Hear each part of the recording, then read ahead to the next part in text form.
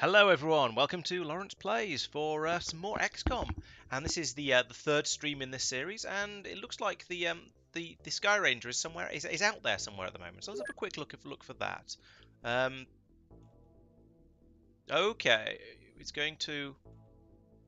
There's something happened. What's happened over here? We've got a crash site. Okay, so we shot at the end of the last episode. Right here we go. I'm going to do the sort of the normal thing where I come in and I go, oh, I haven't played for 2 weeks. I have no idea what was going on, but I'm sure it'll come back to me fairly quickly. So it looks like we shot down a small UFO over here, so that should be a nice warm-up. Small UFOs tend to not be too dangerous because they can only have like 20 aliens. No, there's more like 7 or 8 aliens on them, I think, compared to some of the bigger ones which have several 100,000 and it takes forever to work your way through them all. So that's probably going to be a nice way to start off. As I remember, didn't we have a base somewhere? Yes, there's a base down here on.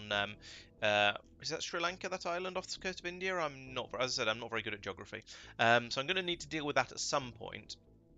But I kind of want my soldiers to be a little bit better first. Otherwise, yes, as Tristan says, they will all die. um, We'll try and have some survive. I mean, I've had a few who've lasted for a little while. Let's have a look. If we look in the soldiers thing here, well, Lobster himself appears to be is a captain, so that's a reasonably high rank. He's done a whole 4 missions and got 4 kills, and he's been injured as well. Okay, that explains why he's actually here. Oh no, there's also the ones inside the ship. We've got various rookies. Oh, okay, it looks like we're going out with all rookies on this particular run to try and see what can go on out there. Gort's Colonel, he must be doing quite well. He's got 10 missions and 10 kills. So people seem to be getting on average maybe 1 kill per mission they get on, roughly. Very roughly. Okay, so we've got a handful of soldiers here with various different numbers of kills. Yes, so some survival would be novel. Let's see if we can manage to not lose too many soldiers today. We shall see how it goes. But yes, so there's going to be a bit of I suspect there's going to be a bit of recruiting because I left some soldiers back in the base with who haven't been named yet because we've only just hired them. So I need to have a look through the list of people who I've actually got. Yes, Captain Lobster, that's the one. It's a good thing we're not playing Terror from the Deep, or you look very sus. All right, blah blah blah blah blah. Crash site. Okay, so we've got Peter Heavy, who's got a gas cannon, not gas cannon. What are these things called in XCOM rather than Terror from the Deep? I don't know, the grenade launcher anyway, and he's got a pistol as well, so he seems to be fairly well equipped. He doesn't have any lights. He won't need lights. If he's right at the front, he does need smoke though, so we'll have to give him that as well, so he can smoke out the door when we get started. Then we've got Al is a sharpshooter, so he's got a laser rifle. That seems reasonable. Ed is another heavy. He's carrying the gun of lots and lots of explosions, but not very much damage. I think that might get replaced at some point in the not too distant future. Barclay, yeah, that seems fair. He's a grunt. He's got a rifle. That's what you do. Persistent is a sharpshooter, but she seems to be strong enough to just about be able to cope with that. So that seems to be all right.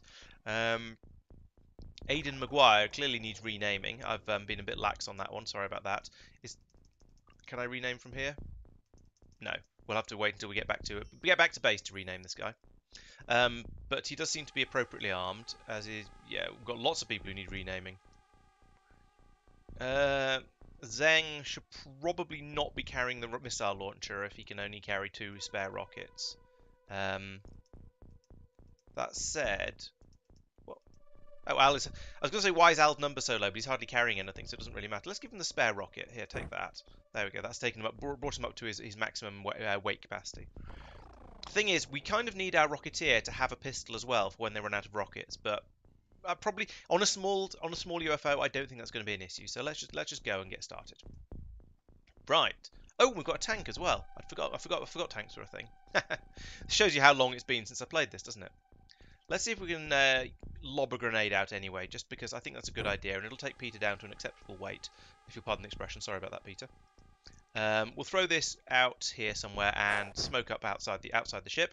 Because as I've said a number of times before, hello, No Guard, welcome. Playing real life. Oh dear, that's a shame. I don't think I brought you on this mission.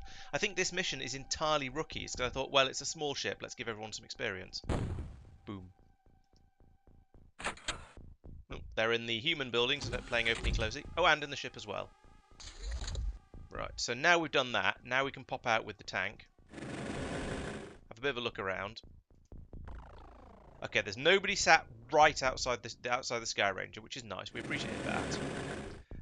Here's this. This may well be the building where they were playing opening closey. Let's bring the tank out of cover, out of smoke cover, oop, and immediately get it shot at by. Oh, it's okay. It's a floater mission, and they're all and we're going to be having an exciting game of floater skeet shooting, which is always nice. So let's see if we can let Al get this kill. You gonna do well, Al? Let's find out. There he is. Nope, you're not, because the Sky Ranger's wing is in the way. Great. Can you move to there? Oh dear, I think I moved him too far. Oh no, maybe I might be able to get a snapshot off. Let's try.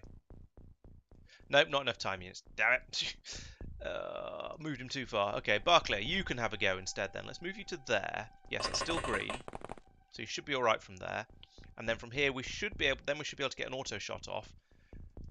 Yeah, there we go. Not going to hit anything, sure, but at least you managed to shoot. So that's the first step. We're very proud of you. Well done for managing sort of step 1 of being an XCOM agent. Now let's see if you can manage step 2, which is where you actually learn to shoot straight. Let's give Peter a shot. Actually, do I have enough time units? No, I don't have enough time units for an aim shot. Let's just snapshot again, like, no. I mean, that isn't the right sort of weapon for engaging floaters, really, because it fires explosive rounds, which. But I mean, again, I suppose it doesn't really matter if you fire. It doesn't matter whether you're firing explosive or kinetic isn't beam, I suppose, for laser rifles.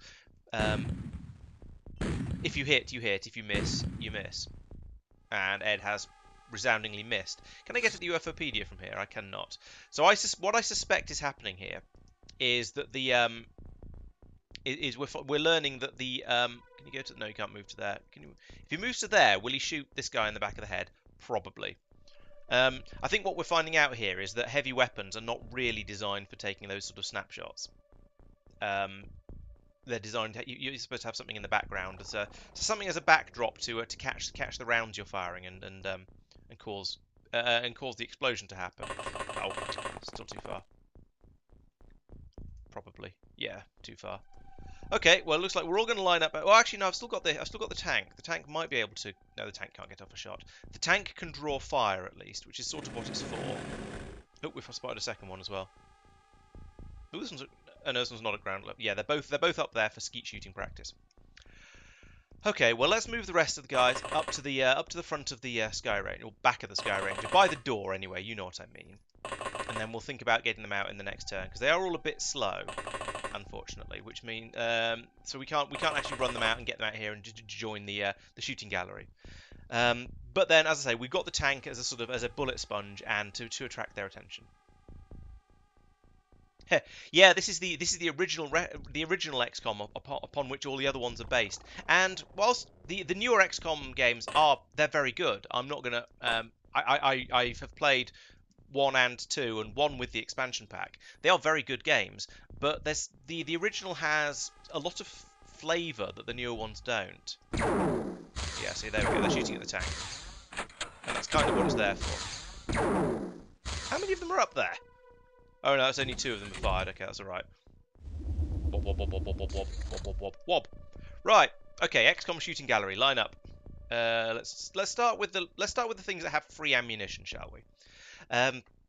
Yeah. So this has lots of details. Like there's a lot more micromanagement in the game, and you have bigger squads, and your units are a lot more disposable. Ooh. Yay. Let's not keep going with the same guy, because if we get someone else to have a go, right, he's already fired. Let's let him have another go. Then he's more. If someone else gets the kill, then they're more likely to level up.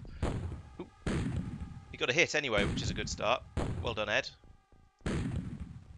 Nope. Oh yes, there we go, and a kill for Ed as well. Well done there.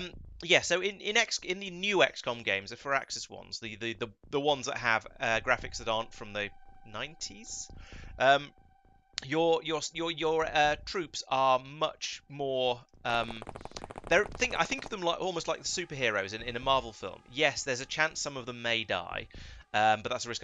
But each one of them is sort of practically a superhero on their own. They're much better, tougher, less expendable. Whereas in this game, There's one in the building. One in the building. In this game, they're much more. Your soldiers, especially at the start, are almost disposable. You don't want to start getting too attached to them or naming them after your friends or anything like that, because none of them can shoot, and you're gonna lose lots of them. Okay, that's 3 kills for 3 different soldiers. That's going well.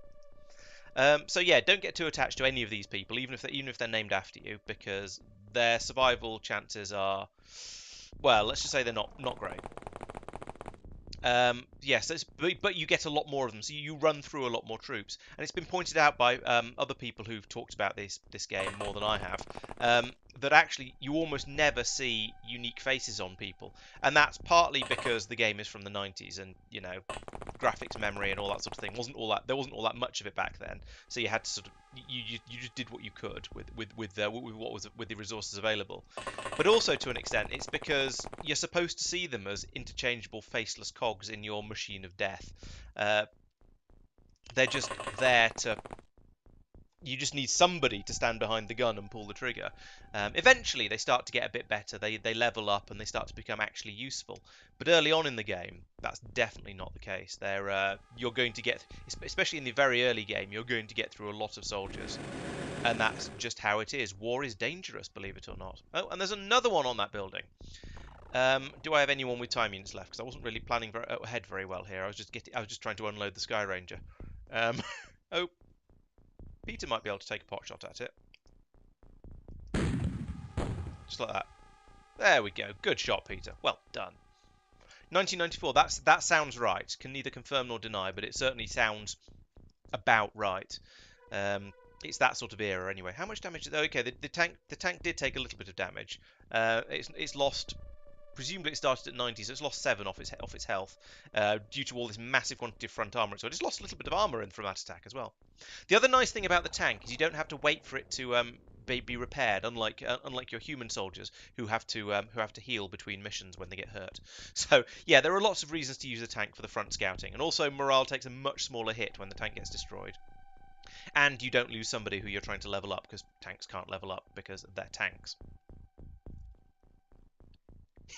That's true. The going through the meat grinder is. I didn't specify who's going to be doing the dyeing, just that there's probably going to be lots of it. So far, it's gone pretty well. I mean, we've plinked down. We've skeet shooted 3 of the floaters who were floating, and then blown up a 4th one who was standing on the top of the building because his I don't know, jet pod was tired or something.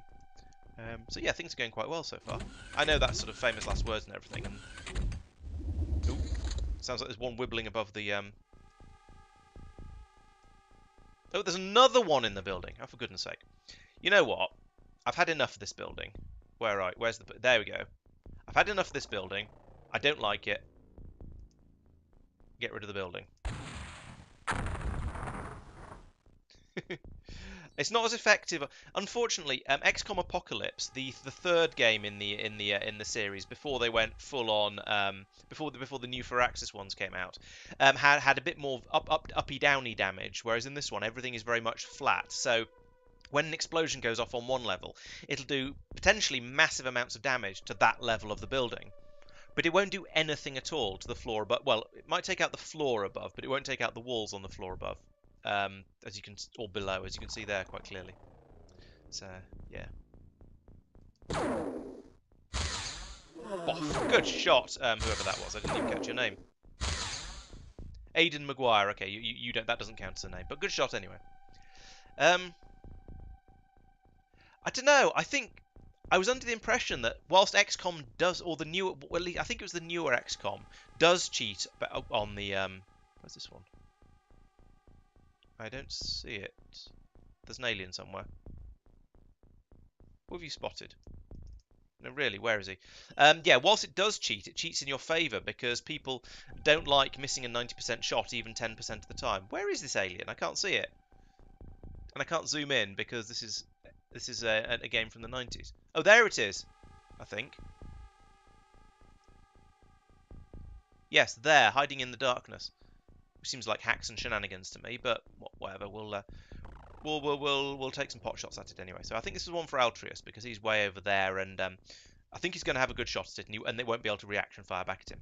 So yes, whilst XCOM does cheat with the percentages, at least the newer ones, it cheats in your favour because everyone thought that, hey, it's a 90% chance, that means I'm guaranteed to hit, which obviously isn't what 90% means. But that's what psychologically, if you miss a 90% chance shot, you get upset. So I think the game doesn't actually cheat as much as we think it does. It's just that people are bad at estimating probabilities. Where are the they're all rookies. Where are the nameless rookies? I want to send them in first for obvious reasons. Actually, I want to let's have a look over here first because this is an area that I haven't explored yet. Can you get to there? No, you'll run out of time units. What if you go there? There is probably a safer place to run to. Run, and hide. There we go. Now I'm going to need to bring these guys round here. The problem is, well, that is the problem. Where's this one? Okay, I think we might be able to skeet that one as well. Who's in a sensible place? Nobody's in a sensible place. Are you going to be able to try? You might be able to. Let's give it a shot. Yeah, pretty much. No line of fire from there. Yeah, there's a lot of games will fudge the rules will fudge the probabilities in your favour quite a lot, and people don't realise quite how much that's happening. I think isn't there a D&D or at least some sort of dice-based game system where you're allowed to roll? Is it? Oh, this isn't going to be able to do that. I still have to turn. Damn it. Where you're allowed to roll multiple dice and then choose which one you want to have, or something like choose which one you want to keep, or something like that. And that obviously messes with the probabilities quite significantly. There was a YouTuber, the stand-up maths guy, did a video on it recently. Come on, Ed. Oh, well done. I wasn't expecting that to be a kill because the autocannon doesn't usually deal one-hit kills to floaters because they're that little bit tougher than sectoids. But yes, you do lots of fiddling with the dice if you're a GM, often to make things a little bit nicer and basically make the game fun rather than painful for your players. And yeah, it's sort of easy to get used to that, I suppose. And also, it also just comes down to people have a bad understanding of probabilities. Probabilities don't work anything like the way people think they do. We got right, who hasn't been yet? Yeah, and also you'll get things like, I know Advanced Hero Quest has a concept of fate points, where if a dice roll goes really, really badly, you're allowed to spend one of your limited pool of fate points in order to roll that dice again, or cancel, or change the result of it. I forget exactly how it works, but the point is that that there are often little fudge factors built in. Whereas in this game, the fudge factor is that it doesn't actually matter if one of your squaddies gets killed because they're all cheap and irreplaceable. Okay, yeah, 4 6-sided dice and drop the lowest. That would give an interesting oh,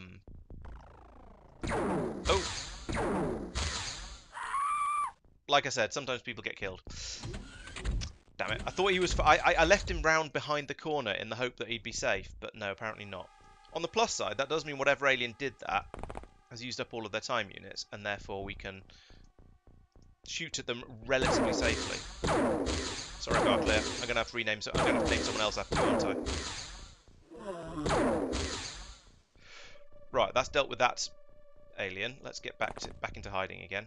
We don't really want to run this guy forwards because he's got a heavy weapon. So we'll bring another one up round here. There's still somebody in. There's still one in the ship, I think, because I'm pretty sure I heard a door open or close after that thing happened. I do not watch Cracking the Cryptic. I've not heard of that. I won't ask if it's any good because you wouldn't be recommending it if it wasn't. It's a similar sort of thing, I take it, of just sort of maths geekery and interesting bossing bits and pieces. I probably have enough channels I'm watching already at the moment, but you know, it's never too late to add another one to the list.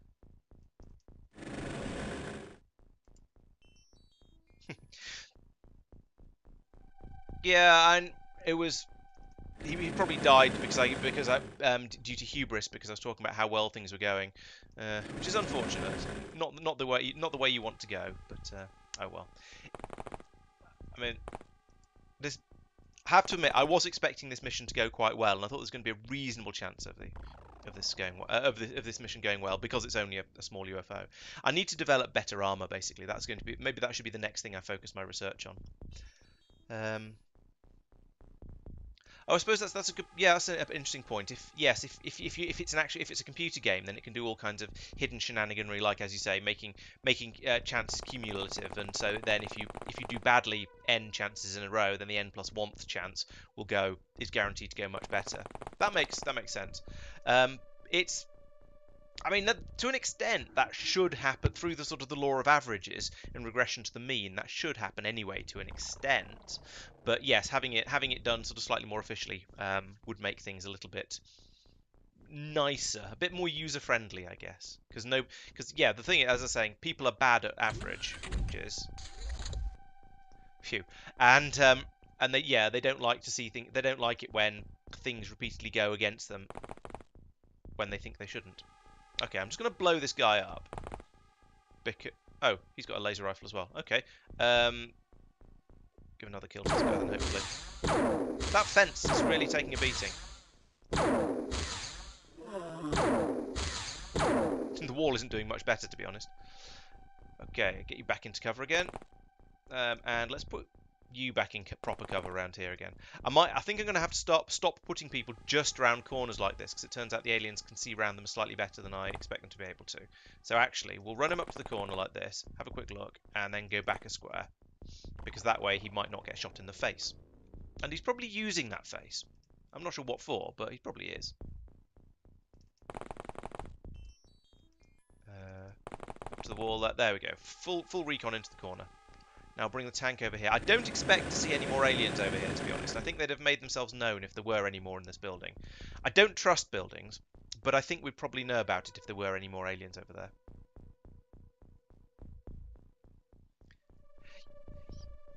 Yeah, Sudoku should not be a spectator sport, you're quite right. But I can imagine that with the right sort of personality and so on, that it could potentially be interesting.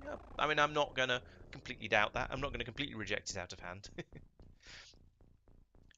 Yeah, exactly. Yes, people have a bad idea that yes, if you flip a coin and it comes up heads, then it's more likely to come up tails the next time you flip it, which obviously is wrong. But yes, people still tend to think that because people are bad at maths, basically. Let's bring somebody else forward this time, because I think this guy, Lorenzo, is managing to soak up all of the kills, and that doesn't seem fair. So let's bring this one over here. I know he's gone slightly too far at this point, but because he can't do a snapshot. He can't do reaction fire now, but still, never mind. Let's bring this guy up to here. He's got an explosive weapons though, so we'll have him do some safety squats before he does anything else. There we go. And these two, yeah, again, let's advance them up, because we know we're pretty sure there's one alien. Well, any aliens left are in the ship, because if they weren't, we'd have probably found them by now. And we know there's at least one in the ship because we can hear them playing opening closey. So I think we'll go for this, and well, we'll have to do a ship assault in the next turn or two, I think. Yeah, exactly. I mean, it's amazing what people will watch on YouTube. I mean, you guys are all here watching me playing computer games, so. But then, I mean, the usual thing about that is people pay serious amounts of money to watch people kicking a ball around a field. So, you know, if people will watch that, then why not watch somebody playing computer games? It's not quite the same, but it's similar enough. So it's similar enough sort of feel. So yeah, definitely a thing. And I'm very grateful that you are all here, and glad I'm interested. Glad you find me interesting. Okay, yeah, I can see.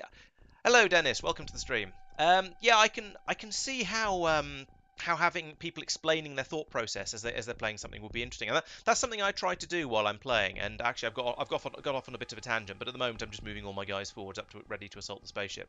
So there isn't a huge amount of strategy to explain at the moment, but I do try to do at least a bit of talking about what I'm doing and why I'm doing it, rather than just playing the game, because I imagine that would be significantly less interesting.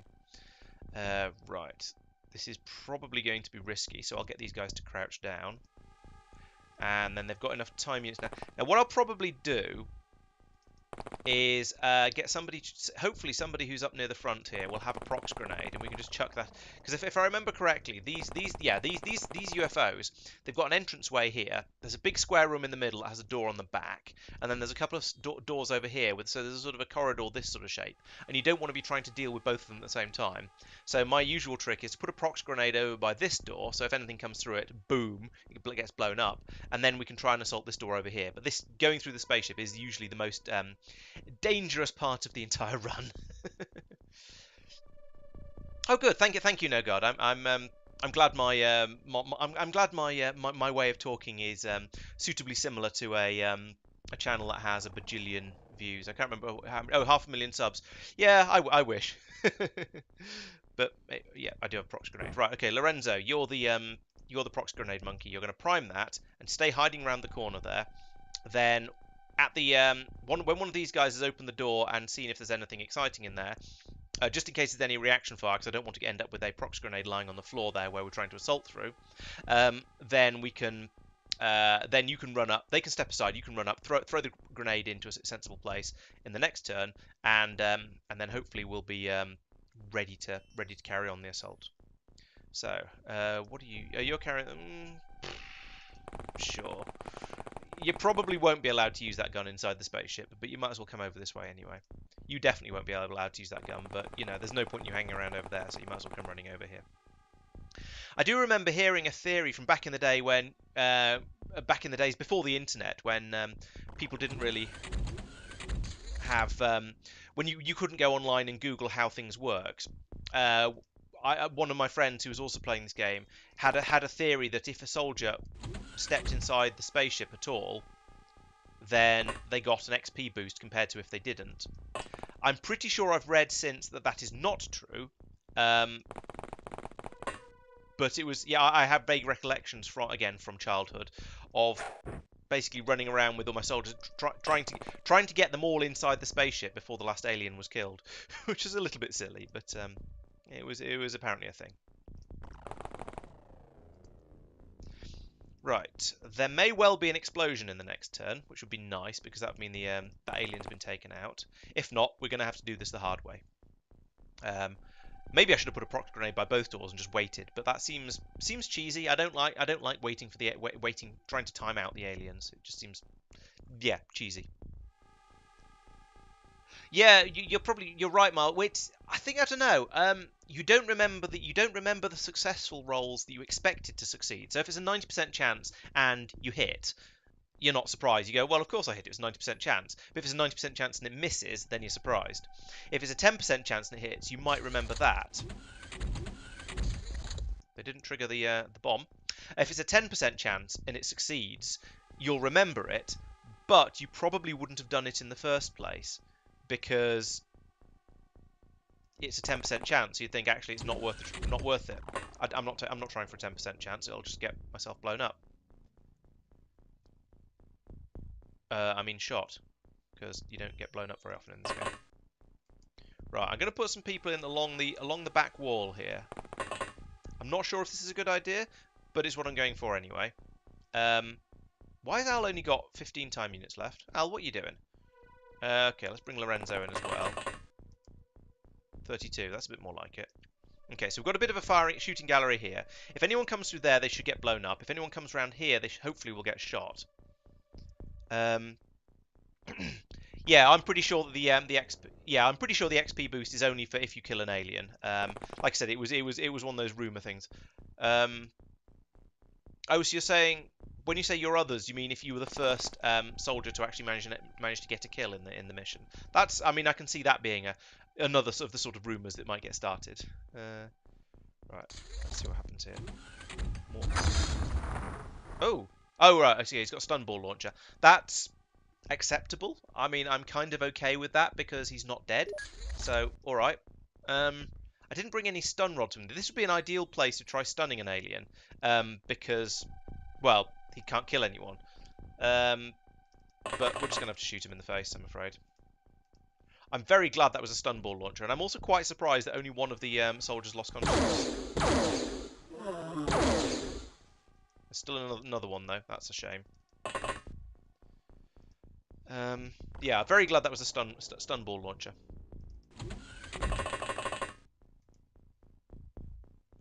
Is that enough? Yeah, it's enough time units to do almost anything. Okay, crouch. I have a suspicion, again, this is another one of those rumour-based things. I have a feeling that the more time units a soldier has, the more chance they've got of getting off a reaction fire. I think that one might actually be true, but again, don't hold me to it. Let's get Peter in, and he can grab that laser rifle just in case.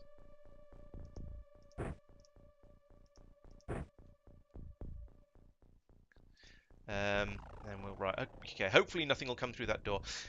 Maybe I'm going to have to start. I think I might have to start putting mines on the bottom doors because I think the aliens come through that one more often than that one. In fact, looking at the shape, the UFO isn't as symmetrical as I thought it was either. I thought that was just a line. That line went straight up the middle. I think I might have to start trying to breach through this side instead. Let's do that next time. Remind me on my way in that I'm going to do that. I'm going to go that way around. Stun ball is a high-speed tennis ball. Yes, it's a bit like that. Except it also explodes. Door. Oh, that was an actual laser, but he didn't die. Well done, Aiden, for tanking that with your face. I'm surprised, and you don't seem to be hurt. So maybe it missed, and I couldn't really tell because I'm too zoomed out or something. Right, stop that. I think. Yeah, I was going to say. I think that must be the last one. Yeah, just threw a rock at him. That's why he went down. So how do we do? Well, we lost a guy, which is a shame. It was a named guy as well, which is even more of a shame. But we did kill 10 aliens. Blimey, I didn't realise it was quite that many. Got all the corpses, got some artifacts, another power source and navigation. Those are great. They can be sold for an absolute fortune. I don't have a huge amount of money at the moment because I built a new base in the last run. Alien alloys and Illyrium. Wow. Well, that's pretty good actually. Quite a bit of leveling up. Has anyone got anything useful? Yes, massive accuracy boost to Al. That's good, and to Lorenzo as well. So Lorenzo, I think, needs a name. Maybe we should name him in honor of the recently departed Barclay. So to pretend, so we can pretend it didn't happen. Quite a lot of stamina boosts over here as well. Or is that strength? No, that's his strength over here. Ultra's got a massive strength boost as well. That's probably because he was so weak beforehand, to be fair. But okay, that's a reasonably good mission. Yes, we did lose Barclay, that's a shame. I'd rather not have done. But them's the breaks when you're trying to defeat an alien invasion. And you can see now why I haven't gone after this base yet, because that will go horribly badly. Yes, have you been reading that XKCD book, Lobster? The one about what happens if you launch a tennis ball at relativistic... I think it's a baseball, actually, but launching it at relativistic speeds, and it turns out it just immediately turns into plasma, I think. Right, let's get rid of some junk and think about everything that's going on over here. So let's sell off some useless stuff. No, these are all soldiers, let's not sell them. Avalanche launchers are good. I don't know why I've got some extra avalanche launchers, actually. The missiles are good, I like them, but I don't know why I've got some extra launchers. I could probably sell those, just to free up some space. Heavy cannons, I think I'm starting to think it's time to start moving away from some of the from some of the explosive weapons, because the explosions are nice because area of effect, take out a building, all that sort of stuff. Yes, but they don't do an enormous amount of damage, and they don't do auto fire. So I'm starting to think maybe we should start to move away from the heavy cannons. At least now that people are getting to the point where hopefully they're good enough shots, they don't need splash damage to try and have a chance of hitting things. Yes, I do know you can reserve for auto shot, but you shouldn't need to in Open XCOM, because the markers that appear when you're moving your guys around go from green to yellow when they're not going to have enough time units left to shoot. So in theory, if you don't need to do the reservations, and it just means and it makes it easier to move them further and faster when you want to move them further and faster. The downside is when you don't look at it properly, then you just have problems. 20 plasma rifles seems like a lot of plasma rifle. 13 plasma rifles seems a lot of plasma pistols. Let's get rid of some of those. We'll take that down to about 20 clips as well. I don't think I'm ever going to... Let's keep 20 of those, because I might start using plasma rifles. I should have a look at the stats, actually, because I'm tempted to just go all heavy plasma all the time, but the plasma rifles presumably have some advantages. Maybe they've got a better higher fire rate. Maybe they use less time units. I don't know. We should take a look at that though. Stun bombs definitely going to keep. Alien grenades, yeah, I like those. Mine probes, fire, fair. Get some Snake Man corpses. Ooh, got lots of floater corpses we can sell. Again, to the sushi restaurants. Power sources. I don't know. Let's get a couple of navigations though. Foods and alien alloys. Right. Okay. There we go. So that's made me 1.3 million. So I've almost tripled my funds. In fact, more than tripled my funds just by selling off all the junk from the last couple of missions. So that's good. Right, so got rid of all of that. Now let's go and have a look at the soldiers because there are some people in here who need names.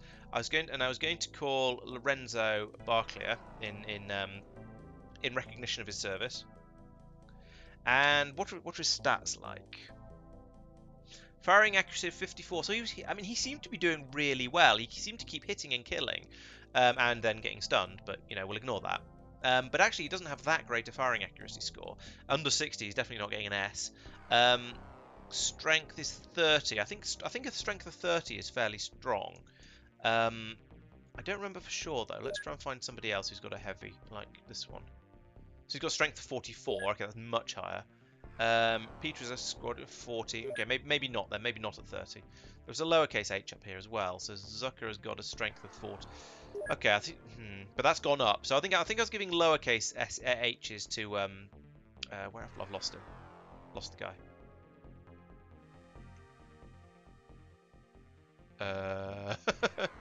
They must be in there somewhere. There he is. Let's give him a lowercase h for now instead. Okay, so this is my current list of troops. Basically, all the named ones are these ones up here. Is there anyone here who doesn't see their name and would like to have someone named after them? So let's start off with Everson Caspar, who appears to be a sharpshooter, which, yeah, he's got an accuracy of over 60 there. Oh, fail. Click on the wrong thing there.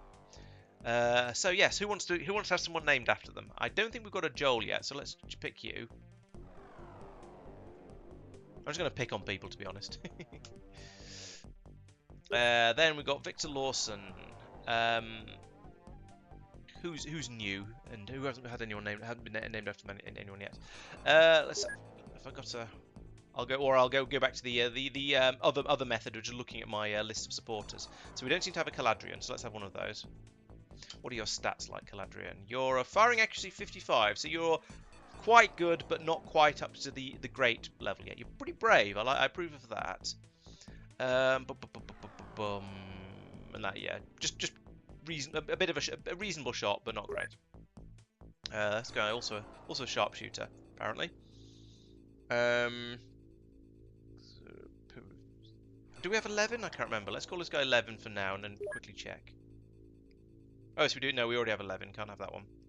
Can't have two people with the same name. That'd be ridiculous, wouldn't it? Wouldn't it? No, I wouldn't do that to anyone, would we, Johan? I don't think we've got a misdirect at the moment.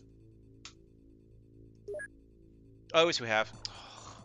I'm bad at this. We haven't got a mark. I noticed that one earlier. He says checking again, just to be absolutely sure. We've got an Adrian apparently. That could be renamed to Luna. I don't think we have. I'm pretty sure we don't have a Luna because I'm pretty sure she only joined fairly recently. I have a Biomond, or rather, I don't have a Bio. My brain expects the OK button here to be the rename button. Apparently, I'm not sure why. So with an I can't tell. Yeah, like that. Biomond. Do we have an awesome immunity? Don't think so.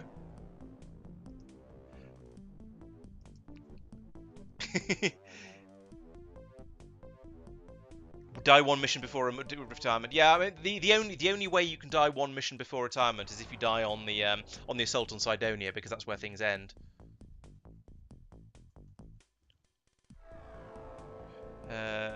Firing. Ooh, he's a sharpshooter. Let's give him an S. More than 60 on that. And I'm running out of names. So unless there's anyone in chat who hasn't shouted out yet, have I already got a Calcim? Unless there's anyone else, ooh, really good shot. Who hasn't shouted out yet, then I'm going to stop renaming troops at this point. And Donald and Ranji can keep their original names. Okay. Right, so let's have a look at the research. What's going on at the moment? We're looking into plasma rifle clips. Okay, that's fair. I think that's a sensible thing to do because I've got all of those plasma rifles and heavy plasmas, and I think it makes sense to start using those a little bit. That's it. Yes, hopefully yes. Hopefully that'll help your aim a little bit. Oh, did we have a no guard? I didn't check. No, I don't think we do. Well, thank you for speaking up and reminding me of your existence. Oh, you're a really good shot. Yeah, definitely want you around. I'll take you out on the next mission. No armor for you though. Yeah, get you out and get you some kills so you can level up even further and be even more useful. Awesome. Right, so what was I doing? Oh, so I was looking at the research and saying, look, we're looking into plasma rifle clips at the moment. So that'll be good. That'll give us a little bit more killing potential because I think if we go in and look at the weapons, if we have a look at our weapon, no, that's the craft. Weapons and equipment. Here we go. So we've got the laser rifle at the moment as our mainstay. That has an accuracy on auto, because you always use auto because it has the best chance of having an actual hit out of all its shots. 46% accuracy, 34% time units. Okay. Let's compare that to alien artifacts, the plasma rifle, which has an accuracy of 55% on auto and a 36% time unit cost. So it takes slightly more of your time units to fire it. So you can't move and shoot quite as much, but you can still get off 2 shots in a turn, or 2 auto shots in a turn, and a and a snapshot. No, not and a snapshot. Sorry, you can get off 2 auto shots in a turn, or 3 snapshots. But they're slightly more likely to hit. So that's quite good. However, you do have to pay for the ammunition for them. We'll find out what the heavy plasma is like in a little while. Okay, so we're researching the plasma rifle clips. That explains why there weren't any plasma weapons on that mission, because we haven't researched them properly yet. That makes sense. What do we manufacture? Okay, making lots and lots of laser rifles. I think we probably have enough armor at the moment. How do you do armor? Oh, you go to quick craft. I remember. And you look in here and you go, okay, there's loads of people who aren't on the ship, but are still wearing personal armor. So just need to remember to make sure I armor up the right people before the next mission. Speaking of, I think that's everything I need to do. Ooh, probably everything I need to do at the moment. I haven't thought about buying anything recently, but I think we're probably reasonably equipped. Ooh, where is it? Okay. Oh, it's at the base, right? Okay, so we're going to go and assault that because I think, firstly, it's good to go and try and attack these things, but it's a big one, so we're going to take the A team for this one, for this run, and eventually I'm going to learn to click on the right things, which is equip craft. Pete is the craft because tradition. Let's just take everyone out and then sort by rank, and then basically put the top guys in pretty much. So sort by. Actually, let's sort by firing accuracy. That's probably more useful than rank. Really, Luna has got our best firing accuracy. Interesting. So we'll just go from the top then. We'll take... This is... Oh, no, sorted the other way up. Luna has the worst firing accuracy. Okay, so we'll go from the bottom, where we have all the sharpshooters down here. No, that's not how you control the game. 1, 2, 3, 4, 5, 6, 7. Oh, wounded. 8, 9, 10. There we go. So we've got Joel, Mark, Zucker, Misdirect, Calcim, Levin, Sam, Metbar, Altreus, and Nogard coming along as our squad. Is that right? I mean, they've all got the S's by their name, so I think that probably is sorted the right way up. And these are just all the heavy squad up there. We've got 2 heavies. So let's shuffle the weapons around a little bit. So we're going to keep the tank because tanks are great. We're going to lose the heavy cannon and its ammunition. We're going to lose the autocannon because it's a bit pathetic. And I think we're going to lose the rocket launcher because if we're attacking a big UFO, there aren't going to be any buildings we need to demolish. So in that case, we'll also get rid of all the laser pistols because everybody... The plan was for everybody to have a laser rifle. That appears to not be going to happen. Okay, then in that case, we are going to bring laser pistols. And I guess we're going to have to... In that case, we are going to have to bring the heavy cannons. That's annoying. And the autocannon. And the rocket launcher. That's very annoying. We might be going to have to go full Soviet. Oh, no, actually, we could bring some stun ball launchers. That's better. Yeah, so let's get rid of the autocannon and the rocket launcher. There we go. And take 2 stun ball launchers along. and with some stun balls as well. And let's try and save those for the high-ranking officers up in the top of the ship, assuming we can get there. And we've got a couple of heavy. Yeah, sure, I'll be fine. Now, a large part of me is tempted to leave the tank behind because this is going to be working our way through the ship, and the tank it can't get in the ship. But I don't have enough guns. So I think the next thing is let's check the armor first. So everybody who's on Pete, no guard hasn't got any armor. So let's take it away from Luna. No armor for you. Give that to no guard, since you're one of the good shots in the group. That's everyone armored. Everyone's equipped, kind of. Not quite the way I wanted them to be. And then let's go into manufacture and let's stop doing the selling thing for a little while. Because we want to keep some of these laser rifles. We probably don't, because very, very soon we're going to be having a we're going to be switching over to plasma rifles, at least for some people. But let's keep some anyway, because I'll still be selling them even after I've got enough, so that should be fine. So plasma rifle accelerates accelerating particles and anti-gravity. Yeah. I get the feeling that quite a lot of the science in this game is a little bit iffy, should we say? I might not get there quite before dark. I mean, maybe it doesn't matter so much if we have a dark mission when it's attacking one of these ships. At least it's not a terror mission. But I think I might just... In fact, you know what I should do? I was pressing space to try and pause it because that's what you do in, I'm not sure what games, but sometimes space is often paused, like things like FTL. Right, let's intercept that with both the interceptors as well, and just park them on top of it.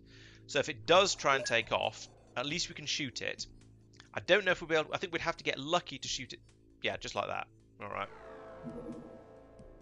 Right, okay, it's gone to space. I mean, I went out as soon as we discovered its existence, but it just wasn't time. Back to base. Sorry about that, guys. You'll just have to sit down, have a rest, put your feet up. Enjoy the fact that next time we go out, we'll have enough laser rifles for everybody. And maybe some plasma rifles as well. I do wonder if I should take the A-team out and go and assault that base, but I just feel it's going to go very, very badly. It's going to be a bit too dangerous. It's probably going to be full of chrysalids and we'll lose everybody or something like that. I mean, to be honest, we are basically using recycled plastic bottles for armor. It's not quite as... joys. It's not quite as gratuitous... Oh, it's going to be another night one as well. Bloody hell. It's not quite as gratuitously looking like they're made of plastic bottles as they were in Terror from the Deep, where it's literally called aquaplastics that you make the armor out of, and they look like, well, they look like you put a big plastic bottle over your head as well. Did I miss Levin's armor? Oh, thank you. I'll go back in and deal with that. So I did. Well spotted. Thank you for pointing that out. Well, let's take it away from Gort. He doesn't need it. He's injured. There we go. Right, so, terror mission. We have a choice to make here. And by we, I mostly mean I, but I'll certainly listen to you guys. The choice is, do we go in with the best soldiers in an attempt to try and do the terror mission as successfully as possible? Or do we go in with the worst soldiers on the assumption that everybody is going to die, it's going to be a horrible slaughter, and we don't want to lose the good guys? Open to suggestions. We're definitely taking the tank because that can blow stuff up. We'll take 8 laser rifles. Let's take the stun ball launch. Yeah, we'll stick with the stun ball launchers actually, because they kind of are an area of effect weapon. So now here's another question: do I give the stun ball launchers to the best shots or the worst shots? Now, everyone who's going is a reasonably good shot, so I don't think that matters too much. Super cool conductors in the coils, yeah, maybe. Yes, you fire the slug so hard that it just turns into plasma as it hits the atmosphere. Maybe. I think let's take the let's take the terror mission seriously and send in the good guy, the good squad, and hopefully we might be able to save a few of the civilians while we're in there. So what we've got, let's take out the heavy cannons. So we've got one tank, we've got 8 laser rifles and 2 stun ball launchers, plus two laser pistols as backup for the stun ball launcher guys. We've got electro flares, which is good because this is going to be dark. Let's take 20 electro flares, give everybody 2 because it's dark and I get scared. We can't take the plasma rifles because we can't put the clips in them to shoot them, so we're doomed with that one. Hopefully the laser rifles are going to... There's going to be... There's problem is there's going to be terror units out there, which means either those big stompy bear things with the... I don't know why I'm doing this with my hands, because I don't really have hands. They've just got massive hind legs and great big teeth. Or it's going to be sectoids, in which case there's going to be there's the floating cyber discs. Both of those can absorb a lot of punishment. And we don't have any high damage weapons. All we have is the laser rifles, which they're not too bad, but you end up just piling fire onto them. So maybe I should be taking some heavy cannons as well. Let's take a heavy cannon and some ammo for it, and one for your laser rifle. And we'll, in theory, we'll give this to one of the stronger guys, and they can, in theory, run them in when we need to take down one of the heavy units. If we've got cyber discs on this one, because that's what I'm most scared of. I think I've basically decided I'm going to take the good shots. Exactly. Look at the bones is about right. There are some who call me Bagel. Right, okay, here we go. Time for another nighttime terror mission, this time in Paris, which is terrifying enough on its own. Intercept. Ready, whip it. I seem to be getting one terror mission in each stream. This is stream number 3, and both of the other streams had a terror mission in them, so it just seems to be this is my weekly terror mission, or streamly terror mission. Oh, that's not a bad idea. Too late, unfortunately, because I didn't see it until I'd already left, but more soldiers is an interesting idea. The tank is quite good because it has explosives, it's a bit tougher, and it can roll in, and it can travel a bit. It's faster, it's tougher, and it's got explosives. So there's 3 good reasons to take the tank along there. But yeah, that's an interesting thought. I hadn't considered that. Okay, so we're going to take... maybe should try and use the prox mines a bit more, but this, I don't know, the terror missions tend to be more about clearing area rather than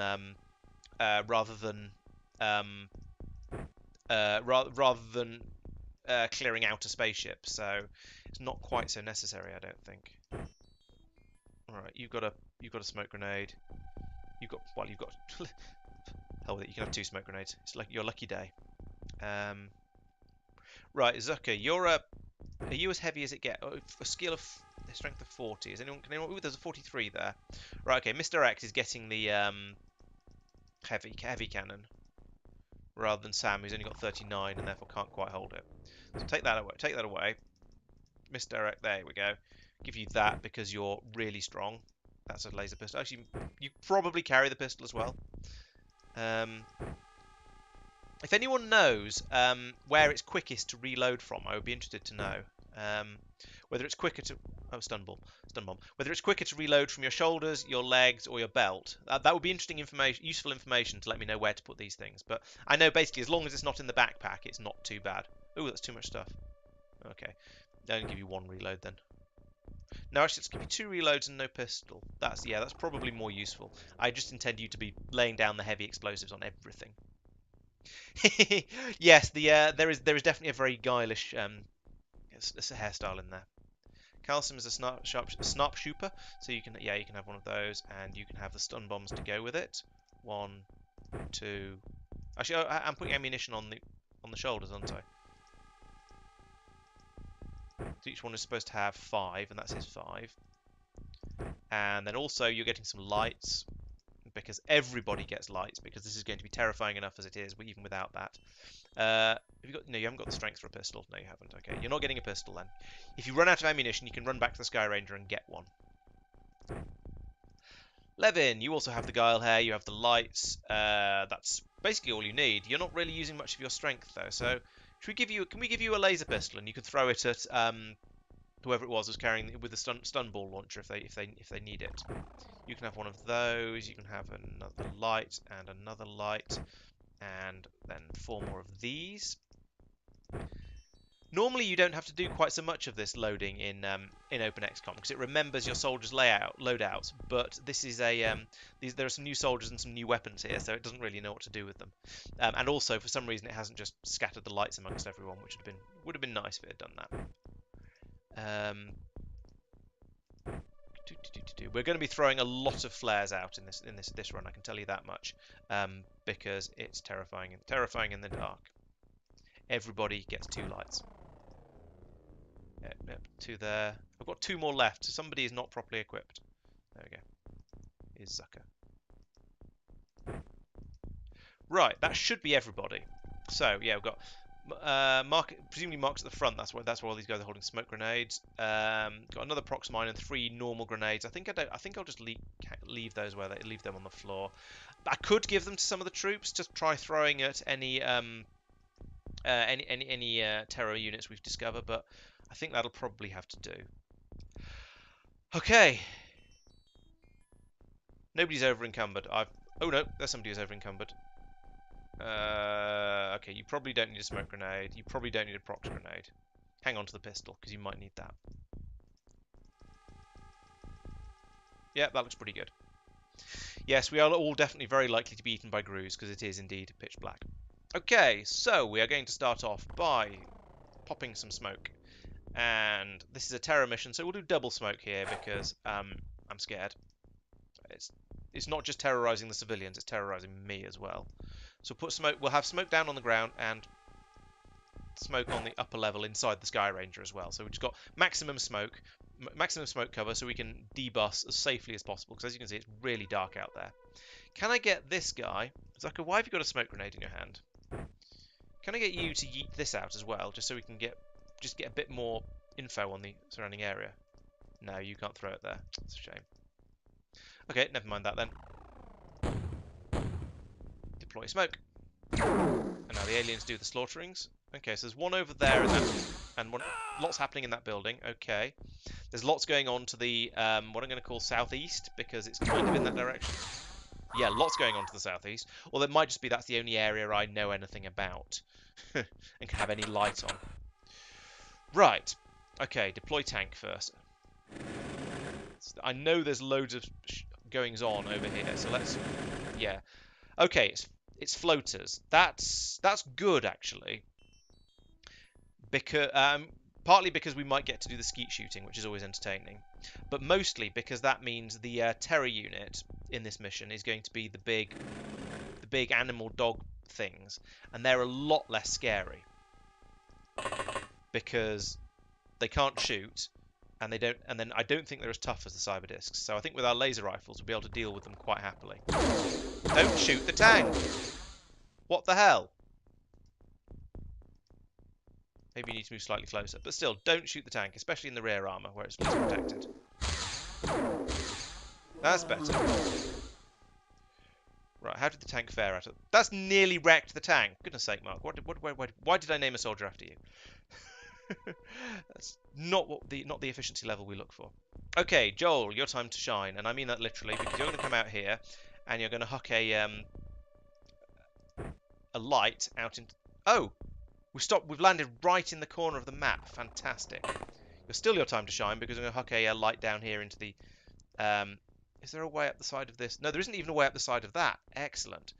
We probably don't actually need a flare out then. Maybe it's not your time to shine. Let's put you there and look over this way. Now, as I said, there was lots going on in this building here, so I'm pretty sure taking out that one guy there is not going to do he's not going to do everything. Yes, the floaters are basically snake men who can't, but they can fly. And yes, that's true. Maybe I should have replaced the tank, because it would have. But well, but then he might have shot a friend in the head. Yikes! Do not want. So we know there's someone over here, hiding over here in the shadows, despite the fact there's street lights over here. Why is it still dark? There isn't a way around the back of that building either, which is odd. I'm used to these buildings not being right up on the edge of, well, anything. So let's move the tank back into cover.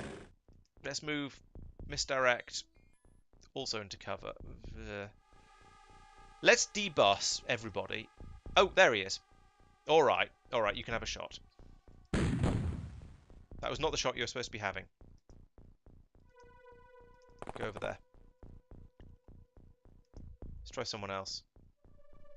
So we know we can see him from there. Come on, Levin, your time to shine. No, floaters aren't too bad. You can often, not always, but you can often kill them with a single shot, with a laser rifle at least. So they're not seriously tough. Zucker has a light in his offhand, so he's not going to be able to shoot very accurately at all. But we'll try anyway. You can often kill them with a single shot. Granted, they can fly, but that doesn't really help very much because it just makes them into aerial targets, which are just as easy to shoot down. And I don't know how good their accuracy is when they're shooting, but they're not seriously dangerous. That is not. I'm not too worried about floaters. If they were the worst thing on this mission, it wouldn't be too terrifying.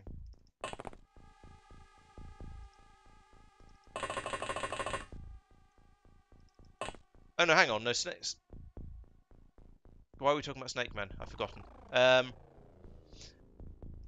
Yeah, snake men are quite a bit tougher. But the big problem with snake men, if I'd seen snake men on this Terror mission, I would probably have panicked a lot more because that would have meant chrysalids, and we don't like chrysalids at all. And to be fair, the chrysalids don't like us either, so it's kind of fair. All right, it can be Joel's time to shine. Let's put a torch over here. Why can you not throw anywhere? How about here? All right, the body of the Sky Ranger's in the way, I think, so we'll actually not do that. Okay, right, that's not too bad for a first turn, or second turn technically. We've killed 2 aliens. We've got shot at once, but I think it missed. Who was it who got shot at? I've even forgotten. We've damaged the tank a bit, admittedly, but things are sort of...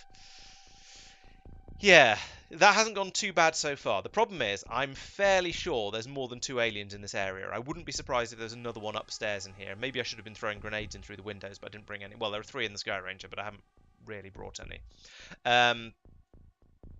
Yeah, I think we're just going to have to see what happens at this point and try not to get too scared.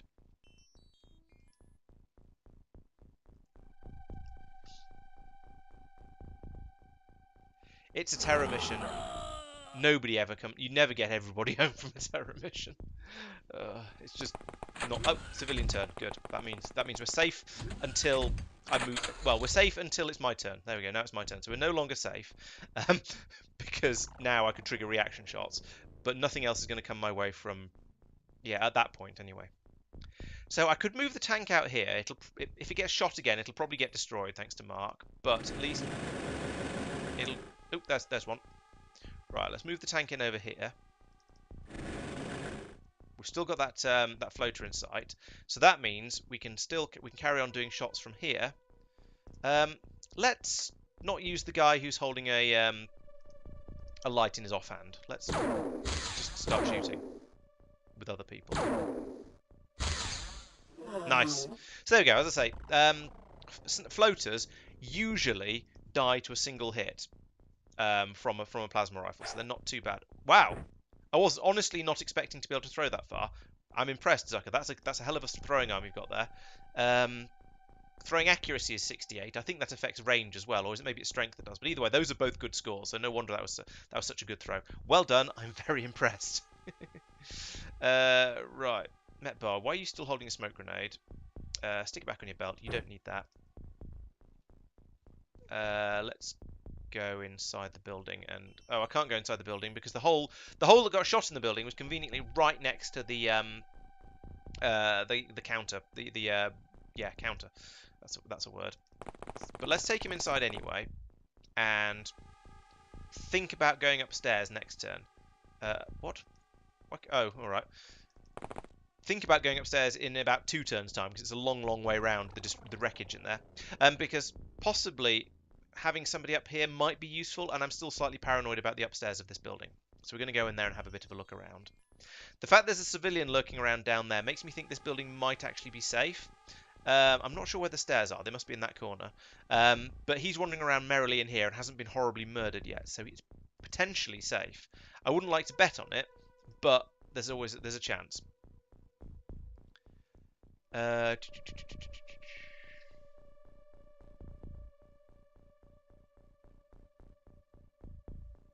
Modern day X. Yeah.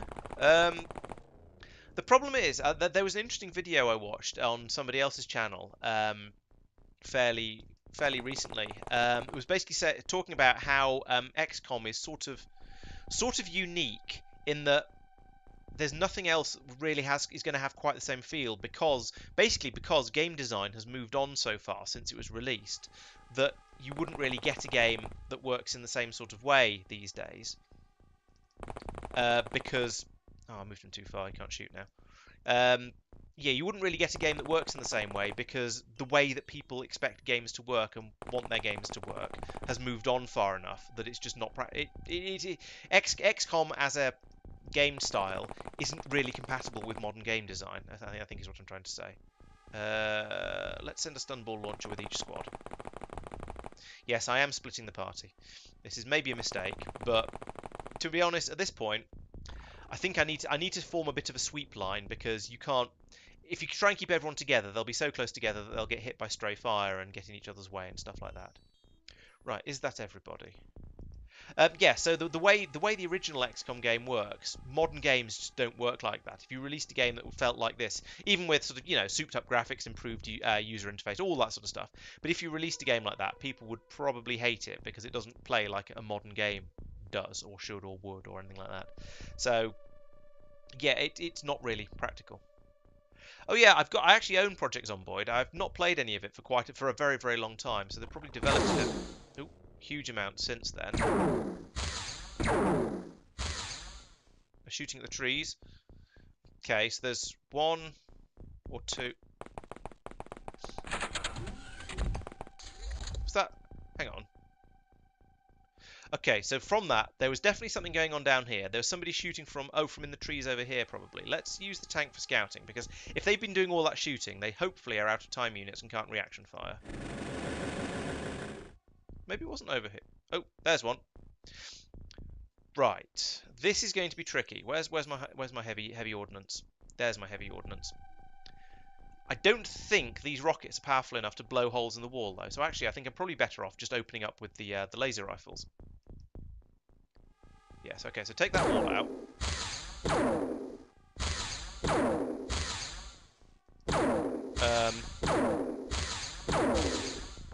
That's interesting. I was under the impression that these walls could be destroyed by laser rifle shots. Okay, well, we're going to try and open the building up with the tank instead then. That's a bit more like it. It's still not going to work for my purposes, unfortunately, because he's put the hole in the wrong place. If he'd hit just over here and opened this part of the building up, then that would have worked much more effectively. Thank you. Hello there. No, sorry. So thank you. I don't actually. Oh, the thing's off the top of the screen. There we go. Thank you, Calcim, for resubscribing. Much appreciated. Yes. Thank you. So I'll run him. If I run Zucker over here, he might have a line of fire. I'm not sure. Gonna try. He thinks he has. He's not pointing the gun in the right direction, but he thinks he can do it. Oh, he's opening up the wall nicely though. So if that, there we go, that's a kill. Good. I was going to say because that's opened up the wall nicely. That means all the rest of them can open fire as and when required. But it turned out to not be required. Okay, let's infiltrate this building. Oh, it's got an upstairs as well. Oh, this is a shop. I thought this was going to be a warehouse. Okay. I guess we're infiltrating this building anyway, though.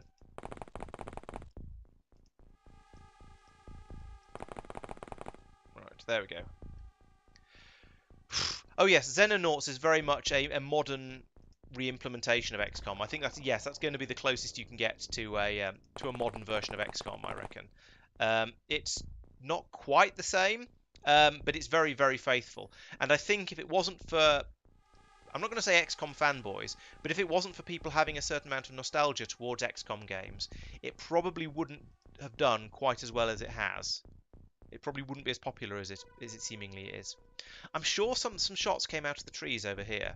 We've got a light in over there though, and the tank's looking into that sort of area. So I'm a bit puzzled.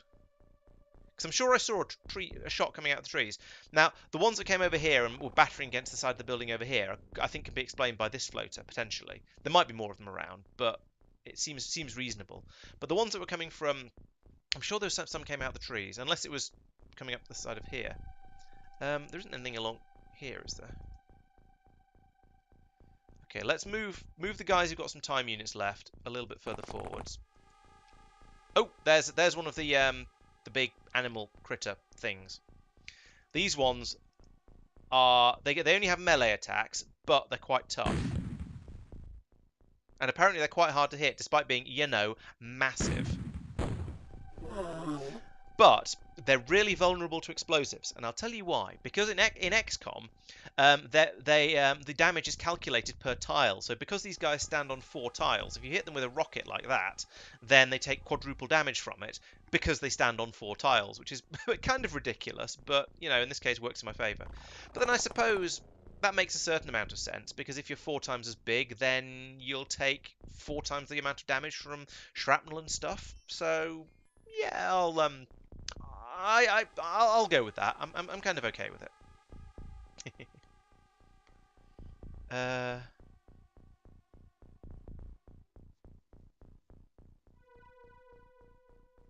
Yeah, XCOM is a little repetitive in places. It's true. In that you're doing. This is my 3rd terror mission. They have all been nighttime ones, which makes it even more terrifying. I mean repetitive. But let's go and stand over there with the stun ball. Yeah, so sorry, I've lost my train of thought. So they are, yes, it is a little bit more repetitive, but it keeps you, they're varied enough. But I think because of the random maps and all the randomness and stuff like that, that it doesn't matter quite so much. One of the things I am loosely aware of is that there is very much an ideal way to do the research in this game, and I'm sort of trying to pretend I don't know what I do know about it, because I think it's going to be more interesting to sort of play it a bit more as a newbie, not complete noob to it, but a bit more noobish, and not try and do a sort of a fast as possible completionist, not incompletionist run, basically.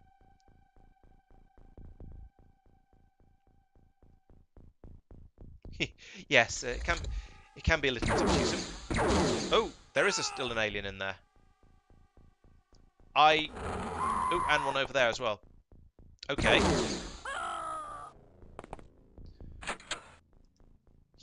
Was that oh, there's another one of them down there. Okay. Let's so there's one of those here. There's another one of them in here somewhere, just out of sight. And there's something in the building over here. Can you see it? No. Can you see it if you come back out again? Yes. Okay. So the question is, do I want to start trying to stun aliens? And is there any point? Now, let's try hitting this guy down here with a stun ball, just for... Actually, no, let's not. Because there is another one of them in the shadows over there. I don't know how many of these I want to engage at once. Let's try and... Can I land this about here and get that floater, do you think? Or am I better off shooting it straight at the Reaper down here? No, I've never played Space Hulk. I'm probably going to hit these guys in the back and stun all my squad mates, so let's move down to here first.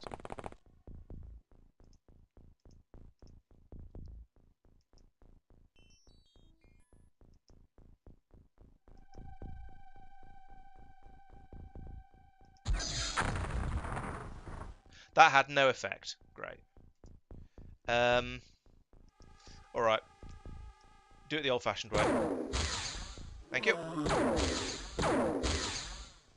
Right, that's one of the sort of known enemies dealt with. Is 14 enough to reload from a shoulder? No. Okay. Sam, retreat. Misdirect. You can have another... You can see if you can one-shot another one of these Reapers. Nope, no such luck there. So we'll then open up with the laser rifles. The Reapers aren't quite as scary as the Cyberdiscs, in my opinion. Although it helps if you can hit them. There we go. Yeah, so you see, as you can see, they do go down without too much difficulty.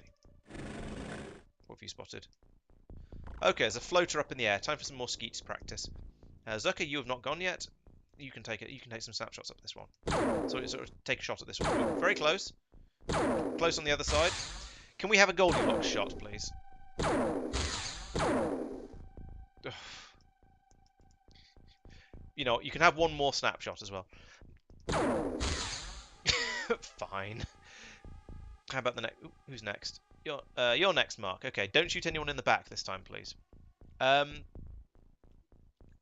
Okay, Space. How old is Space Hulk? Because I have vague. I'm aware of it. I'm aware of Space Hulk, the board, well, tabletop game. Maybe. I have quite a few games on my list of things that I want to play. Oh, there we go. Thank you. That's the way you do it. Right. So we're still no wiser about the Reaper that's down in the shadows down here somewhere. Now, I'm wondering if I'm actually safe from it, because I think that hedge there is going to stop it from getting out this way. So I think I'm going to ignore the Reaper for the time being. Or not worry about it, rather, because I don't think it can get out.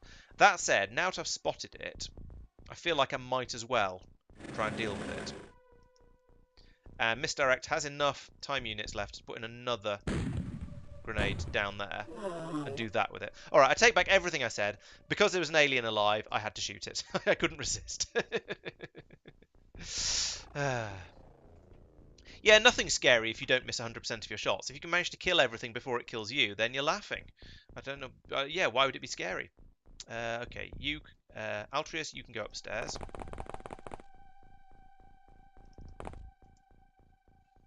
Now, it'd be quite nice, actually, to get you into an Overwatch position up here somewhere, so you can shoot down into the street below. I suspect, from what I remember of XCOM maps in general, that's probably not going to happen. It's probably not going to be possible to get to a useful vantage point out upstairs. Because, screw you, why should you get an opportunity? Oh dear, found someone. That was a mistake. I forgot what the... Okay, I now sort of vaguely remember what these particular maps look like. I kind of want to get back out of his sight. Let's... Oh, but their sights. Oh dear. Alright. No, we're just going to stay here and hunker down. And this guy, Calcim, is going to come over here. And he's going to try and stun bomb this one through the window. Just like that. Oh, we got both of them. Nice one, Calcim. I think you deserve a promotion. Well done. I approve of that shot. It's just what I needed.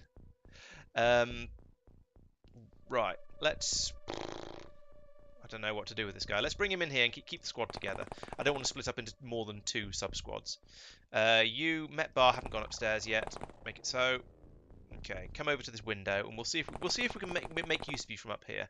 I feel like you're unlikely to have a good vantage point on anything, so you probably won't be up here for very long. I'll go, for goodness sake, and bring you back down, back out again quite soon. But for now, we'll stick you up there.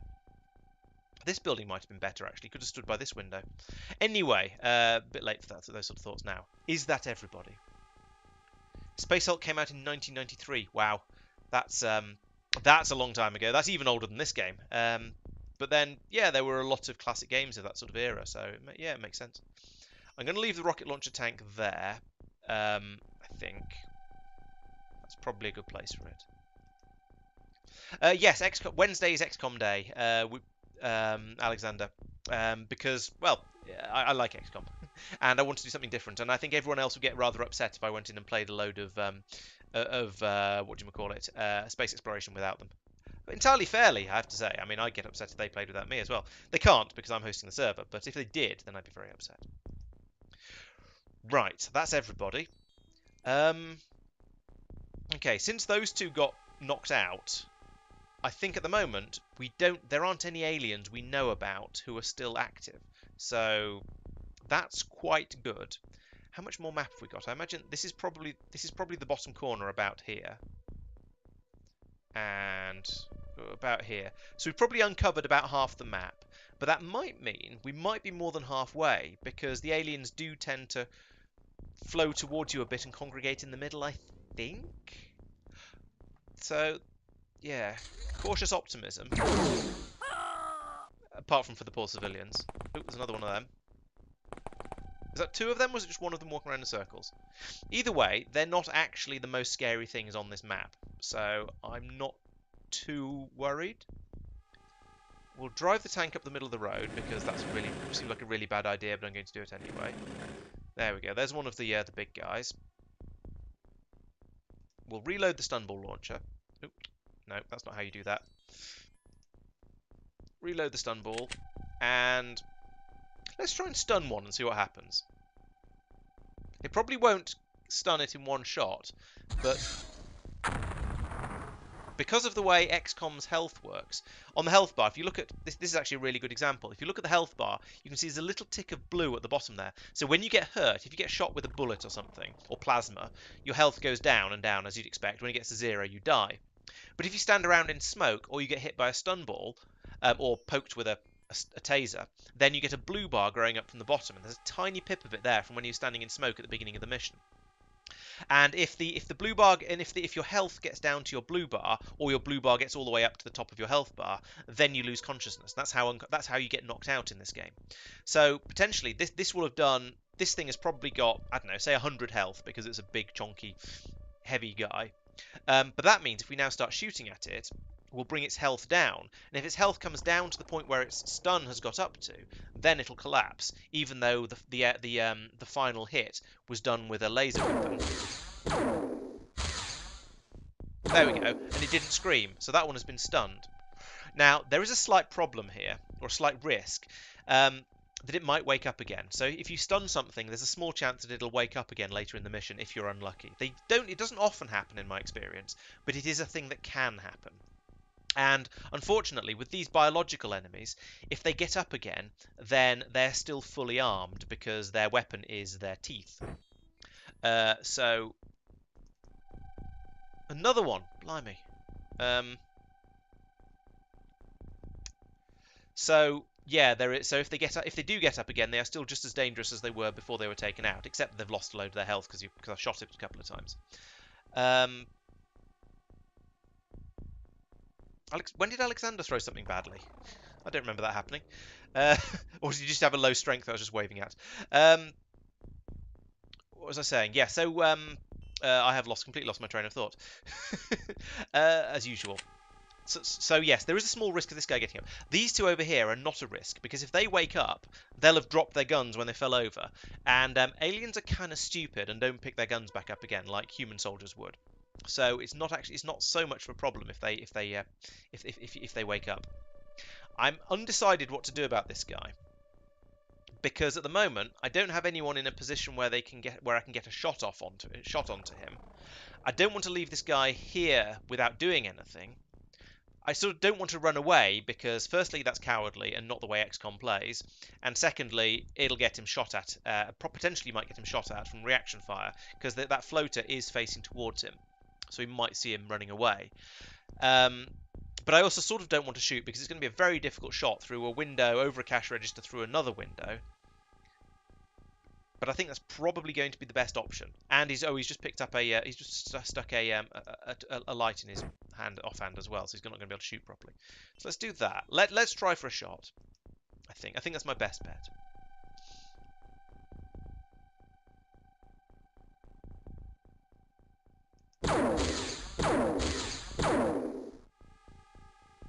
Well, he didn't die, but he also didn't hit. So let's hide him in the corner. There we go. Now, I could try again with Joel, who is also holding a torch in his hand. I could try for another lucky stun ball shot from Calcim, but I think there's too much stuff in the way here, and a stun ball shot has a bit more chance to go wrong. Altruis isn't going to be able to get over there to do anything useful, I don't think, because he's upstairs. Shouldn't have gone in there. He's out of time units. Let's come back out again. I don't think there are any aliens up here, but even so. Where's my train of thought? But what was I talking about a minute ago? Yeah, so I don't think I can get at this alien very well at the moment because I think I could move Joel up to here and take some pot shots, but I don't think they get through all of this detritus on the way. There's no harm in trying though, actually, is there? From here, it only takes 21 shot time units to do an auto shot, but there's a wall in the way. I don't want to move him through there. So let's bunker down in this room for now, and then worry about that alien in the next turn. Maybe we might try and flank him actually. Just come around this way. That might be a better way to do it. Oh, I see. There's exercise talks going on up there. So they're talking about a desk. Yeah, dying in front of the TV and listening to me talk. That sounds like an excellent way to recover. Yes, no, God, exactly. I can't play without other people because it's not fair. It's like watching a TV series with someone and then watching an episode when they're not around.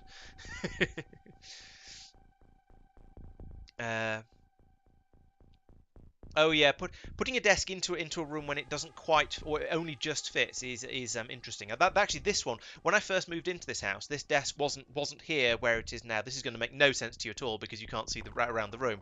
But it was up against that wall over there, which was where the room is almost exactly the same width as the desk. So I basically had the problem you're describing.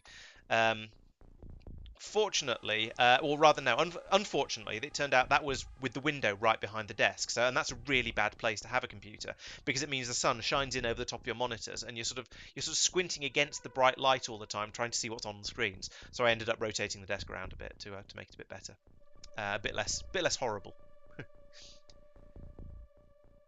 Yeah, I've tried. Try again. I've tried words and not very well. I've used standing desks a very, very small amount because one of my colleagues at work has a standing desk in the office. That So when she's not in, I've sort of tried using it a very, very small amount. But to be honest, I'm not in the office very much, so it doesn't happen very much, and I've not really properly tried it out to see what I think of it. It's something I want to try a bit more, and probably will next time I'm in. But so far, not done that.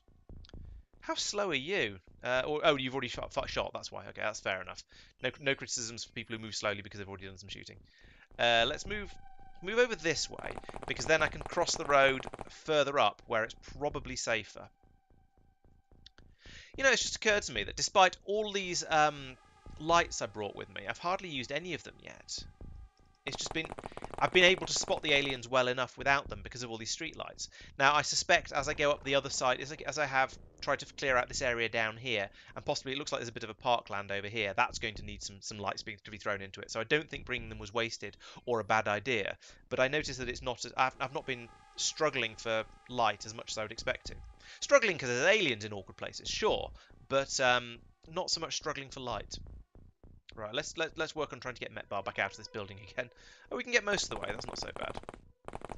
by the simple expedient of just jumping off the top of the stairs and falling down. Actually, you can come out the front wall here. That'll work much better. No guard. You've still got some time units, but you haven't got enough to run across the road. So I think we'll leave you there for now. The tank is probably good where it is. I could take a pot shot at the building over here and try and blow up that floater, but I think the chances of actually doing anything useful with that is very, very small. So I'm going to leave the tank there, ready to do more scouting in the next turn. Joel, you know, you're good there. I think I'm happy with it. Oh, actually, I wonder, how's your throwing arm? Can you put a light out through this window? No. Okay. All right. It was a thought. We won't do that then. Anyone else? You've gone. Right. That's everybody. A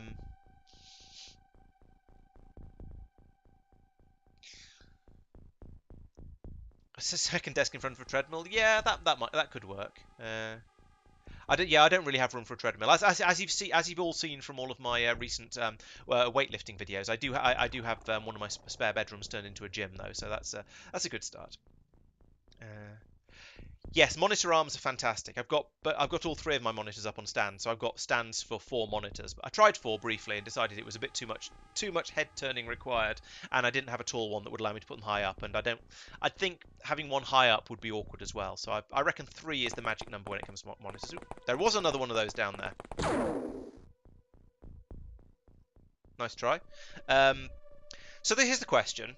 Did the Reaper stop because because No Guard shot at it, or did he shoot at it, or did he wait for it to finish moving and then shoot at it? I don't know.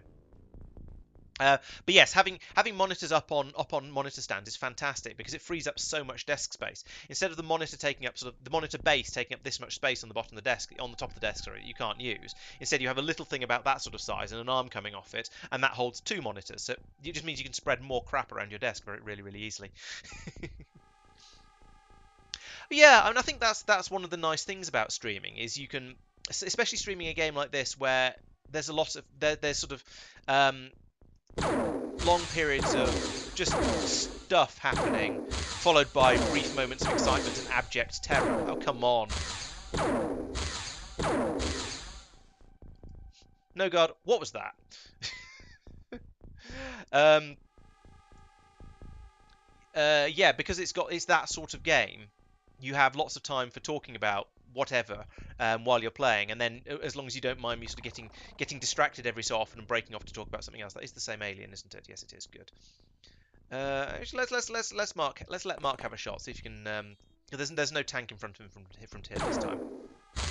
Ooh, hit. Yeah, there we go. That's better. Well done, Mark. That's more like that's more like what we like to see. That's what we like to see. There we go. It's not what I like to say because apparently I can't talk, but you know, it's not like I'm doing anything that involves me talking a lot, is it? Right, let's not send you into the narrow alleyway because you've got an explosive weapon. This isn't even an alleyway. This is a warehouse or a shop back building. Hey, this is the same shop as that one. Oh no, it's got this means there's another one of these L-shaped corridor bits to clear out. That's not the end of the world, to be honest, but they are a little bit annoying. Is it worth sending? There's an open door up here. I suppose that means we've got to investigate it. Okay, Zucker, you're going upstairs next turn. It's probably a civvy, or it's where an alien has come out of, probably, but we can't really be sure. Like I said, down here, I think we're going to need a bit more light. Like that. Okay, that's good. So we can see the body of the Reaper we shot earlier. The one that was stuck on the hedge and couldn't get out. But that's lit up that area a little bit. In hindsight, I should have thrown it a little bit further and tried to put it here, but I didn't. I don't think I knew what shape the building was before I threw it. Still, it's providing a bit of light down here. Maybe I'll throw another one and then go around and sort of recover them and move them onwards a bit. It's true. You apparently can't hit the broadside of a barn. It's worse than that. You can't hit the broadside of a Reaper, and they are about the size of a barn. And that's with a firing accuracy of 69 as well. That's not nice. With 69, you should be hitting almost most of your shots. I'm not going to say I expect you to hit everything because this is XCOM, but I expect you to hit a bit more than none out of 9 or whatever it was.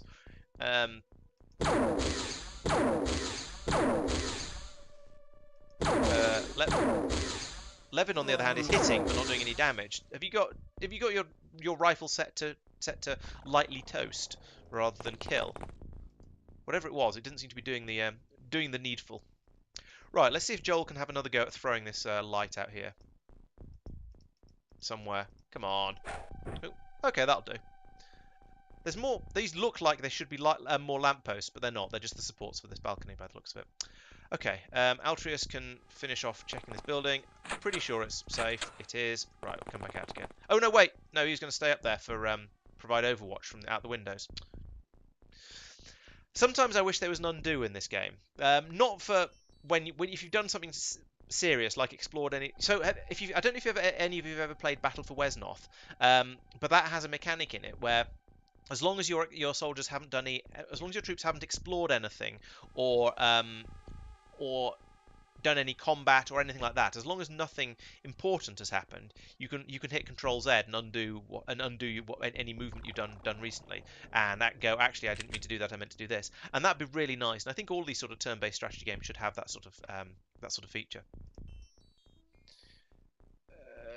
Okay, I'm guessing that one was probably the one that was over here that's come wandering up, but I don't like to jump to don't like to jump to assumptions like that. So we're going to advance slowly through this shop and try and be ready to do stuff. Yes, Joel, that was a good throw. It was very good. Much appreciated. And when we start to get out this way as well, it'll be even more appreciated. One of the things I quite like about the game, or have noticed about this game, is that your soldiers tend to be a lot better at throwing than they are at shooting. They're a lot more accurate, and yeah, just generally tend to be a lot better at it. And I think this is sort of realistic because most people have probably practiced more shooting than throwing in their lives because that's a sort of a thing you do from childhood. Now, granted, I think all of the XCOM operatives are supposed to be extremely experienced special force operatives from goodness knows what military, which makes you wonder why they're all such bad shots. But they are supposed to be the creme de la creme of Earth's mightiest heroes, or whatever we want to call them. And yet they can't hit the broadside of a floater. But it makes a sort of sense. I feel that people are generally better at throwing than shooting. I don't know.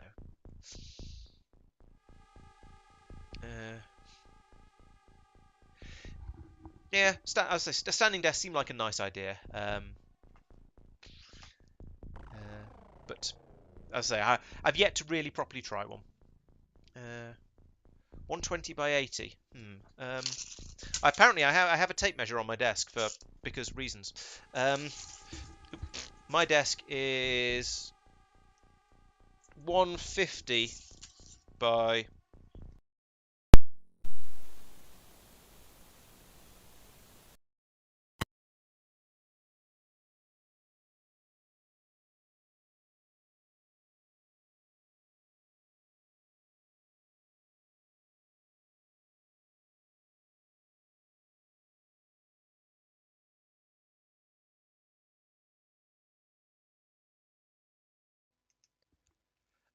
There we go.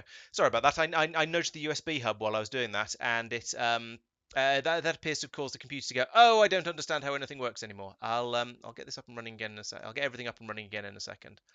If you get an absolutely enormous webcam, then I apologise in advance. Well, I apologise in advance in case you get an absolutely enormous webcam view, but I'll shrink it. Don't worry, I'll shrink it down again straight as soon as it pops up again, assuming OBS behaves itself. Hello? Don't seem to be getting an image from that. Let's risk unplugging it and plugging it back in again. Yeah, for some reason my USB hub seems to be a little bit unstable, and if I nudge it, then there's a fairly high chance of the computer forgetting about stuff. There we go. Right, it's a slightly bigger webcam than I wanted to have, but more of a problem is I haven't got this one cropped like I did with the other one. Let's try and sort that out. Yay, professionalism! How do I even? Oh wait.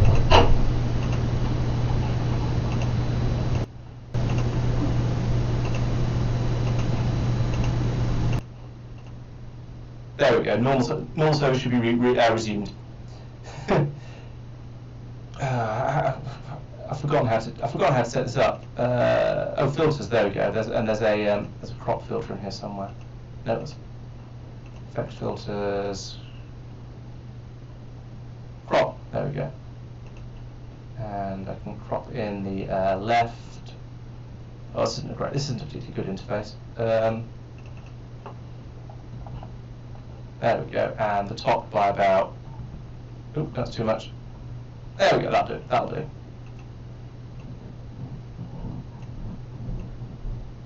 There we go, that's about how it's supposed to be, I think. Close enough, anyway. Sorry about that. Yeah, as I was saying, my USB hub seems to be extremely fragile, and if I accidentally nudge it, then it just goes, oh, I don't understand, and everything disconnects from the computer, and we have all the sort of crises we just seen.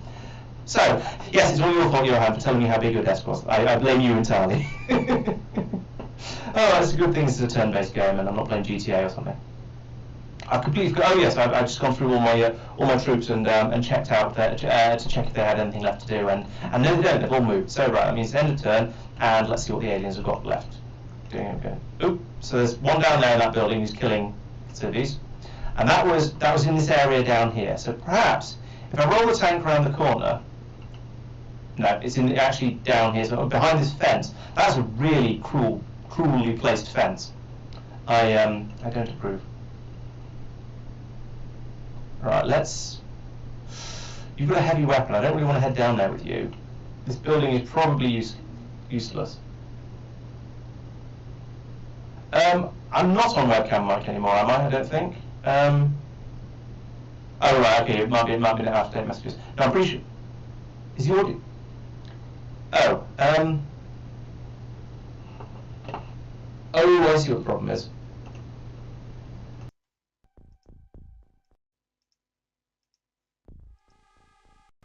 How's that? There we go.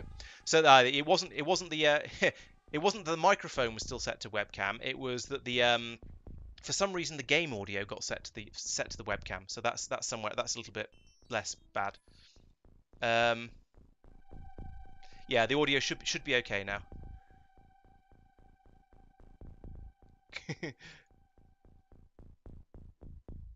uh, if anyone can confirm it's now fixed. There we go. Good. Right. Thank you. Joy of stream delay, meaning I have to wait quite a while to actually find out that it's fixed after I fix it. Right. Okay. Thank you guys, and sorry about that. Right. I shall try very hard not to touch anything else for the entire rest of the stream because that was a massive headache. I don't want to go through all that again. Right. What was I saying? Yes. So we saw from the the alien's turn that there's at least one alien down here with a gun of some sort. I rolled the tank over to here and had a look down here to see if I could see what was going on. But unfortunately, there's a fence all the way along here which I can't see through.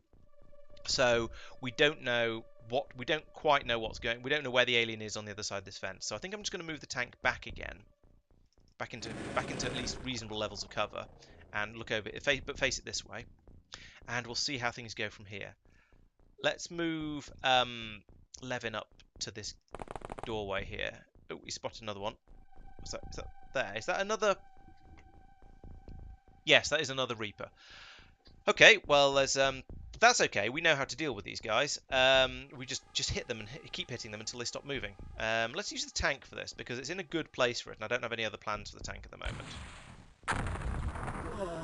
There we go. That's that one taken out. Nice. And also, it was one of these Reapers that I stunned earlier. I think that one, or possibly that one. One of these 4 Reapers here that I stunned earlier. I think probably one of these 2. And so the tank can keep an eye on those just in case they try and get up and try any sort of funny business. Right, was I going to put Zucker upstairs here? I don't think there's any point, to be honest.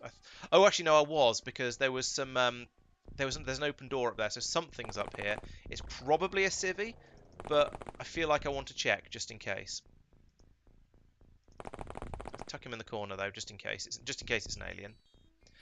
I don't really want to run Mr. X down the side here in case there's in case there's a sort of close encounter of an unfortunate kind. But Metbark has got a rifle, so he can go this way more safely, not actually safely. We'll give him some backup in the form of Mark, who it turns out actually is quite a good shot when there isn't a tank parked right in front of him. And let's bring this. We can keep the guy with a stun ball launcher quite a long way back because with it being an area of effect weapon, it has a significant amount of splash damage, and that means that he can lob it from all the way back here, and he doesn't actually. Oh, that's too far. He doesn't actually have to hit as long as it's in approximately the right area. It'll have the effect that we want. Right, so we dealt with that guy out there. Let's put another light out at this point because. I'm starting to get a little bit paranoid about things that go bump in the night. Or alternatively, let's move you to there and then put a light out because it's dark over here and that's scary. Why are you unable to... Oh, for goodness sake. That was a bit rubbish, but, you know, I guess I sort of accept that the wall was in the way, but I don't have to like it. So, yeah.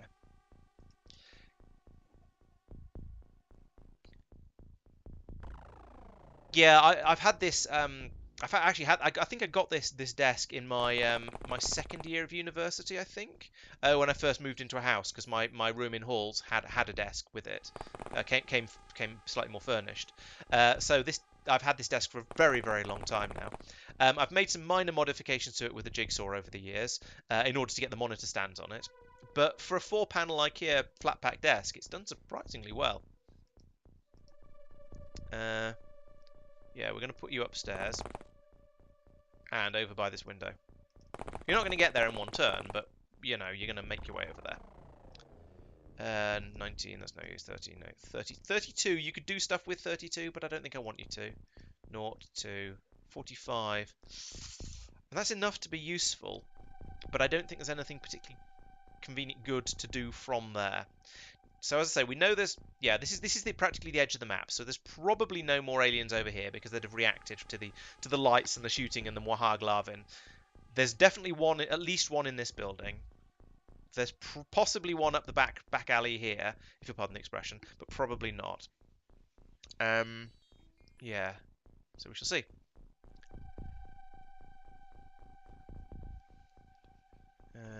Yeah, let's leave misdirect there. Okay. So I think I'm going to carry on the exploration of this dark area over here. So if I move to here, and then another light. Lights are the way forwards in this game, I think, especially when it's this dark around here. Oh, actually, the edge of the map is only here. I don't think I really need to do this then, but let's anyway, just because it's better to make sure. I don't like the idea of leaving my back uncovered, as it were. Check in here quickly. That seems to be safe, so we'll hide behind the big pile of cans. Can you get to there? You can. Nice. Let's do that then. Then next turn, if we need some supporting fire over here, we can pop this guy up to the window and start shooting out the window. Good. Same goes for Altrius up here. Get to that window. Have a look out. And then step to the side. Good. Right. So now there's still probably something in that building. Let's continue the advance down the side of here.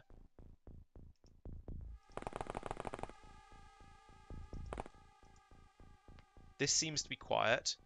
I think there's a door there, and the aliens wouldn't have been able to resist playing opening-closey if there were any of them down here. So I think this building is probably safe. We'll check it out a little bit more next turn, but I'm not too worried about it. I do want to sweep down the back of here, though. I'm now basically just going to have all of my troops converging on this building. I could put the tank over here, actually, like that, and have a bit of a look in over there. That's quite good for scouting, I think. Then bring troops round here, where they've got a little bit of cover, and they can provide supporting fire as required. And then have some more come down over this way, like this. Almost. Misdirected does kind of need a reload on that. I keep wanting to call it a gas cannon, but that's from too much Terror from the Deep when I was a kid. Whatever it's called, the big launcher thing. Only one round left, but then it's a single shot weapon anyway, so that's not the end of the world. One of the interesting things about using the laser rifles as my main weapon, which I obviously am doing, is that you start to get out of the habit of thinking about reloading, because if you're using a laser rifle, you don't need to reload because it's got infinite ammunition. So you just keep firing and firing and firing and firing, and it's all absolutely fine. But yeah, there are some other guns that do need to put a clip into it every so often.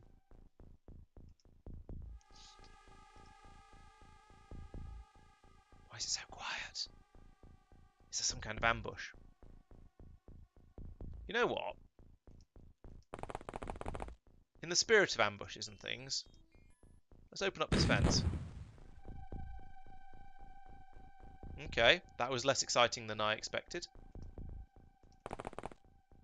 I was hoping that would reveal the alien, but no such luck. Looks safe. Looks safe, strangely. Let's put a light down there as well, because it's still a bit gloomy. And I know the aliens have much better night vision than I do. And this is there's no there is cover in the way, so I'm not going to be able to throw down this way very well, am I? No. I mean, that wasn't really Metbar's fault that it was a pathetic throw. It's because there's an awning going across the top of the building here, so you can't throw grenades and things. So it's annoying, but not really his fault. If I bring Zucker to here, will that be useful? We can see into this building, so it's kind of useful. And we know there's an... Oh, I wonder, actually, if we switch to map mode... How do you scroll the map? Oh, like that. Oh, you click on. There we go.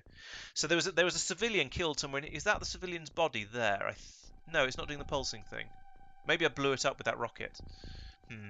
Not sure about this. Yeah, tables can be okay as desks, I suppose. I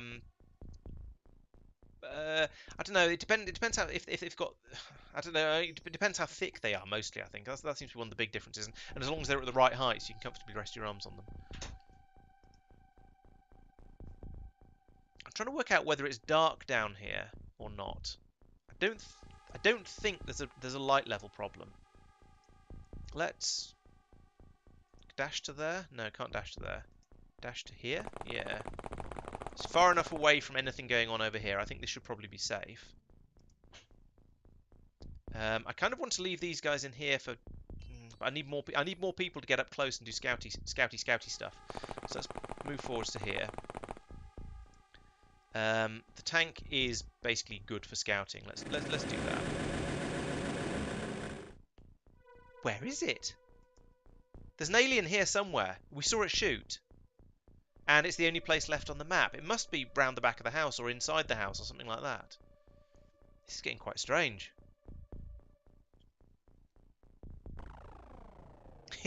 Yeah, if there's any boxes around here that I haven't blown up, then yes, do please, yeah, grabbing them and taking them home with you sounds like a fantastic idea. Right, who's not been yet? I mean, I feel like I'm just sort of trying to find the sod. Let's move. All right, we'll move you up a little bit closer, so you can provide supporting fire as and when required. You're loaded, so that's good. You're out of time units. You've got all your time units, but you're up and in. I mean, I'm not going to say you're in a useless position because I put you there and with deliberate intent of Overwatch. But at the moment, you can't do anything particularly great. But I'll leave you up there. Ah, no guard. You haven't done anything yet. All right, let's put you by this fence. Oh dear, I shouldn't have done that. Oh well. See how it goes. Tank, Joel. Right. We'll keep Joel at this window as well. Again for providing covering fire. Mark, have you got time units to get to there? No, not quite. Could get to there, which is in cover, but not in quite as much cover as I'd like. No, we'll leave you where you are. Leave you where you are. Okay, that's everybody. I remember back in the olden days, being able to you could pick up a USB cable for charging your phone for about £1 off eBay, which is quite nice. I think they've gone up quite a bit since then, partly because of inflation and whatnot, and partly because cables have got a lot more complicated. Now you need a USB-C cable rather than a USB micro cable, so they're a lot pricier. 2 USB cables for €100. Those had better be some very, very special USB cables. Are they ridiculously long? Are they ridiculously fast? High power? Hello, is there anyone in there? Nope, apparently not. Yeah, I wouldn't expect a USB cable to cost €50. Chunk, reload. I don't know how best to approach this building. It's kind of awkward. Oops. Can I move the tank one more? Yes. Can move, then run no guard in to stand against the building here. How far can you get with a dash? Okay, you can get up against the fence there. That's pretty good. How about you? Can you go behind that street lamp? Yes.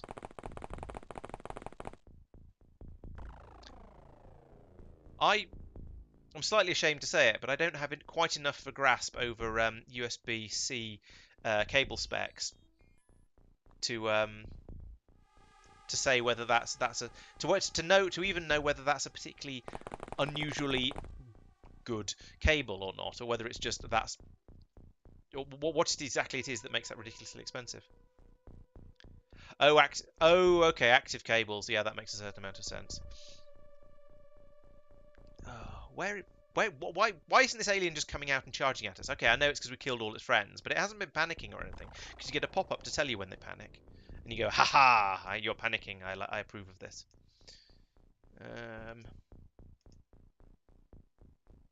I think let's bring Joel out of there as well, and he can come in and start attempting to flush the alien out, because I think the more guys I have actually up close and impersonal, the better it's going to go.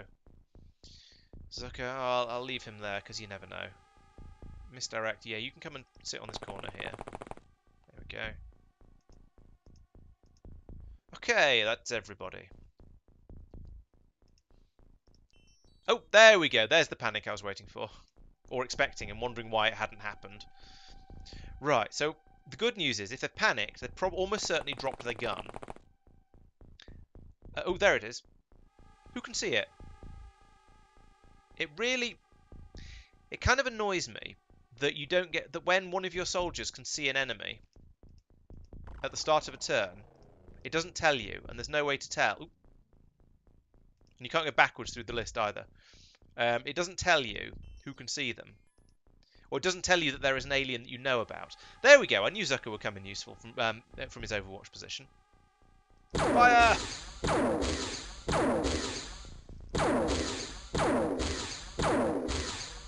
There we go. Just one guy hiding in the back of the back of that house. It's ridiculous. Yes, you did an excellent job of holding the fence up, No God. Well done. Very impressed. Yes, you're right. The USB-C cables are an absolute mess because nothing is compulsory and everything is optional. So, oh, they killed every single civilian on the map because I was going so slowly and so carefully. But we didn't lose any XCOM agents. So, you know, a win for humanity overall, perhaps. I think getting through a nighttime terror mission without losing any soldiers is quite good. I did blow up 2 of the corpses though, apparently, and we got 2 live aliens. That's nice. We can torture them later.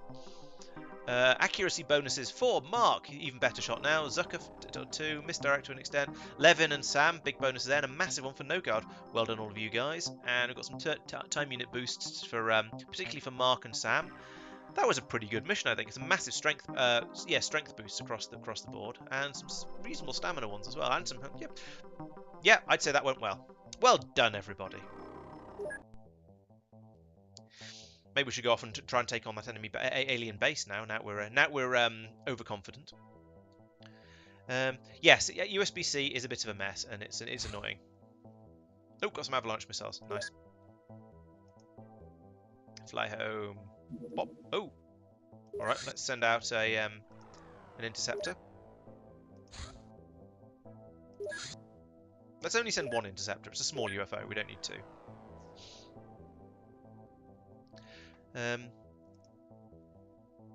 No, don't engage over the sea. We'll lose it. And I do kind of want to recover. Right. Standard attack. Choom! Smack! Those avalanche missiles are pretty effective.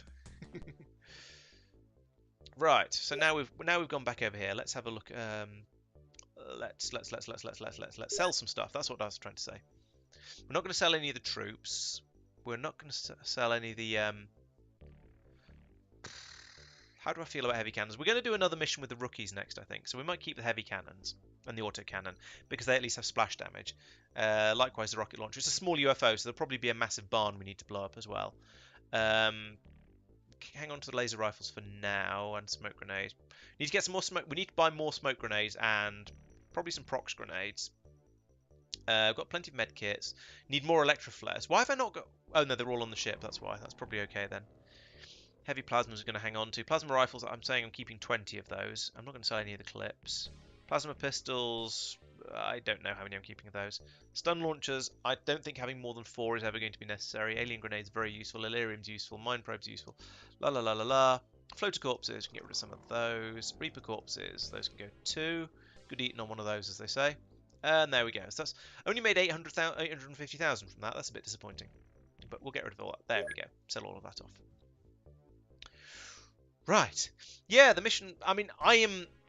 Quite frankly, and I can say it now because we finished the mission and got back home again, but I'm frankly astonished that I got through a nighttime terror mission with no casualties. Not even any injuries, I don't think. That's amazing.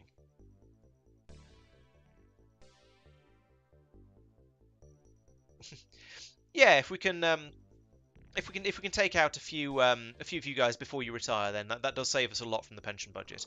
And at some point, this war is probably going to be over, and then we won't have dead aliens to sell to sushi restaurants and so on to keep the budget up. So we need to downsize or right size as much as we can.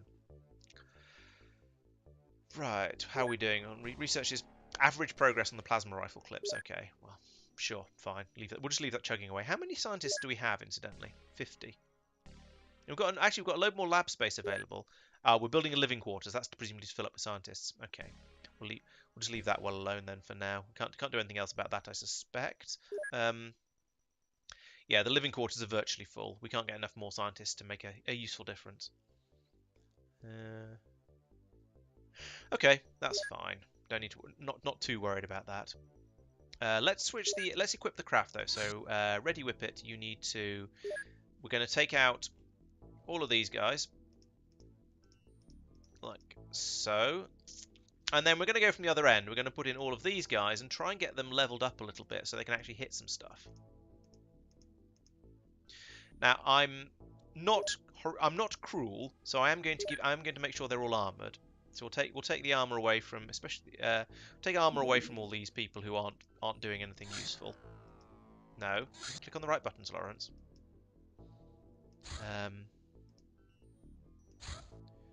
Steal all these guys' armor, and we'll give it to the people who are actually going out and putting their faces in harm's way. There we go.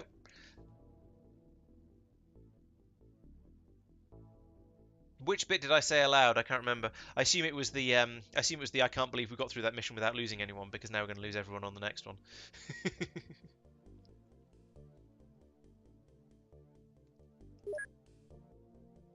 And equipment-wise, because we're taking in the noobs, we're going to take some more.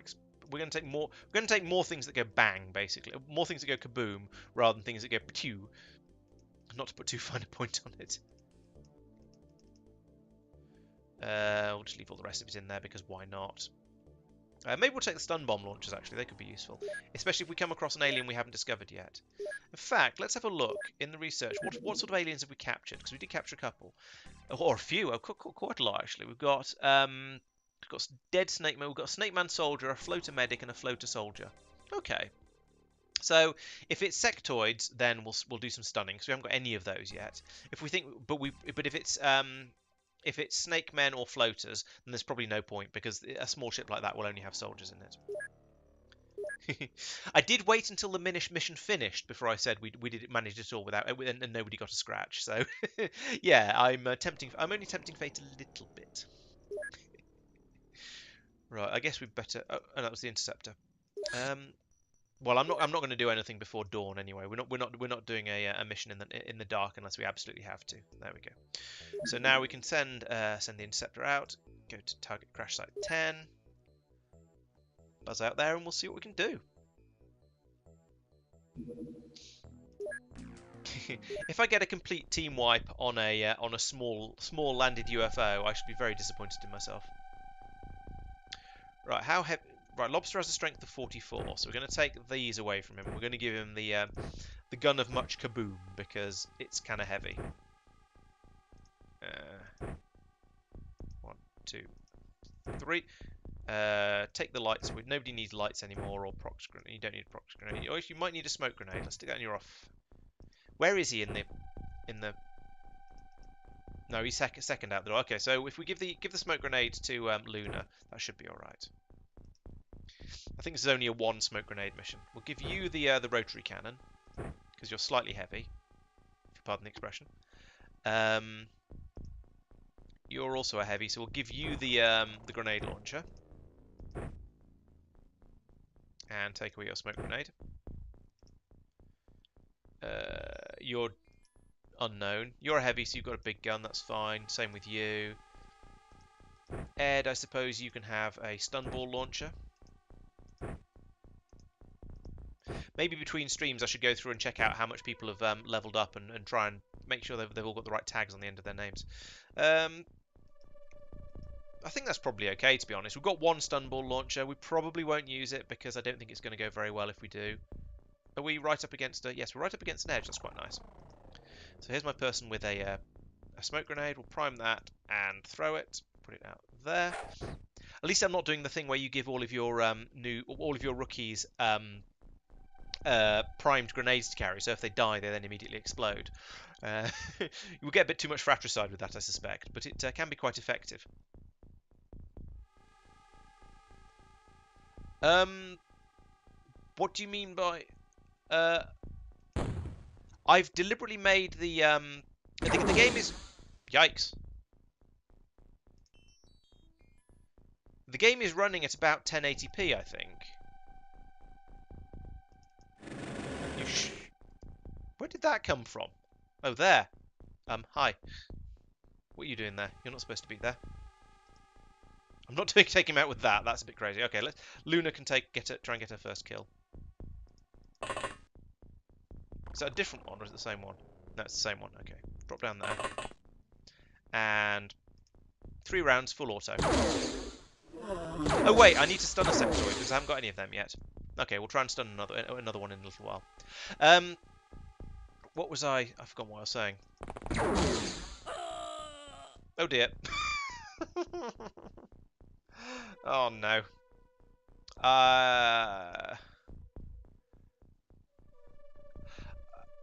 Yes, the equipment menu is tiny because the game was designed to in the game's from 1994 before they invented pixels. Who's got the stun ball launcher? That one. Okay. Oh no, this is massively increased in size and resolution from where it would normally be. The game should look like 640 by 480 at best, I suspect. The game should be about this size. And you should only be able to see a tiny amount of the map at any one time. Oh dear, I've done I've done stupid things to the mouse. I shouldn't have done that. Ah, I've broken it. Oh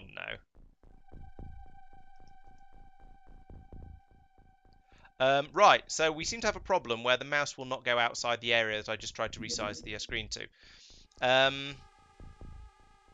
This is extremely problematic because I haven't saved for well at all. I think it auto saves, but hey, Luna might come back to life.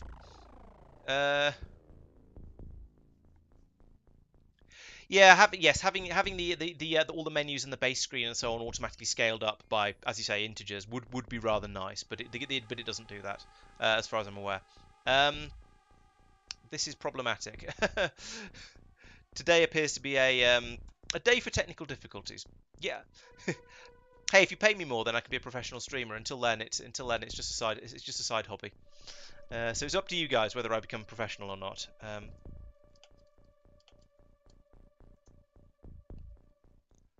I don't think so. A quick Google hasn't found me anything particularly useful. No, the game is not. It comes from before people realised it was a good idea to be able to operate a menu with a keyboard as well. So no. I mean, you say that in jest, No Guard, but you're not that far off. I mean, that's basically what a CRT monitor is, isn't it? I'm not going to. This is going to be unusable. I can move people around a little bit, but I can't get down to the icons to fire my weapons. I'm just going to have to close the game and reload it. I think see when the last autosave was. That's kind of unfortunate. Alt. I have alt tabbed out and in when I was searching for things. It just doesn't work. Ooh, let's try. Aha! I mean, I can't play it like that. I used Alt Enter to go full screen. There we go. That seems to have fixed it. Okay, so if anyone ever ends up in that predicament, what I did was was press Alt Enter to go full screen, and then press it again to go unfull screen, and that has fixed the problem. So yay! Sorry, Luna. I'm afraid we're not going to be able to resuscitate you. Why are they all lurking right underneath the bloody Sky Ranger? And can I get the guy with the stun ball launcher out? Where is it? It's that one. It's Ed back here. Okay. If I move that one to there. No. That one there. That one there. This one to here. And then to here. Please tell me you've got enough time units left to shoot it. Yeah, you have. I mean, that worked. Oh, it didn't. He didn't stun himself. He only took about 50% damage from that. I was going to say that worked, but because I thought he did hit the leg of the Sky Ranger right in front of him and mostly got himself, but that was enough to take out the sectoid as well. So there we go.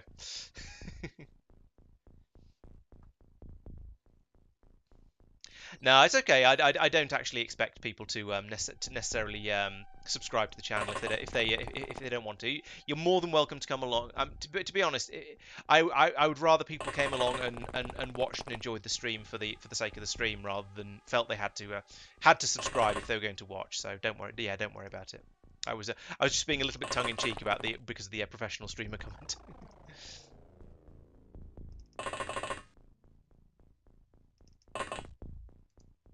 Well, this has not been a good deplane. I'll be the first to admit that. And it's entirely because the aliens decided that hiding underneath the Sky Ranger was an acceptable thing to do. And I'm pretty sure it's not. The fact there was 2 of them doing that just seems cheeky. And just a trifle rude, should we say. But let's get everyone out and ready to carry on from here. So yeah, I mean, I did say in the stream description this was going to be a bit of a meat grinder because it's XCOM. However, I wasn't expecting it to go quite like that. Oh, there's another one there. They're all really close by. Was there no barn to hide in, so you thought you had to come and do an XCOM party? Why does everyone have heavy weapons? Hi? Oh, what? There it is. Does anyone have an I mean, this seems a little mean, but also very funny. Let's see if this works.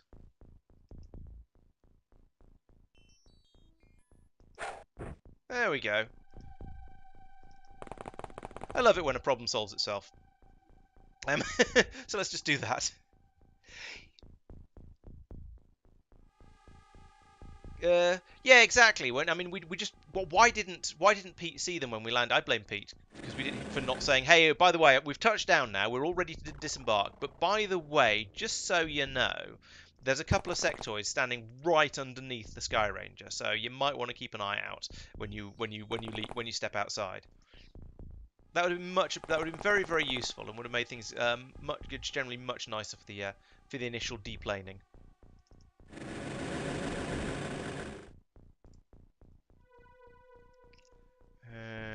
What have you got? Oh yeah, you're the stun bomb guy, who's just half stunned himself.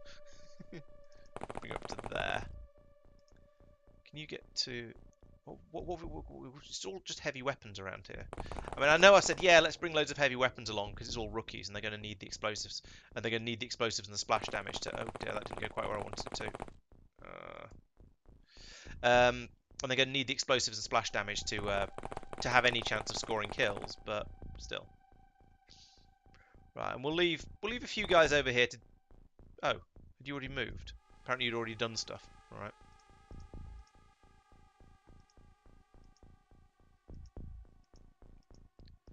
Okay, I think we're okay with this. Oh.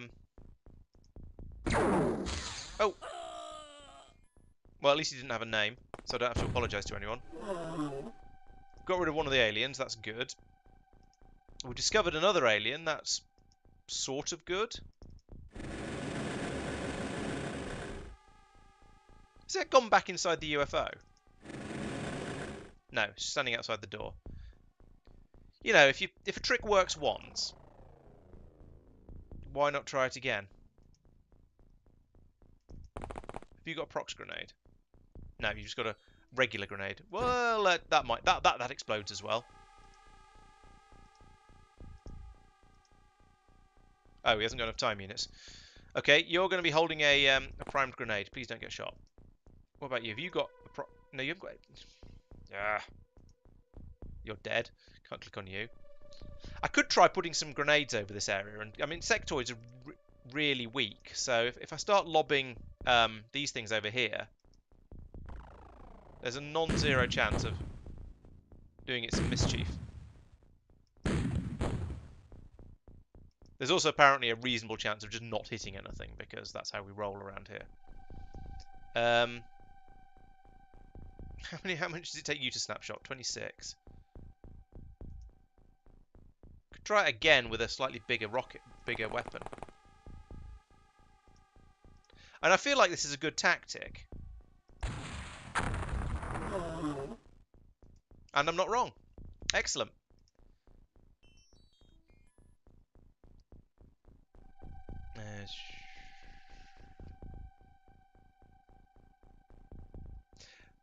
Yeah, it would be nice if Pete provided the useful information about, you know, what he was seeing out of the bottom of his flying machine when he's touching down. Would be appreciated. Is basically what I'm trying to say. If he, you know, was a little bit of a team player. Oh yeah, all you guys have gone from sort of lobbing enormous amounts of ordnance over at that one sectoid who was just hiding behind a UFO. Nothing in here. So almost certainly the last remaining alien is still hiding inside the UFO. So we'll keep the tank over here on keeping an eye out, and then I guess we'll start to try and flush him out. Has everybody done stuff? No. You can go over here then.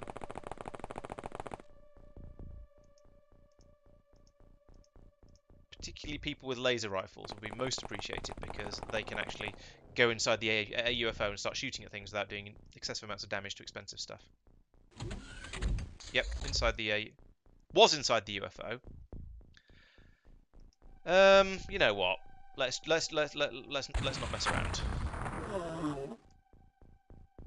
There's another one. Blimey.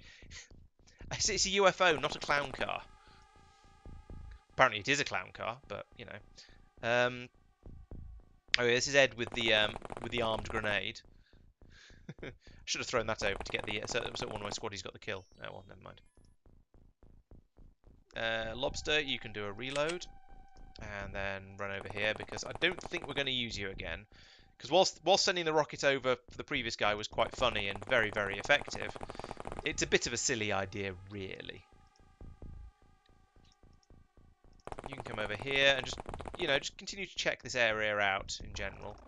I don't think there's anything over here, but better to be safe than sorry, basically. So I have a couple of guys over here. Yeah, there's not going to be an alien hiding in there. It's bound to be inside the UFO.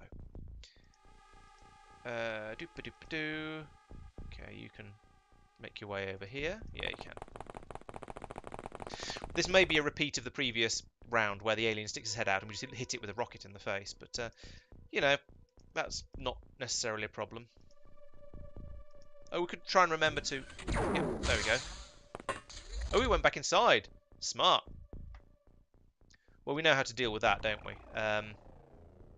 Don't we? Does anyone have a prox mine? You do. Where are you standing? You're right over there. Of course you are. How about you, Caladrian? You've got a prox mine. Excellent.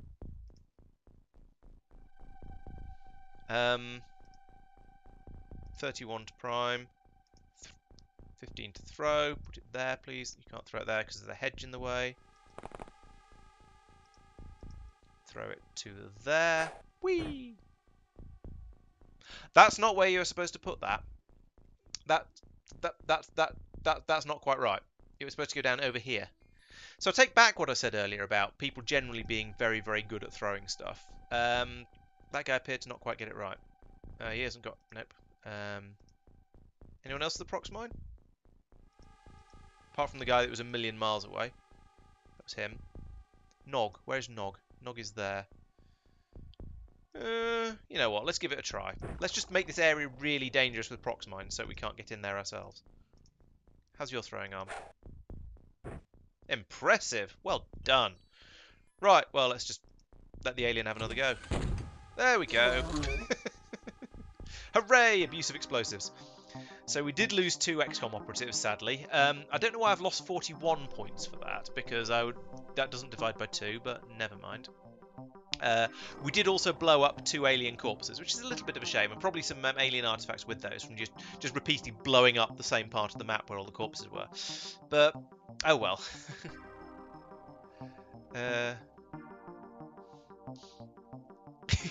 Yes, it was a very well placed rocket, Tristan. It worked very well, and you didn't hit the tank with it, which is exactly what we want. There wouldn't have been another direction on that one. That was a very small UFO that didn't have the doors in it. But yes, a good point. Thank you. Yeah, identified landed object sounds reasonable. Yeah. Has anyone leveled up at all? We've got an accuracy upgrade to Ed. Was he the only one who did any shooting or something? No, loads of people shot stuff, but apparently they didn't get accuracy upgrades from it. So you're gonna have to go out as rookies again, I'm afraid, guys. Sorry about that. Oh yeah, we lost Luna. 3 kills. That's not bad actually. Shame, but you know, still. I guess that means it's time to call the next rookie in the list, Luna. So there you go. Here's another one of the windows that doesn't get automatically blown up to actually fit the screen. I'm not going to demonstrate anything else from here because it'll just mess with my mouse again, and that's annoying. Right, soldiers. Let's have another Luna because we've lost one. Is there anyone who's unnamed? Oh, apparently we've actually named everyone apart from the one guy who got killed in the last mission. He was the last remaining unnamed soldier. So how many soldiers do I have now? We've got 10 in 10. No, we've got 8 in the whippet. 1, 2, 3, 4, 5. Yeah, 8. 9, 10, 11, 12, 13, 14, 15, 16, 17, 18, 19, 20, 21, 22. It's not bad. 28 would be 2 full squads without tanks. 22 is more than 2 full squads with tanks. That's probably reasonable. I think we'll leave it at that for now. I think.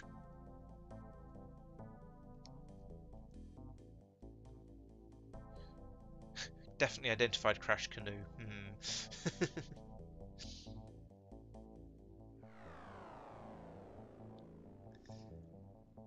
Okay, how are you getting on with the research? You still haven't finished researching the plasma rifle flip. Come on, guys. What do we pay you for?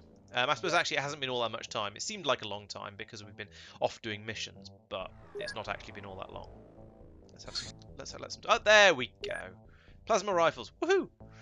Now, the question is, do we actually want to start taking plasma rifles out on missions? And the answer is not really until we start getting tougher aliens. They are slightly more accurate though, so that's useful for that.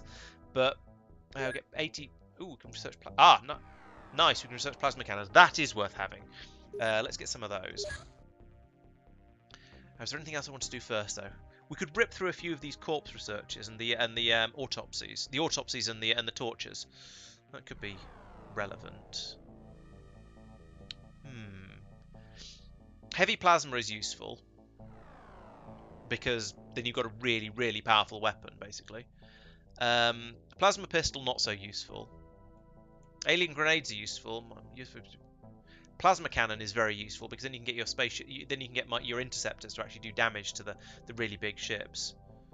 I think UFO power source is the next one before getting power armor, which would be quite nice. Alien food and surgery are just they're basically nonsense. They just get you some box text information.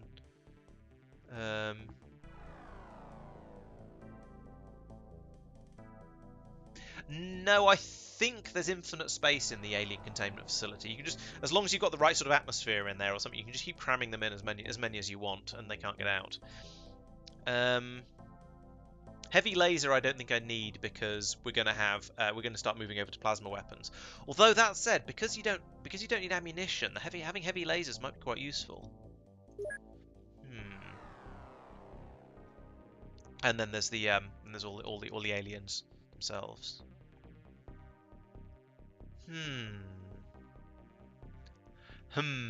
Says I. Motion scanners are useless, in my experience. So it's easier just send a rookie around the corner to have a look.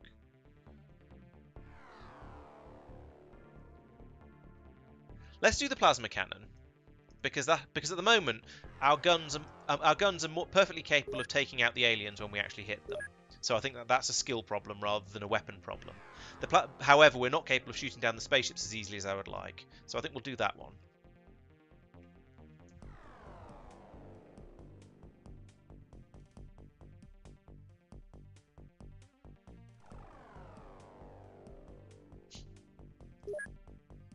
We can now make them as well, which is nice, but I don't want to because it takes Illyrium. So we're not going to do that. Okay, so we're doing research, we're still manufacturing stuff, we've got a base being built. How is the base building of Cigar Box going? The hangar is coming along, okay, the workshop, it's a workshop, is it? Okay, it's taken for Bloomin' forever. I shouldn't have started off with a workshop, really. I should have started off with the general stores, and then I could put... But then, oh, I don't know. Could have got stuff happening a bit sooner that way. Is 2.6 million enough for another base? I don't think so, not quite. Yes, you do get psionics in this later on. So far, the aliens haven't started using it on me particularly.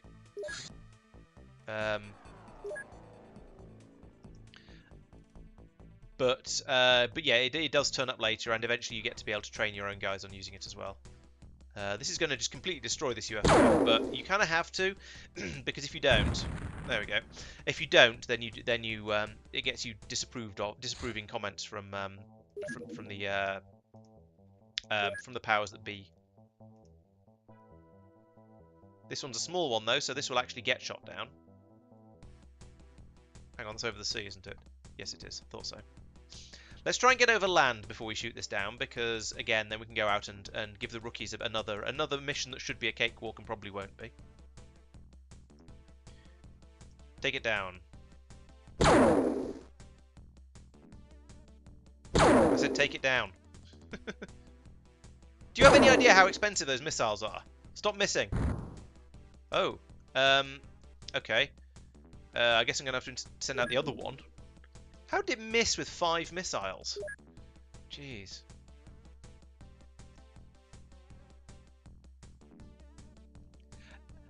Chat named the bases. It's one of those things you... Oh, it's escaping to space. Rage. Ah, missed it. How did you miss Interceptor 1? How did you manage to miss with all of those shots? Blooming useless. Oh well. Yes, I let chat name the bases, which is why they've got silly names like Loserville and Cigar Box. So you have them to blame. You only have yourselves to blame. Is what I'm trying to say. Let's get some more avalanche missiles because apparently we've used them all up. Oh no, we haven't used them all up. We've got 24 left. Let's try and keep it at 30.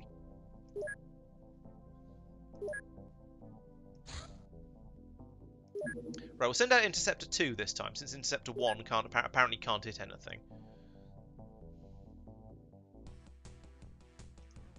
Let's try again. Yeah, there we go. That's how it's supposed to go. Much better. Right. Okay. Let's load the whippet. So we need some more crew members, and we're going from the top. So we'll have Mike and Persistent on this one. There we go. That's probably sufficient. We've got. Is that all the? Yeah, that's all the rookies. All the rookies are either on or have done stuff. I don't understand how Giant Lobster has such bad accuracy when he's made it all the way up to captain rank. That's just weird. But yeah, well, what can you do? Equipment-wise, we don't need to change anything in here. Oh, we should check armor because Mike and Persistent don't have any. So we'll take that away from there, and I don't know if he deserves it, but we'll give Mike some armor. I think I should probably make some more armor as well, actually. I don't want to run out, and if we lose people, then well, we lose their armor as well. I haven't got any engineers. Let's make another 10 suits. It's probably excessive, but I feel like I want to have a decent supply of them.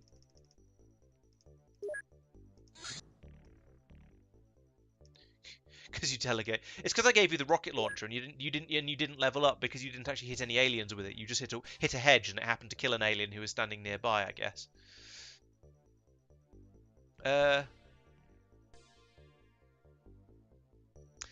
You do get guided missiles later on in the game. I just haven't yet.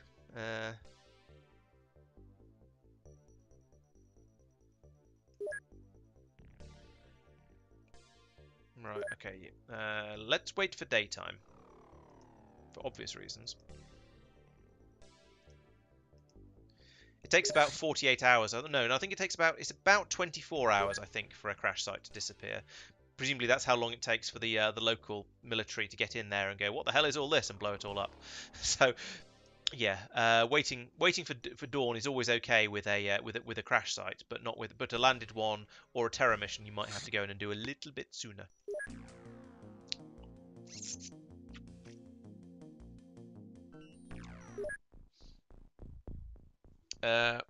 why are you there? Why are you first, Lobster? Never mind. You can have, I'll give you a smoke grenade anyway. Who cares? Okay, you can lead with the smoke then. Philios is, well, that's fine, I guess. Yeah, you can have that. That seems to be reasonable. That also seems to be reasonable. All the heavy people seem to have the heavy guns, so I'm happy with that. Persistent does not have a gun. I'm not happy with that. Okay, that seems to be enough. We seem to have more weapons than we know what to do with. But oh, we've landed right next to the UFO. That's a little bit alarming. Where's Lobster? There he is. Let's put out a grenade. Let's put out some smoke, and hopefully it'll work. Be a little bit more effective this time, and there won't be an alien right underneath the Sky Ranger. Thing is, they don't even need to play opening closey this. Oh, they've moved. Because the UFO is in such bad condition, they've moved off to live in a barn instead, which I mean makes a sort of sense. I can't say I blame them. We're right on the edge of the map. Okay, that's sort of good. There's nothing over here. We did hear some opening closey, so they might be in these buildings, or there might be another barn over here somewhere. There's nobody in the UFO because it cooked off on landing, and well, it's killed at least one alien inside it, so that's good. We don't have to kill that one ourselves. Although that does mean no XP, so maybe it's not such a good thing.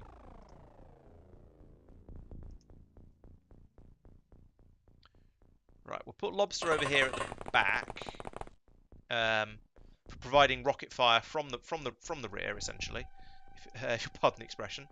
Huddle you up against the UFO? Yeah, that seems like a reasonable idea. Let's go here first, just in case.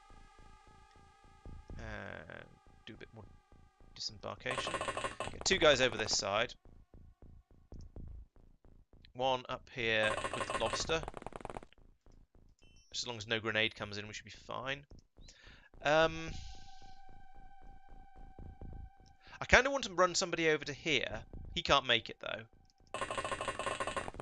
Why did you walk round the ramp rather than down it? It is a mystery. I don't think there's anything on the ramp that stops people walking out that way. Apparently there is. They don't like, the XCOM operatives don't like using the ramp. All right, let's not quite debus completely. Let's just bring these guys up to the front like this, and we'll call that good enough, I think. We're all in reasonable levels of cover. These guys are a bit exposed, but there's lots of smoke up, so we should be okay. And there aren't any aliens in visual range. I'm expecting to poke a head round the corner here, see a massive barn over here that's going to be absolutely full of sectoids, because that's what usually happens. Yes, I did check. I checked very carefully underneath the aircraft this time.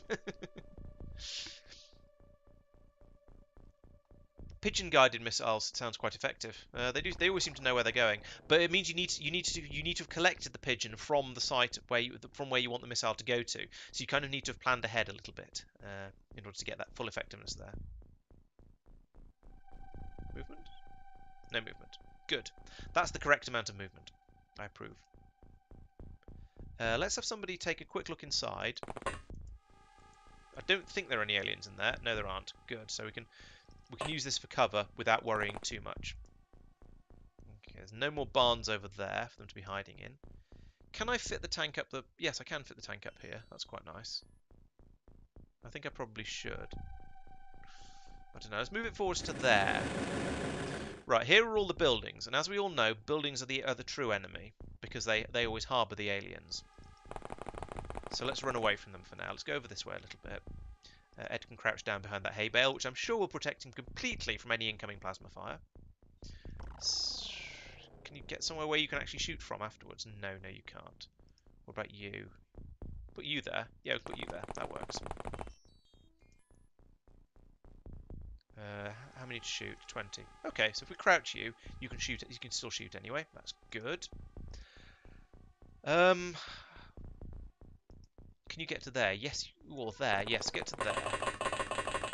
That seems quite good. I know there's some fire there, but the original XCOM had some interesting fire mechanics, and I talked about this in the... Oh, not enough time units. I talked about this in the first stream because they're so weird and, well, interesting. But it turned out, due to a bug in the way the game was coded, if you were standing in fire, you would only take damage if additional fire was created. But if you did, you take damage proportional to the amount of fire that was on the map, I think. So basically, you're okay standing in a fire like that one, as long as nobody throws any incendiary grenades out. But if you do throw an incendiary grenade or an incendiary rocket, then suddenly everybody who's standing in fire will get burned. So it's a little bit weird.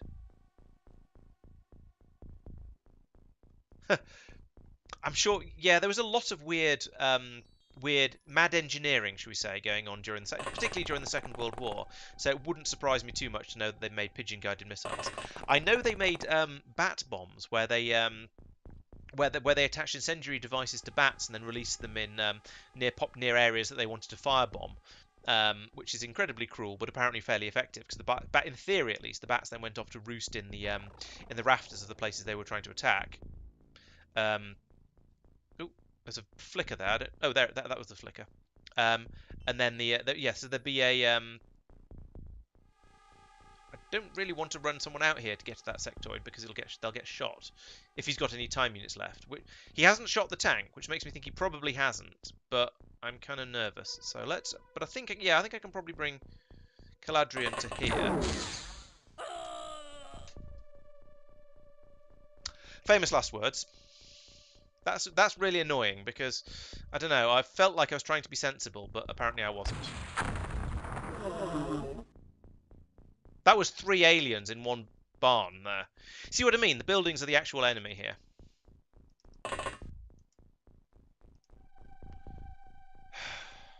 That was annoying because I was trying to be at least vaguely sensible about it, and I thought he was probably going to be reasonably safe, or as safe as an XCOM operative ever is.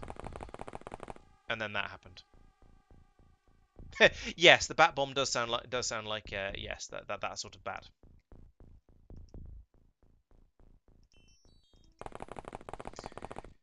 Yeah, R.I.P. Caladrian. That's two rookies we've had taken out today, it feels unfortunate. I mean, okay, it's because I'm doing all these sort of let's try and level up the rookies missions, but still. I still think the remaining alien or aliens are in these buildings down here because this is the edge of the map and there's nowhere else they could be hiding.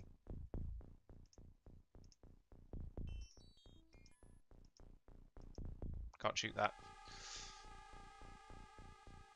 Maybe we should bring Lobster back over here to take out the side of this building.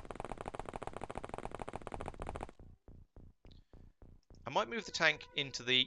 No, let's leave the tank there because it works quite well as a recon device at this point. Oh yeah, there was definitely yeah, the anti-tank dogs. I think they were trained. I think they were a German idea, and they were trained against the. They were trained to run underneath tanks, because they I don't know, probably put food underneath them or put food under the tanks or something like that, as you do. But the problem, so they were trained to run underneath tanks. The problem was they were trained on German tanks, and so then when they released them into battle, they immediately ran for the German tanks.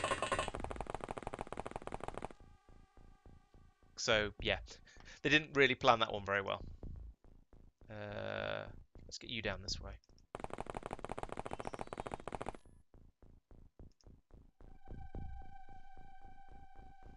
Put Mike behind the tank. You might be able to shoot over it from there, if necessary.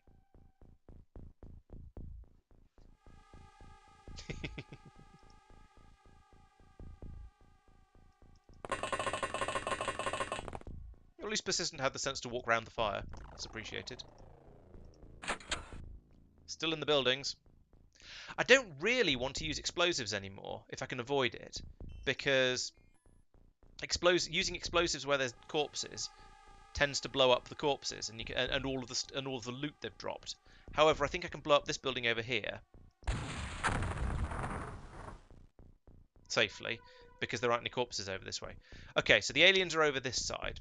What have you got? You've got a laser rifle. Let's get you behind some actual cover. Look over there. Another rocket into this wall over here. This wall of this building would be quite nice at this point.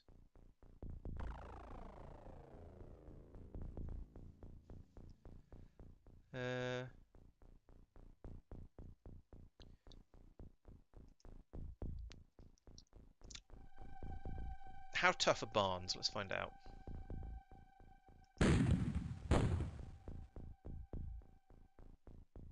Not very, but he missed where I was aiming for. Try again. That's better. Slightly. It's opened a slight hole in the side of the building, but it hasn't given me any useful information. Okay, well, we'll leave Barclay over here, ready to provide suitable fire. Can move Nog to there. I could do the same to this building, actually. If we open up this one a little, that's a bit actually it's a bit close to the other XCOM agents.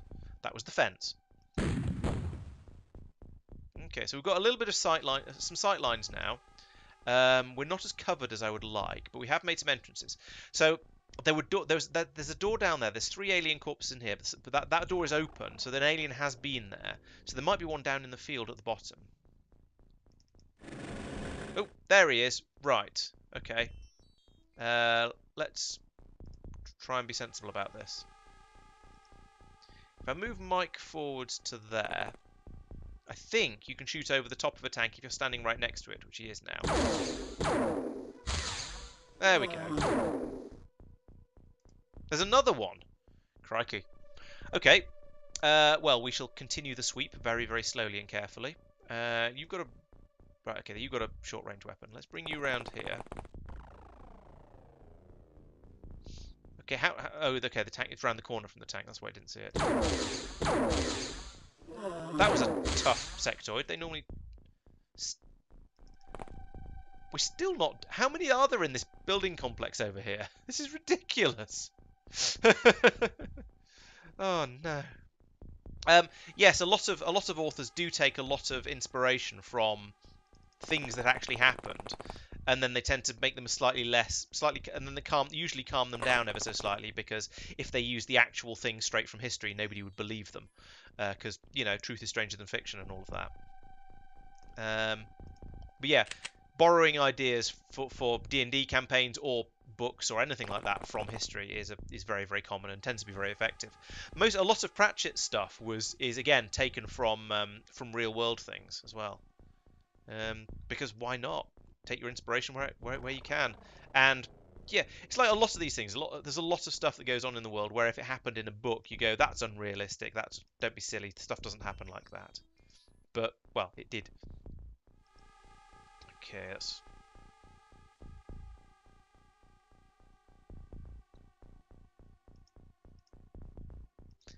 Yeah, the trick is to take the idea, to take what might be somebody else's idea. Zeers. How can you be shot at but not see where the shot came from? That's really unhelpful.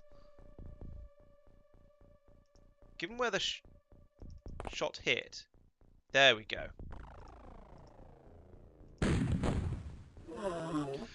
Oh, that was a lot of sectoids. I mean, let's look at this here. How many of them did we kill? We killed 5 sectoids. There were at least two more inside the UFO that were killed when it crashed. So 7 of them inside that tiny, tiny UFO. That does seem like an awful lot. Oh well, how do we do for stats wise? Accuracy, Peter got a slight accuracy boost, nobody else did. That's disappointing, because that's the one I care about most. We had some strength boosts, sure, and some stamina, health points. Time unit boosts are nice to have, but yeah, not very many accuracy buffs in there, unfortunately. I've run out of heavy cannon ammo. I might retire one of the heavy cannons at this point, I think. We do need some more smoke grenades there by the looks of it. And sadly, F's in chat for Caladrian. I think I better order a few more soldiers, actually. Let's have 5 more. So we lost Caladrian. Who was the other one? Who's the one we lost in the previous mission? The one who had a name? Oh, Luna. So we'll have a new Caladrian and a new Luna. And we need some more smoke bombs.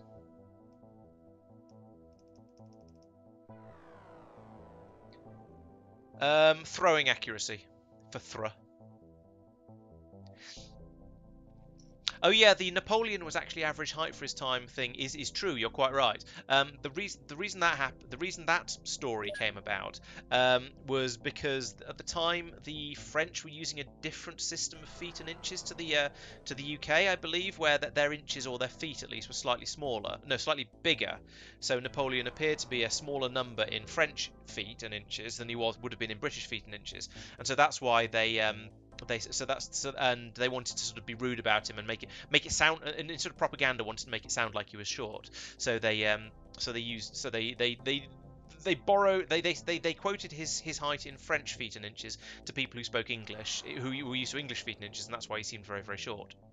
Putin, on the other hand, there's various video evidence that shows he basically wears high heels because he is actually a tiny, tiny man.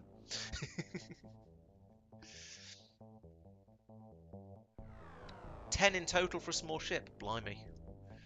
Yeah, there is a lot of space in the... Yeah, throwing out the smoke grenade probably helped. Yes.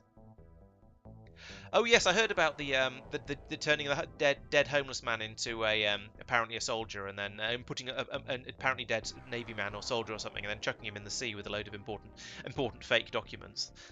That was quite clever. Due to the sort of general glitchiness of XCOM, I can actually sell the stuff that they're bringing back with them before the ship gets back, so I shall do that. There's no point in having more navigations and power sources, because everything that uses a navigation also uses a power source, so I'll sell one of those. Can sell 10 sectoid corpses off like this. Mine probes. I don't need 7 mine probes, I'm sure.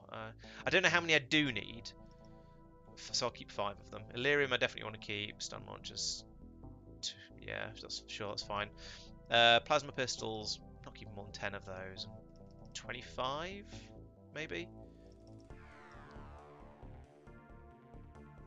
Yeah, that seems reasonable. Oh, got lots of laser rifles. Let's sell all those off. Oh, it's because I stopped auto-selling them, I think. There we go. So we'll sell 23 of those. 2.5 million! Crikey. Okay, now we're going to build a new base. So we've got one here in sort of East Africa, Eastern Asia, Western Europe sort of area that covers. No, sorry, here. That's where I was confused. We've got one here in the Middle East that covers Europe, most of Africa, and some of Asia. We've got one over here in Cuba that covers the Americas. So I think having one over here, maybe here, so it gets Australia and Japan. That seems like a good place to put it. Most of Australia and most of Japan, anyway. Yeah, I think we'll put another radar station in here.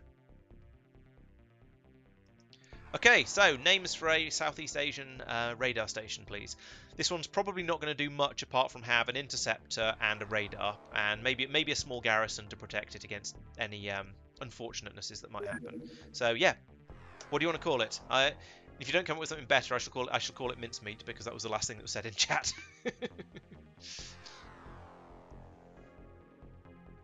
Let's call it Southeast Asia for now, and I'll rename it once you've chucked in some ideas and some better suggestions. So what I want to do is I want to build facilities. I want a hangar on the top, and this time I'm going to put in the where is it? General stores. There we go. That one underneath, because then we can get the other stuff up and being built. Down under, yeah, that's not bad. I won't put in the... So, right, once this is finished, I can then whack in a big radar and... It's about all... Oh, and a living quarters, and that'll be done. So far, down under is my favourite. I'll call it that until somebody suggests something better. What was the in Discworld, the university in the equivalent of Australia, in 4X, the counterweight continent, it was called it's called Bugrup University or something like that, wasn't it?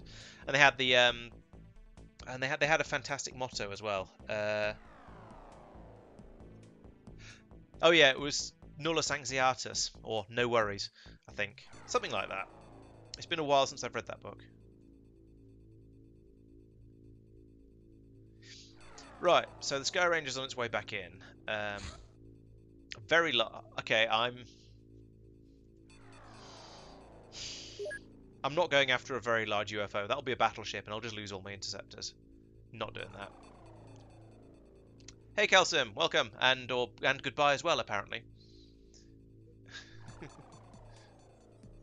Well, yeah, it's gone reasonably well. Well, the Terror mission went fantastically.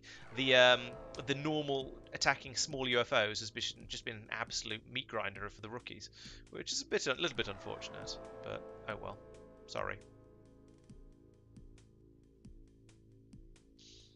can't go after it. It's probably looking for my base. That'll be what it's doing. It'll be on a recon trying to work out where my base is so they can come over and attack it. But at the moment it doesn't seem to know, and now it's gone. Okay. There it is again. Yeah, I feel like they're definitely trying to find my base at the moment, which is not what I would like them to be doing, should we say. There's my smoke grenades. And my avalanche missiles. I don't remember ordering those. I don't like this. I don't like there being battleships floating around nearby, because I don't have any ships that can go up against them. If I send my interceptors off to attack them, they're just going to get shot down almost immediately, I think. And it's just not going to go well. I can't do anything about it. I don't even want to know. Okay, here's some people. Let's name some people. Right, so here we go. Cynthia Hunt is now to be known as Luna. Luna is a good shot. Nice, 69 firing accuracy. Not very strong, not very good with hand weapons. When do you use hand weapons in this game? I mean, yes, okay, you've got the tasers, but apart from that, who cares about melee accuracy? Not very brave. Good shot, but nothing else really going for her. Okay. Caladrian Mark, whatever. I should be numbering these people, but that'd be depressing. Caladrian is quite good at shooting. Not as good as Luna, but pretty good. Good at throwing as well. Good at bravery. Actually, he's generally all round very good. Pretty strong as well. Yeah, I approve of that one. Is there anyone who I haven't named a squaddy after yet? If so, speak now or forever hold your pieces. Who's that who's been sitting there wounded for ages? Who did I get hurt? Oh, it was Gort, I remember.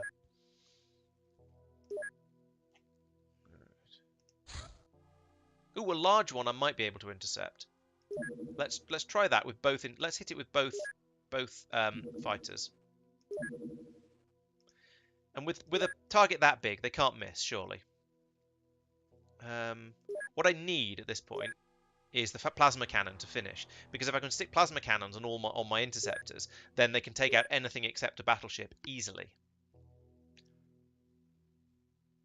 Oh, I can't do intergalactic fisticuffs against a battleship. I can do intergalactic fisticuffs against one of these guys. Oh, intercept. Right, let's. Right.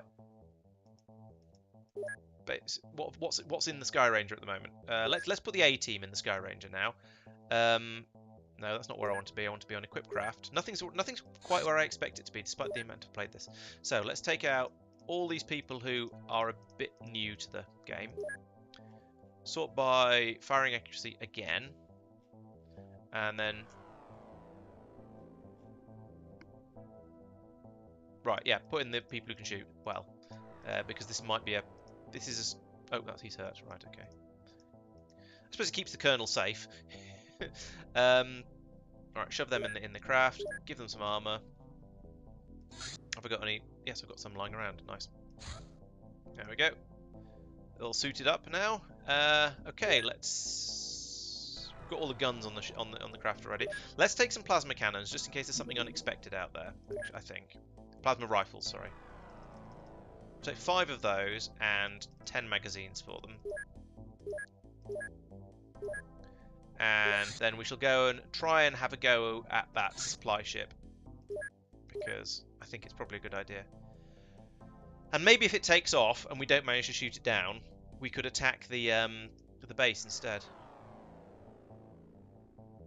It's probably going to take off before I'm ready, before the Sky Ranger gets there, because the Sky Ranger not that quick. But I've got the interceptors parked on top of it. Oh, hacks! That seems like cheating. That they could take off and fly away without the interceptors being able to, you know, intercept. Maybe next time that happens, next time we see a large ship, I should immediately fly the Sky Ranger out over here, and while I try and intercept it, on the assumption that it's going to land there and we'll be able to take it on. I think that's actually a good idea. I'll do that next time. This is just a routine small one. Oops, I already intercepted it. As I say, routine. Let's do a bit of patrolling over there. We're not going to find it again. It's probably left. Oh, take it back. It's re-emerged. I wasn't expecting to find it again, but no, the patrolling almost never seems to work. I thought the only thing it was really good for was finding enemy bases, but apparently not. I mean, today I learned. Let's see if Interceptor 1 can actually hit something today. Good. Yeah, that'll do. Okay, what time of day is it? Is it time to send the... Yeah, this time to send the Sky Ranger out. Let's go out and play with the new guns and see what they're like, because we haven't used them at all yet, and I sort of want to give it a try. I think I can't remember which squad Mark is part of actually. Oh yeah, you were part. Yeah, you were part of the A team, I think, because you were apparently good at shooting. Right. This is going to take a bit of finding of stuff. Strong heavy, sure. Let's find another person with heavy. Oh, 44, yeah, that'll do. You can have the rocket launcher. Actually, no, you don't need the rocket launcher. There's no point in giving you the where are the rockets? Where are the rockets? Oh, they're there. They are there as well. Right. So there's no point in going in trying to capture on this particular mission, I don't think. Let's give Calcim a plasma rifle and find out, and just to see what they're like. So you can have a plasma rifle, and you will need a clip for it, one of those. We don't need the explosives, really. We'll give... Mark doesn't need... Oh, no. Yeah, words. Let's give Mark a plasma rifle as well. And just hope he doesn't shoot the tank. Okay, Zucker can have one as well, since he doesn't... No, it's a rocket. Let's give you a plasma rifle as well, since you don't seem to be carrying anything else. The rest can all pack the normal gun. Yeah, that seems reasonable. Given that I'm intending... Oh, it's a jungle mission. That's mildly exciting. Calcim, I also want you to... That's a prox grenade. Why don't you have a smoke grenade? Ah! Where's Mark? Are we going to have to deploy without smoke? That's unfortunate. Snake Man! Awooga! Okay, it's looking the other way.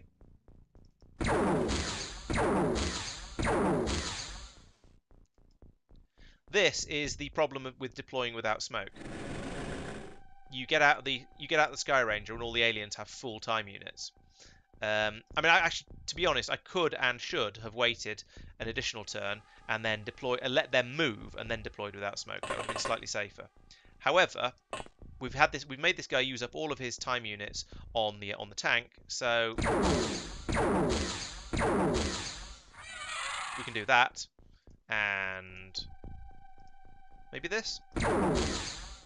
We're thinning out the shrubbery a little bit, but it's not done anything beyond that. Okay, let's bring out Misdirect. Yep, okay, that's fine. We know it's there. To there. And this will either blow him up or it'll blow up the shrubbery in the way and make it for an easy shot for the next person. Okay, let's take out the shrubs then. We took out some of it, I suppose. That's a good start. And then we'll bring the next person along, who's also got a plasma rifle. That's convenient. Given that these guys seem to be a bit tougher than the Snake Men are quite a bit tougher than anything we've faced so far. Come on, you guys are supposed to be the ones who can shoot. You're supposed to be a really good shot, Mark. Why are you missing? You got Calcim killed as well. Ah. Okay, next time I say, hey, why don't I just deploy without smoke and waiting? Tell me I'm an idiot. Kill it now. Kill it with everything. There we go. Oof. True, they can. I don't know whether it happens often. Right, we will put the smoke up now. I should have done it sooner, but I'm doing it now. Better late than never. And we'll move everyone else forward.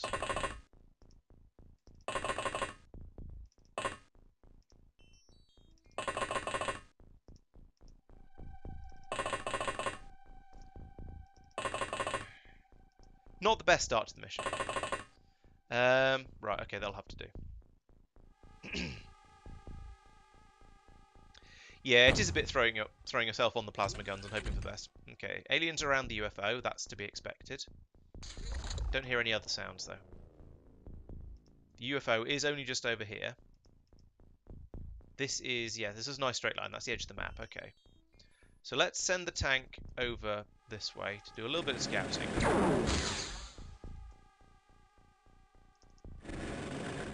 There's one there. Okay, so now it's time to try and put down some fire in that general direction. Don't have that in your other hand. Let's try and get some... Jungle missions are...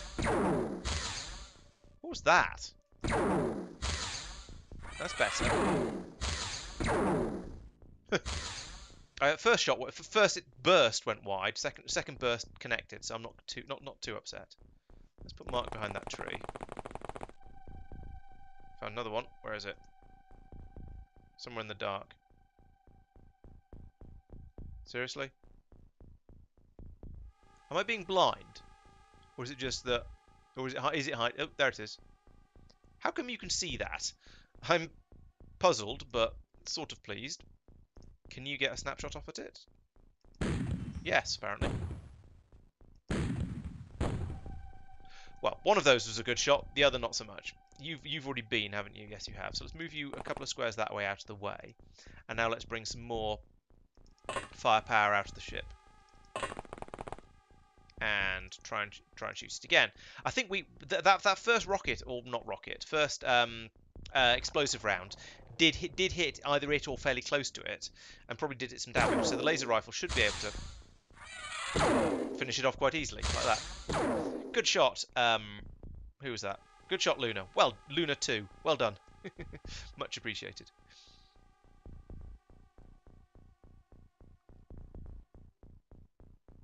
Technically for Star Wars, I might have missed... Oh, yeah. Yeah, Legends over over Disney-fied stuff, I think, for Star Wars. Can you move there? Can you move there? You can move there. Lots of trees and weird plant stuff in the way in the jungle, which makes it kind of hard to navigate. To know, it's hard to know what's going to give you useful cover and what isn't, and what you can stand on and what you can't.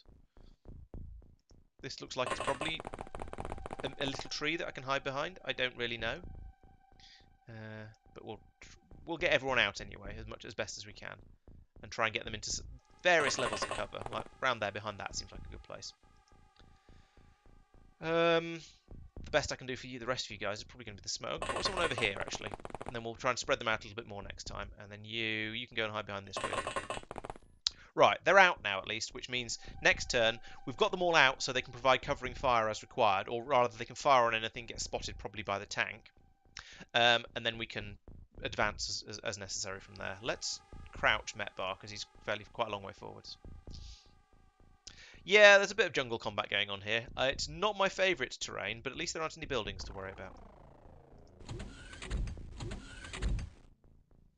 Yep, they're all moving around inside the UFO as they do. Let's look over here for more aliens and clear out the outside area before I. Yeah, I was right. That rocket basically was dead on the alien over there.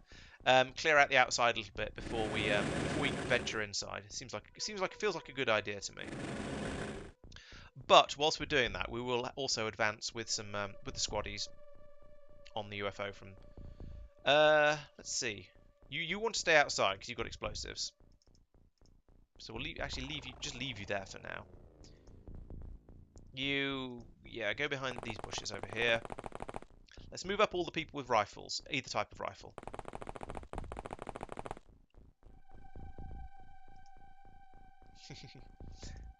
Yeah, I love the smell of snake men in the morning.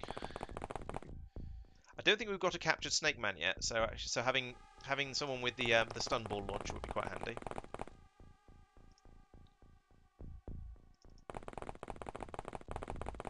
Not sure I want to be down here, actually. They might be playing opening closey and be able to get us. What an interesting terrain, but okay, let's hide behind that bit of it then.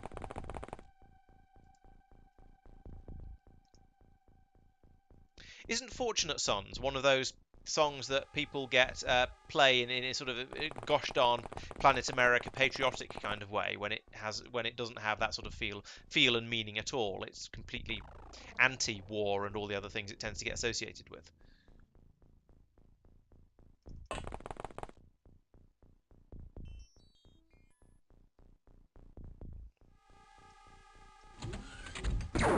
Ah! Ooh. Cover worked, apparently.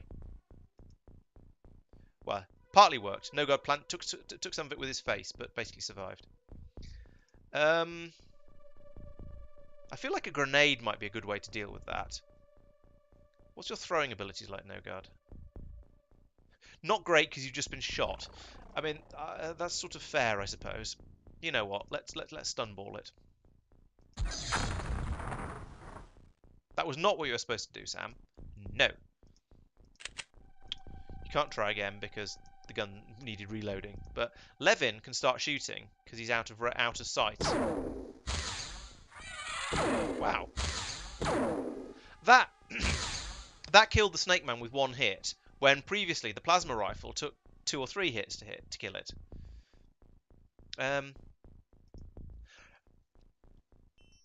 Yeah, that's what I thought. Yeah, anti-Vietnam song. That fits with my understandings of it and how of the sort of misuse it gets from various politicians and things. There've been a few cases recently of various musicians telling right-wing politicians that no, basically suing them to make them stop using their music in their adverts because it's not the sort of it's not what they're basically, they don't support them. They don't want to be part of that sort of thing, which makes a lot of sense. Let's bring a load of these guys over here, and then try and get some of these down. Okay, maybe I should have used a grenade. It's a shame that stun ball missed.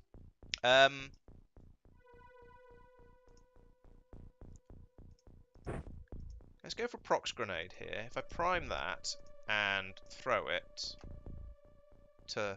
It's going to blow up that corpse, unfortunately. Can you then get out of there? Only a little bit.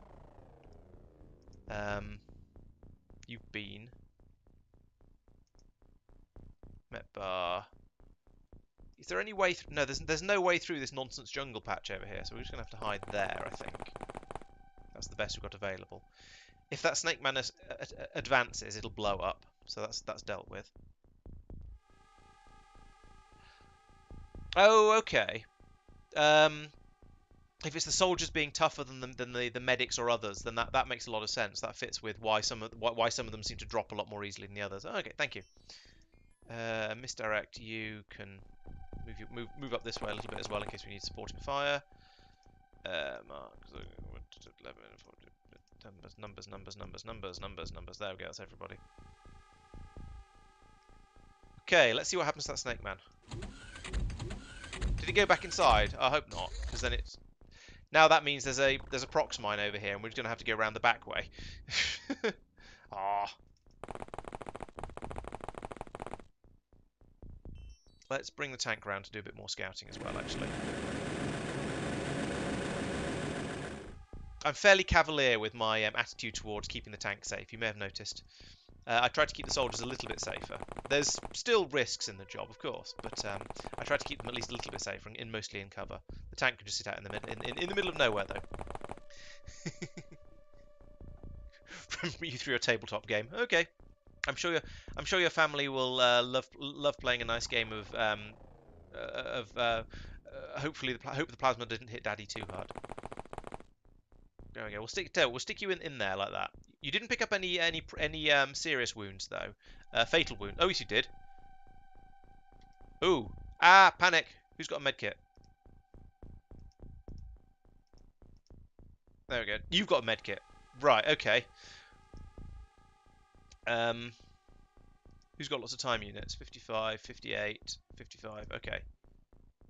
Right. Let's move you.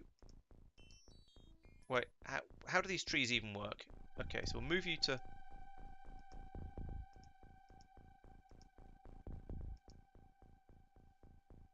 there. Oh, I moved you too far. Ah. Has anyone else got a medkit? Zucker is right over there. Okay, right. Well, drop the medkit. Not enough time units. Okay, next turn. Yeah, you've got enough hit points to survive another turn, as long as the alien doesn't come back around here to try and do something. So we'll move Metbar over here. No, we'll move Sam over because he's got the most term units, and he can heal you up next turn. It'll be fine. Don't worry. We've got this.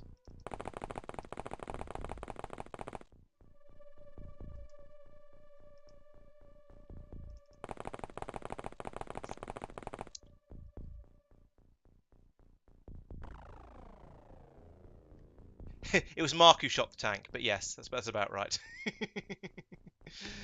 Yeah, the no smoke might have been a mistake. In fact, the no smoke was a mistake. But we didn't have any up at the front. I will accept full responsibility for that. But yeah, there wasn't any smoke up at the front, which is why we didn't deploy with any. I should have still waited though. Before.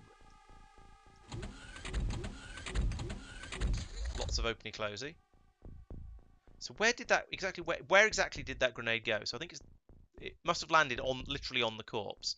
So these two aren't going to be able to get anywhere useful with it. Okay, right. So now let's do the healing. Drop the medikit on the floor. Take us. Oh, for goodness sake! Take a step to there. Move there. I need to heal this guy up before things get worse. We'll try and ignore the fact there's an alien over there. We'll use the medkit, and we shall do heal, heal, heal. Right, there we go. You are now safe and not going to die. We will then run away. Both of you, get into cover. I said run. No, not you. Run away and get into cover. Does anyone else have any convenient explosives? So there's another prox. Levin's got another prox mine. We could probably lob that over the top of the ship, I think.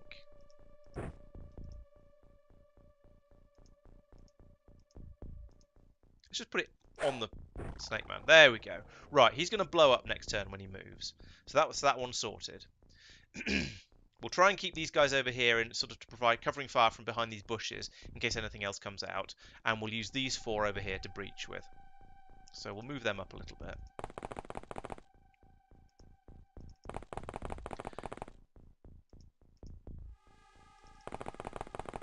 Come to think of it, when that Snake Man moves, that's going to blow up the other prox mine that was down there, because it'll blow up everything in its destruction area. And I think that's going to take out this corpse and all of the stuff that was on the floor there. We'll see in a minute, but I think it's probably going to be fairly safe over there in a moment. So we are going to be able to walk people over there without them blowing up. But right, let's test that theory.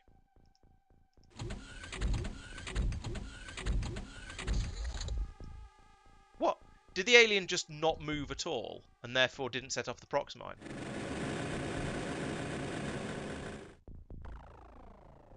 I'm very confused by this. Or did it landed just out of range of where it was standing? Ah. So we've got one prox mine there underneath the corpse, and presumably one there, just across from it. And it was standing there and moved away from it, so it didn't get set off. The throw was aimed at the Snake Man, so it should have been okay, but turns out no.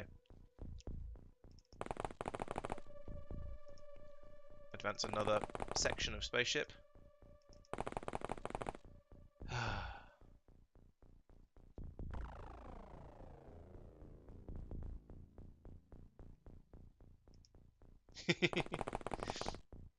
Yep, afraid you're going straight into combat again, Johan. Yes, Mike definitely would shoot the tank if he got any sort of opportunity. It's definitely the sort of thing he would do. Oh, you haven't quite got the movement range to get to cover over here. And I can't really tell what is cover anyway. So, let's move these guys in over here. But try very, very hard to remember that there's a prox mine just around the corner, so they mustn't go any closer. But they can be used for supporting fire from this angle. Sam, I want you to hightail it round there and try and stun one of the Snake Men at some point in the future. No Guard, we're going to keep you out of the way because you've lost a load of health, and I'm afraid you might just fall over at some point. We'll leave the tank there as a recon vehicle, and also potential plasma sponge. And see if that Snake Man walks out and goes straight into the bombs, into the prox mines. Nope. They've learned. Al also has a prox mine, so we can prox mine the inside of the ship when we go in. That's good. Let's move the tank down a little bit so it can definitely see.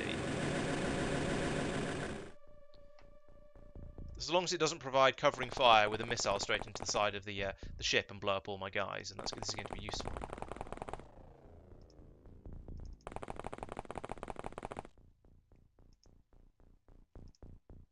Here's the stun ball launcher. Bring him round. I imagine the aliens will be a little bit scared at first until they realise how little damage fireworks actually do compared to, say, plasma bolts or something.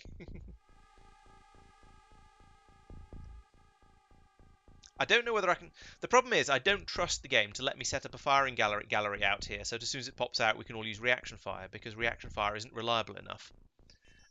It'll probably get out and kill one of my guys before it got shot by all the rest of them, who would then probably all miss. So, yeah. Yep, I shall breach the other way this time, thank you. I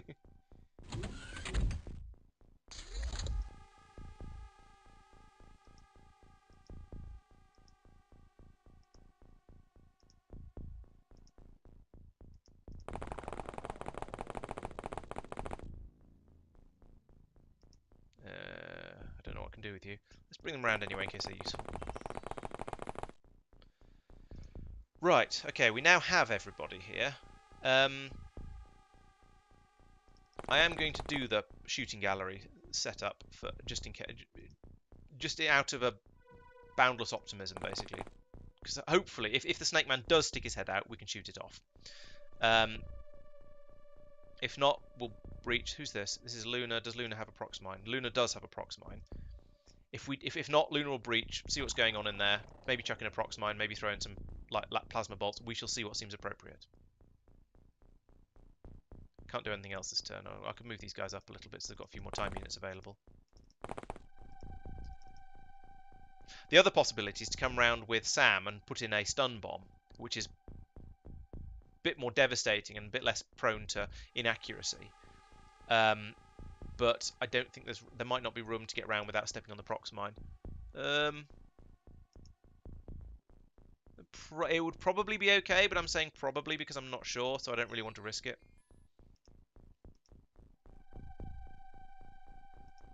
I was half expecting the Snake Man to come out and step on the prox mine and blow up all my soldiers. Hi. Well, let's deal with the immediate threat.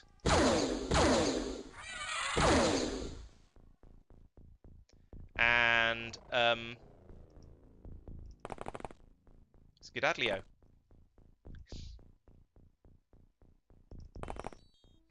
And continue the theory.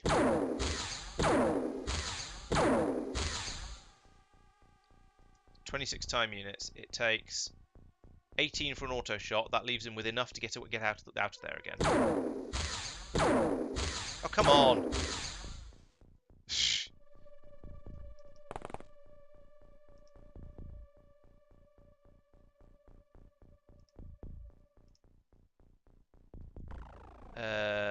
No, I don't trust this.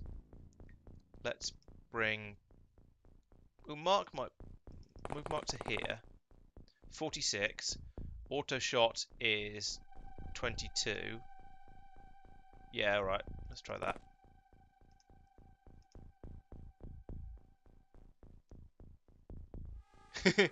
Yeah, I mean, that's the point. You can use a laser rifle as a melee weapon if you really want to. Yeah, just shoot up the computers a bit. That's fine. They don't need those. Now, my original plan was to put a prox mine in here, but I think that plan has slightly gone out the window because I've just been shooting the aliens like fish in a barrel instead. I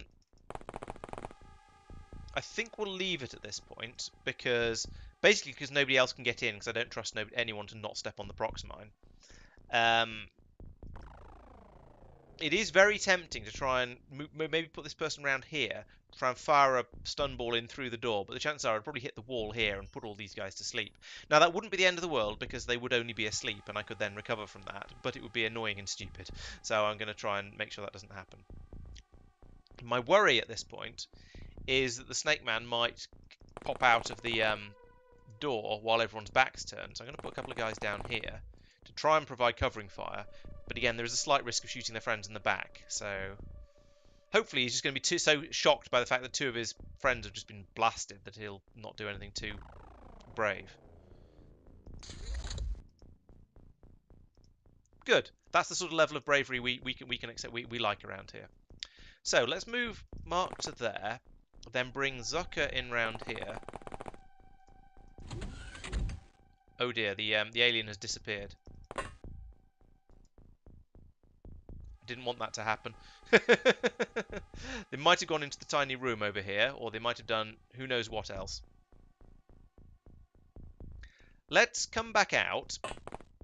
Discretion is the better part of valor and all that. And line up again for another breach according to the standard rules. There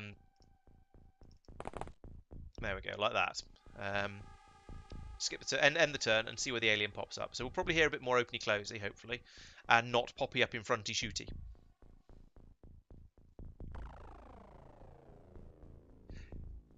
Yeah, the standing these guys over here is probably a bad idea. All right, let's move them back out of the way because crossfire is not a good idea. And you're quite right, it is entirely possible. Whereas now having them all on the same side over here is probably going to be a little bit safer. We are clustered near the mine, but we are not close enough to the mine to trigger it. And hopefully if he comes out the door, we'll shoot him before he sets it off. That was the door closing. He didn't play openy closey, so either he's hiding in the corner here, or he went into this room last turn and we didn't see. I don't know. I think we're just going to have to go in and have a look. And now there's two of them. Okay. This seems like the ideal opportunity for a stun ball launcher, to be honest. So let's do that.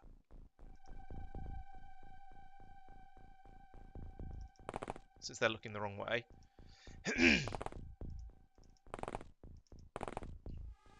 That's not the stun guy. What? Oh, is he the stunning guy? Yes, he's a stunner. He's a bit far away. Did none of the other ones... I thought I brought him in to have a look, but maybe not. How much to shoot? 23 for a snapshot. Okay, this should be fine.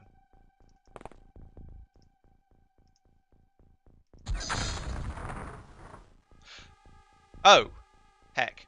They're a lot tougher than I was expecting them to be. I was hoping that just hitting them with the stun ball would take them both out in one shot, but it didn't, and now he has no time units left. Sorry, Sam. Things might not be going to go so well for you. The door will close automatically at the end of the turn. So he's going to have that much cover at least. Ooh. Nope, can't shoot in there. No line of fire. Shucks. Yeah, we're just going to have to see how this goes, I'm afraid. It did not go well, no. I was expecting that stun bomb to be powerful enough to take out a Snake Man. But it turns out it just definitely isn't. I can't do anything else from here. There's a guy blocking the doorway, and he can't move. The door's closed.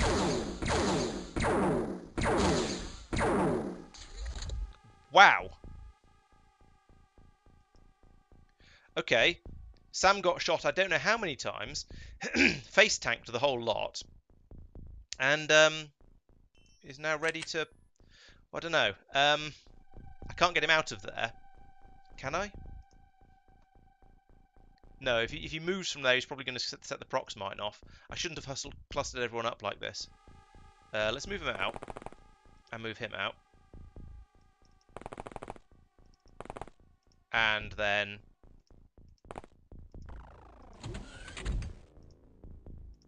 melee!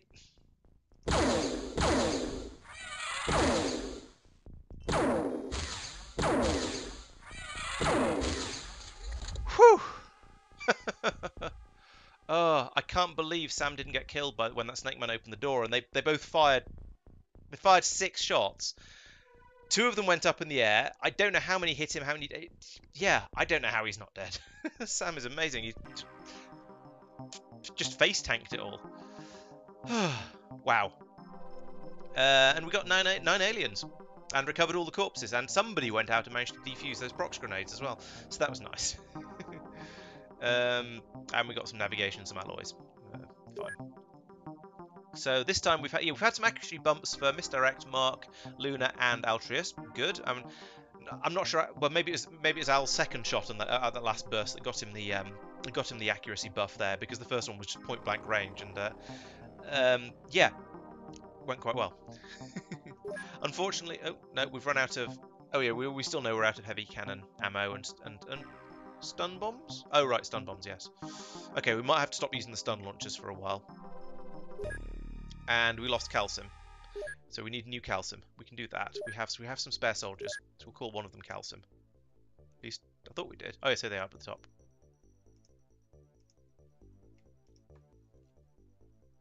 You are now to be known as calcium, and you are basically useless. Crappy firing accuracy, low strength, decent stamina, reasonable time units, but nothing else to write home about, unfortunately. Yeah, I guess we've just left the we've got quite a lot of wounded as well. Sam and No Guard both wounded. Wonder how long for. 6 days for Sam after being shot 5 times. Shot at 6 times. And No Guard is out for 4 days. That's not bad, given how wounded you were. Maybe because we slapped the medikit on you straight away before we went home. Excuse me. Right, let's fly that home again. Things do seem to be getting a little bit more dangerous. We're getting snake men now, and they're a bit tougher. The plasma rifles wasn't doing as much damage as I was expecting. So let's have a look at the damage of those weapons. So the laser rifle does 60 damage. I think it was 80 for the other one, for the plasma. So, no, not that one. Not UFO components. Alien artifacts. There we go. Plasma rifle, 80. Yeah. So it does straight up do more damage. I don't think this game has resistances for certain, or vulnerabilities to certain weapon types. So I don't know why yeah, I think it must just be that some of them were just. It was just the random luck of the roll, basically. Yep, excellent first aid skills. You're very lucky that I can't even remember who it was who came over and patched you up, but whoever it was did a very good job. What am I researching? Oh, it was the plasma cannons. I remember. There's going to be some stuff to sell now, and at that point, I might even be able to open another base. The amount of money. Oh no, I need to finish off building the bases. By the time I've built all of the radars and things, it's going to be a bit more expensive.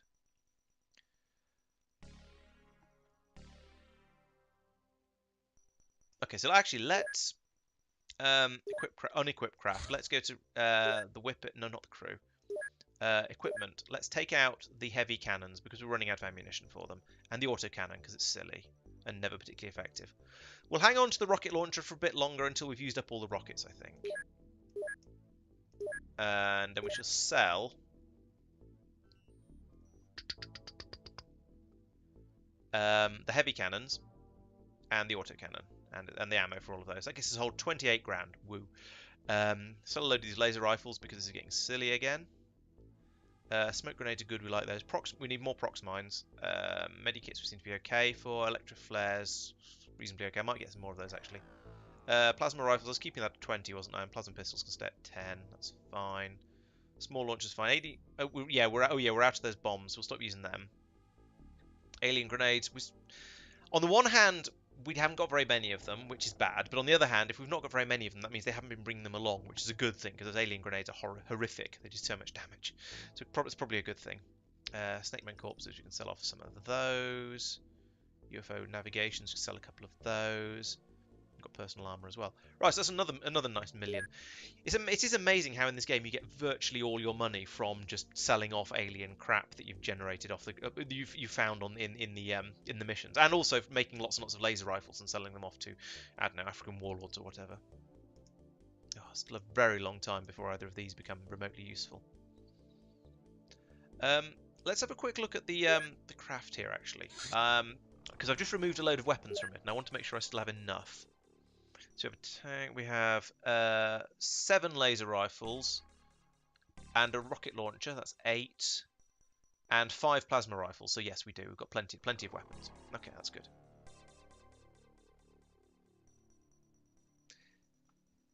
Snake men may well indeed be selling snake oil. But also plasma. Yes, that's true. Lots of plasma. Lots and lots of plasma.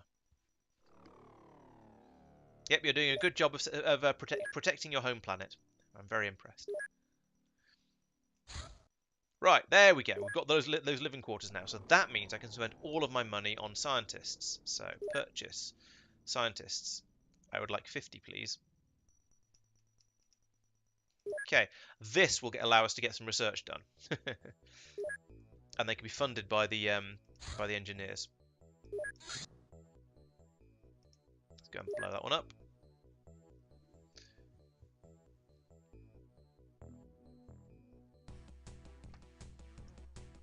I'm not sure whether I really want to go out and start fighting these, because shooting them down is relatively easy, like that.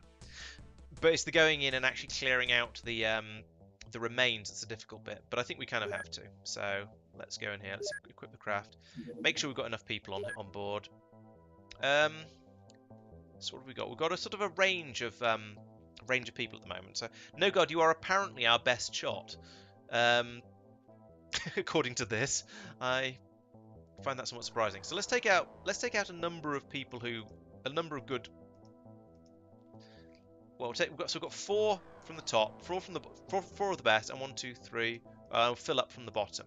So we've got a handful of people who in theory, we can rely on to get the good shots, and we won't take Audi van der Meer because they don't have a name yet. We've got a handful of people who are good shots and can be relied on to put down the damage where it's required, and then we've got a load of people who need bumping up a bit, including Giant Lobster, who's a captain but still can't shoot for toffee. So hopefully we'll be able to do something about that on this mission. Let's make sure everyone's armoured. Calcium is not. New calcium, that is. Everyone else is. Good. The tank has been repaired again. Oh, we need to order some more bits and pieces, actually, now I can think of it. So, purchase. We need some more heavy weapons platform rockets. Might be nearly time to stop using the tank, to be honest, and just start going all in on all the squaddies, because now we seem to be able to output more or less enough damage to be able to deal with the aliens reasonably effectively. Let's get a few more large rockets, because I do still like to have those available. We'll give it to someone other than Lobster this time, because he doesn't seem to be getting as much experience as we'd like. Electro flares. Let's get some more of those for the next Night Terror mission. I'm fairly sure, no guard. Let's have a look. You have a firing accuracy of 73 apparently. Whereas the lowest one is Rudy van der Meer, the recruit, who's got 40. Calcium at 44. Yeah, you apparently have the best firing accuracy. You've been on 2 missions, you've had 1 kill and got yourself hurt. But apparently you've been spending all your time down on the range. Yeah, you did the Terror Site 3 and Crash Site 12. So, yeah, performance. You've killed. Both the guys you killed were Reapers. They're big targets. But even so, I mean, the fact that you managed to take them. The fact that it says your stats are 73, but maybe you just like to have really big enemies to shoot at. Altruis has taken out 2 floaters, 2 snake men. Sam's 2 floaters, 2 snake men, 2 floaters. 3 floaters and 1 snake man for Levin. Wow, Gort's got 10 kills, 6 floaters and 4 sectoids, but he's been injured for approximately forever. You can tell because you can tell he's been around for a while because he's got 3 kills with the rifle. Zucker's got 7 kills. That's pretty good. Mostly floaters. And he's been in the lasers and plasmas though, so he's a bit more recent. Mark again has got 4 floaters, 1 Reaper, 1 Snake Man, and half a tank. Misdirect's got a nice variety in there. Oh, 1 civilian. That's not so good. We don't appreciate that. Please don't do that. And then we're down to 1s, and yeah, that's. Oh, Mike's got 1 sectoid and 1 Snake Man. Ed's got 2 and 1 through. So yeah, there are a few really high scores now. Lobster's got 6 kills. Oh no, 1 was a friendly though. Lobster, do you have to? was a rookie apparently. Yeah, but the best, the highest score I've spotted so far was Gort with 10, I think. And there was somebody with, or misdirect with 7, 8, misdirect also with 10, but a much wider variety. But one of them was a civilian. Yeah, so pot shots at the Reapers seem to be what you're good at. It doesn't show assists in there, unfortunately. When you've hit an enemy a couple of times but didn't necessarily kill them. Right, intercept time. Let's go the Whippet. And yeah, I think he's going to get there before dusk, so that should be all right.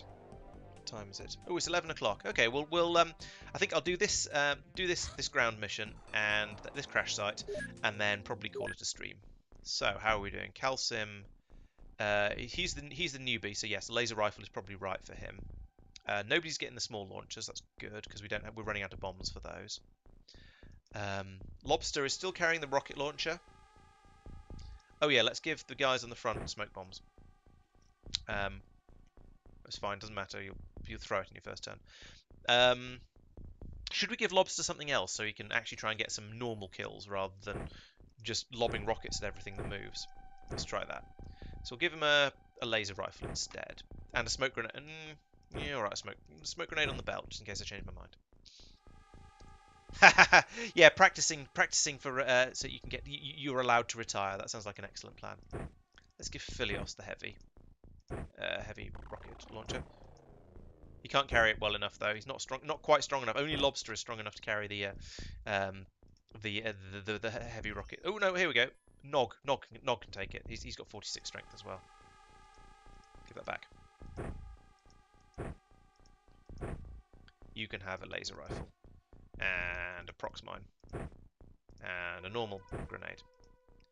Biomond, you're getting a laser rifle. I just haven't got one for you yet.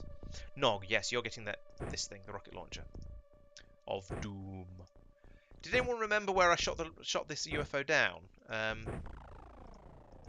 Because that is going to affect what sort of enemy buildings we have to deal with. Right, let's go from the other end now. So Calcium is the worst shot. So Altrius, that means, is the best shot, which is interesting. So we'll give him a plasma rifle and a reload for it as well. We can carry those lights. There's no harm in it. Luna is also a really good shot, it turns out. So we'll give her a plasma as well. Is that enough to give everyone else laser rifles? Hopefully. Right. Yes. There we go. That's everyone set up. Yeah, heavy's fair enough. I mean, at this point, later on in the game, so at the beginning of the game, who is a heavy is the most important, because that affects who can carry the heavy weapons, the ones that do all the damage. Later on, heavy stops being anything like as important, because nobody can see him from here. It's the edge of the map. There's no point in smoking the inside. Yeah, later on, it's accuracy that becomes the most important, because you want to be able to hit the aliens. And all the weapons, you get weapons that do more damage, more direct damage, but don't weigh as much, like the plasma rifles and the heavy plasma. There's the UFO. Oh, it's a tiny one. Cute. There doesn't seem to be much over here. So there's quite a lot of hedges and buildings and things on this map. So I think, let's see if we can deplane a few of the normal squaddies first. Oop, there's one. Oh, it's sectoids. Okay, that's less scary than I was expecting. I was expecting there to be more, basically Snake Man. Because that seems to be what we're on at the moment. Yep. Okay, Lobster is living up to his accuracy score. So I suppose at this point we are bringing out the people who can't shoot. They are the first people who will come out of the Sky Ranger. What was that? Don't shoot the Sky Ranger. We need that to get home. So we're bringing out the people who can't shoot first, and then we'll bring the people who can actually see with both eyes once So we've freed up the front of the Sky Ranger. Oh, there we go. Who was that? You might be due a promotion. Well done, Biomond. Much appreciated.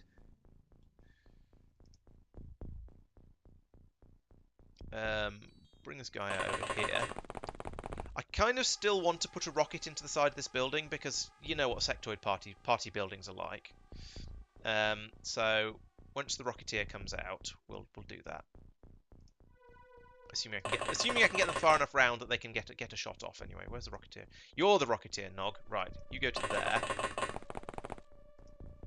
Can you? 24? No, it's 27 for a snapshot. Oh well. It's a nice idea. Maybe next turn we'll put a rocket into the side of the building, because, you know, ain't no party like a sectoid party, and I bet that building's got one in it.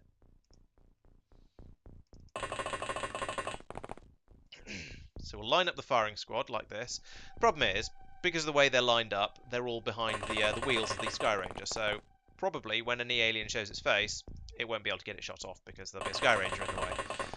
Still, it's a good start. We've got them there all looking very intimidating in the edge of the smoke screen. And at least we've got a good view out so we can see what happens over here. Let's point some people out in other directions as well so we can see if anything pops up in an unexpected place. Yes, bug swatting is an excellent plan. Yep, they're all in the building. Let's open it up a bit. In fact, you know what? I reckon I can get a rocket inside here with Nog. Let's try this. Aim for that bale of hay there. Huh. Maybe there's another barn with where the actual sectoid party's happening, and that was the sectoid who doesn't get invited to parties because he, I don't know, smells or something.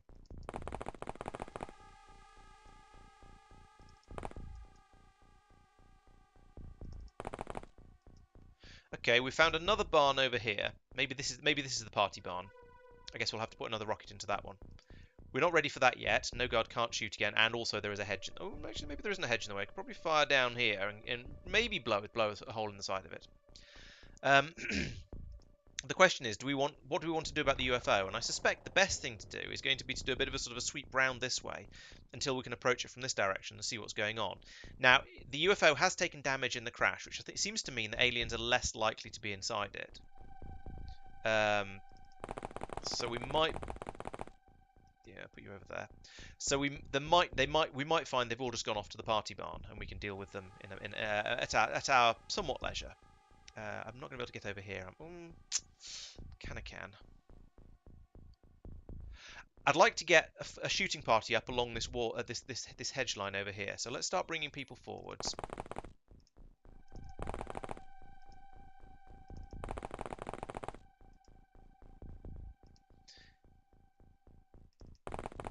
And maybe along this hedge over here as well. Metbar, why are you still holding a smoke grenade in your hand?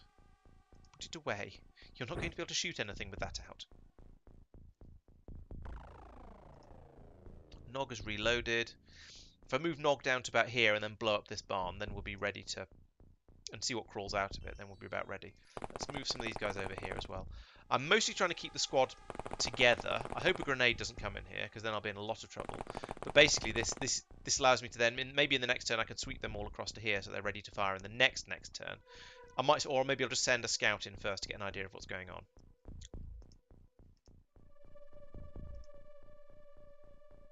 It's quiet. Okay, we'll send a scout in. Nothing visible. Okay. What about over there, actually? Look at the UFO. No, nothing there either. Okay. Let's send the tank round to block anything coming out of the UFO, I think. Oh, there's one. Peter! You get the first go. No, you don't, because something's... oh, it's the Sky Ranger's in the way. Of course it is.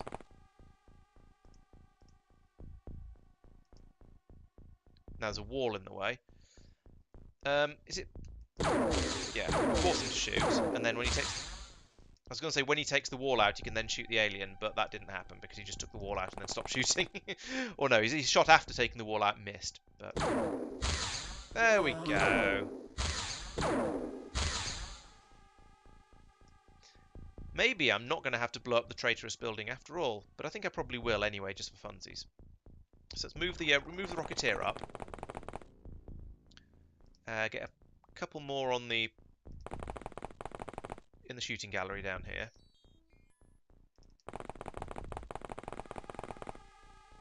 Then next turn, rocket into the side of the building. And then we'll see what comes out when we crack it open. The tank has moved. Okay. What about you? You might as well have a look around here. This isn't the sort of place I expect there to be aliens, but I like to check anyway just in case, because they are sneaky buggers sometimes. In fact, can you get round to down to there? Yes, you can. Let's put you there next to the UFO where it's safe. Pardon my phrasing. Let's move some of these guys up here as well for that additional covering fire. Where's the best place to put you? Probably there. Okay.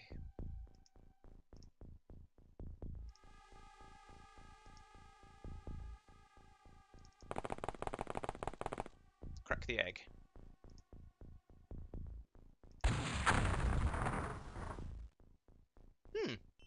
Nope. No aliens in that barn. Or at least not on the ground floor. And I've taken out a chunk of the upper floor as well. Colour me surprised. Maybe there isn't a sectoid party happening in the barn. Maybe there's just one sort of slightly wounded sectoid hiding in the UFO. Or there is another building over here. We won't blow this one up yet. We'll just leave the tank here for now and as a scout. I think we need to breach the I don't know. There's two things possibly needed to be done here. It wasn't that nice a shooting. I was aiming for the middle of the building and hit the edge corner, but it took out the wall anyway. So I guess we can be okay with that. There's a couple of things to check left now. There's this building over here, and there is an open door on it. So there actually is a sectoid. There was a sectoid down there at some point, but it could be this one. He might have come out and wandered over this way. There's also the UFO, and the UFO is the place where the aliens normally hang out. So let's send some guys over here to ready to breach the UFO with plasma sponge provided by the tank. And let's send these people down here to flank around the bottom of this building to provide covering fire over this way if we discover an... Oh, actually, no, just over here I think will be fine. Except there's a wall in the way.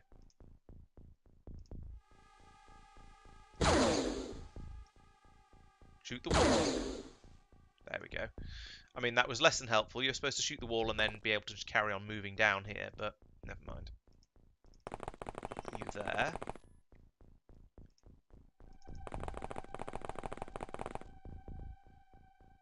Can you go to there? Yes, you can.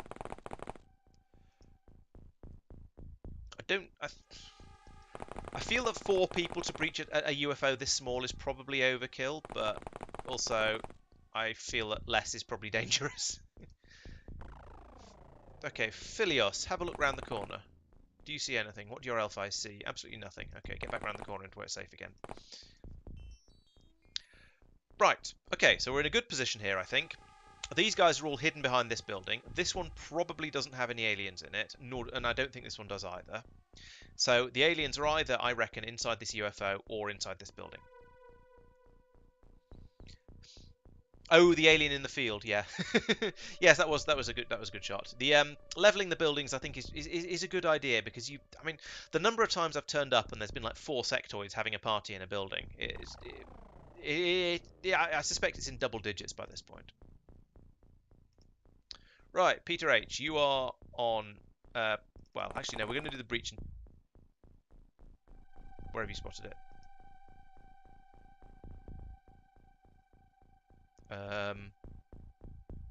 See what I mean? There's always an alien in the buildings. I just don't know where. Oh, it's there in the corner. Not in the building. It's next to the building. Right. Okay. That's fine. We can go back to plan A, which is this guy gets on the corner here, and these guys come around the corner, and they just start shooting. What has that that very specific corner of the building ever done to you, Metbar? Did you zero your sights between those shots? Close enough, I suppose. There we go. Right. Okay, I mean, that was an okay mission. We blew up some buildings, we killed some aliens. There weren't any in the UFO in the end, it turned out, but we got 3 of them. We recovered 5 corpses and 6 artifacts. So yeah, I'd say that's not too bad. Stats-wise, we got accuracy bumps for Levin and Metbar, so well done you two. And strength for Biomond and Metbar as well. Metbar did very well out of leveling up stuff. You got 4 more time units. That's really good. It means you can run a bit faster. And stamina for Levin. Yeah, that's not too bad. And we're running out of large rockets, but we know about that. That's why I bought some more. Okay, go home and yeah, I mean the sectoids not too much of a bother when it's just a sort of a little ship like that doesn't have any of the psionic ones on board. We can just go in and deal with them without too much difficulty. Right. Get rid of some laser rifles. Smoke grenades, good. Proximity electroflare, heavy plasma. I think having more than 20 of any of the types of guns is excessive. Having more than any of the corpses is a bit excessive. More than one of any of the corpses is also excessive.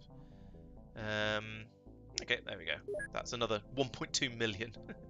I mean that has helped with because the sheer number of scientists I just hired it was a massive cost, and it's a little bit. I'm a little bit worried about how much that's going to cost me at the end of the month, which is in 13 days, quite some way off, because I don't know if the money I'm getting in from the there's the rockets I ordered. I don't know if the money I ordered, the money that I'm going to get in from the world for defending them is going to be enough to cover my running costs. So I'm probably better try and save a bit of money here.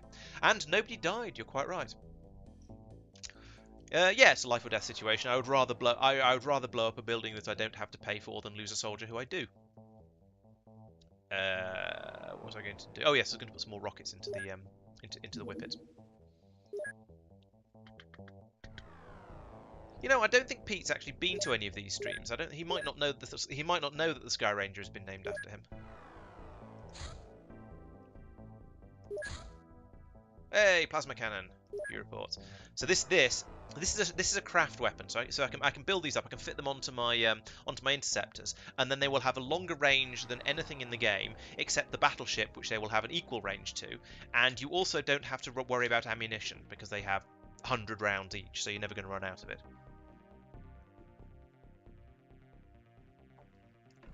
So the large ones, you can just keep plugging away at them until they eventually fall out of the sky. Alright, okay, allocate research, new project. So, what should we go for next? I'm tempted to start looking into some of the aliens, but I'm not sure there's much point. I think power source might be a good one. Maybe then we'll be able to get the armor up and running. There we go, we've got 100 scientists now, so this should be pretty quick. And always, we want to make some... we're still making the personal armor, good. Let's take the engineers off this for now. Although that will be a sell. And let's make... plasma beams. Let's make 2 of them for now, because they're quite expensive. In Illyrium, specifically.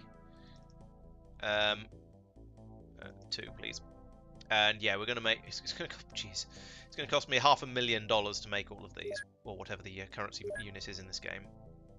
So once they've done those, it's only going to take them 20 hours to make them though, because it's only 2 of them. That's really quick, and there's 50 engineers, I suppose, and then we can get them back on the laser rifles afterwards. Yeah, but so they do completely destroy the smaller ships, but so do the avalanche missiles as well. And I couldn't be bothered to equip one interceptor with avalanche missiles and the other with the smaller missiles, just so I could take down the tiny UFOs. I'd rather just blow them up. They're not worth the time of going in and recovering them, because there's only going to be 1 alien on them. It's going to be a chase it around the map for 5 minutes and have a slight risk of being very slight risk of being killed just for 1 alien, and it just doesn't seem worth it. Right, so now we will re-equip. Well, first we'll re-equip one of the interceptors with one plasma beam. It's only going to take 2 hours, actually. Sorry, no, let's be sensible about this. Let's give it the 2 hours, like that. Oh.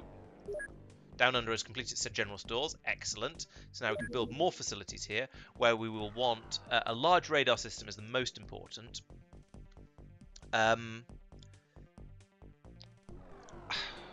kind of want to put in. I think I want to put in the living quarters as well, so I can station at least a few troops here. So if it does get attacked, it at least has a chance of defending itself. Lab I don't care about. Workshop I don't care about. Small radar I don't care about. Right, we'll put. So the other thing we're putting in is a living quarters like that, and then we'll transfer a few of the soldiers over here, and they can just be garrisoned here, and they'll to defend the base if something horrible happens. Annoyingly, over here, I started off with a workshop, which is foolish. I should have started off with the general stores here, because then I'd had to have the base half built by now. But, oh well. Live and learn. I could start building off the side of here. It might be a small enough base that's sensible and worth it. But I don't really want to. I think I'm going to stick with this design for all of them, because it is a lot more defensible. Although, as another YouTuber did discover, if one of the guided missiles goes off in the access lift, you then do actually lose the entire base because everything is cut off from the. No, sorry, no, it was this room got blown up, I think. No, I don't remember exactly what happened, but somehow he lost the entire base from one bomb going off in a really unfortunate place.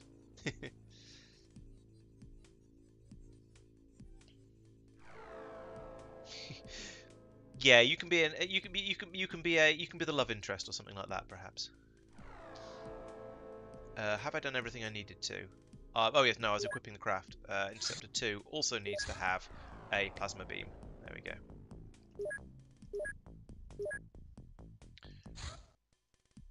Intercept. Right, and now we will see the glory of this fully armed and effective battle station. No, plasma gun. So we'll fly up here. Da, da, da, da, da, da, da. Oh, hi. And so you'll see now I've got different range. Oh, that's interesting. The plasma beam has a shorter range than the avalanche missiles. That was not what I was expecting.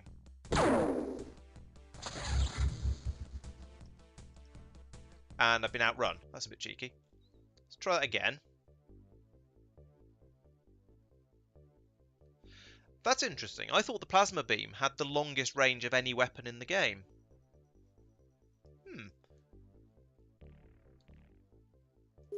But it turns out, excellent craft armaments, the avalanche missiles have a range of 60 kilometers. The cannon is useless. The plasma beam is 52. Okay, so I thought the whole point of the plasma beam was that you could stand off and just absolutely pummel your target without it being able to do anything. But it might, yeah, that's not what I was expecting. Maybe there's another weapon that I haven't discovered yet that I've forgotten about. I think there's a fusion ball launcher later on. Maybe that's the one I was. No, because that doesn't have that takes actual ammunition. I'm also still weirded out about the way the textures on the countries don't move when the globe moves. It's very strange. Let's increase speed. Oh, caught up with it again. Are we over the water now? Yes, we are. I think I'm just going to shoot it down here, though. Let's go for an aggressive attack this time. There we go. Shot it down into the water. Now, the problem with this is it wastes all the avalanche missiles, so I think I might need to actually switch the avalanche launcher back, put the avalanche launcher back into this one, and just or go all plasma beam, because that's silly.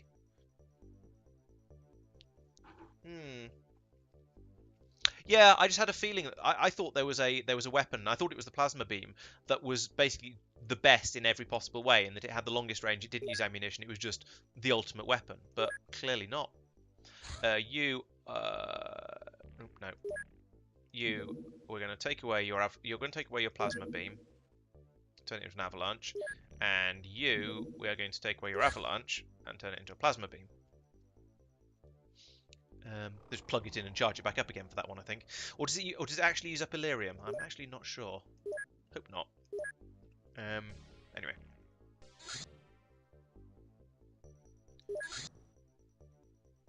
Right, well, it's landed again. And we're going to do the standard thing where we fly all the ships out to it, and then it just runs away from the interceptors because it's faster, and I get grumpy and I get salty again because that seems unreasonable. I almost need to open another base here in India so that I can just fly the Sky Ranger over very, very quickly when something lands here, or maybe I just need to go in and deal with the base rather than. Nope, there it goes. See, it's cheated again. Sigh.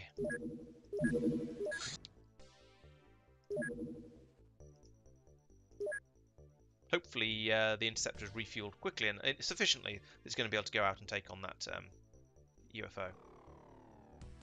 Now we've got dual plasma guns, so we can just pull in and just start pummeling it with them like this. Just like that.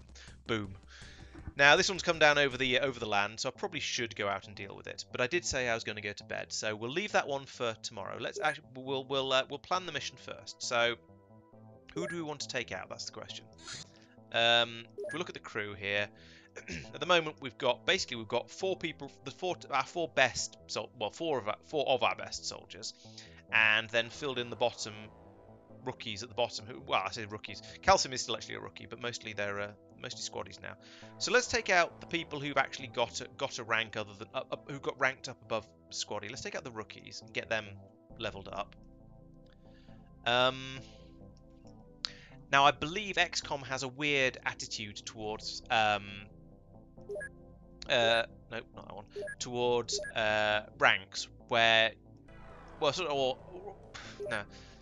Ranks are somewhat meaningless actually in this game, apart from rookie. No, stop getting it wrong. This one, ranks are more or less meaningless, apart from for morale type reasons.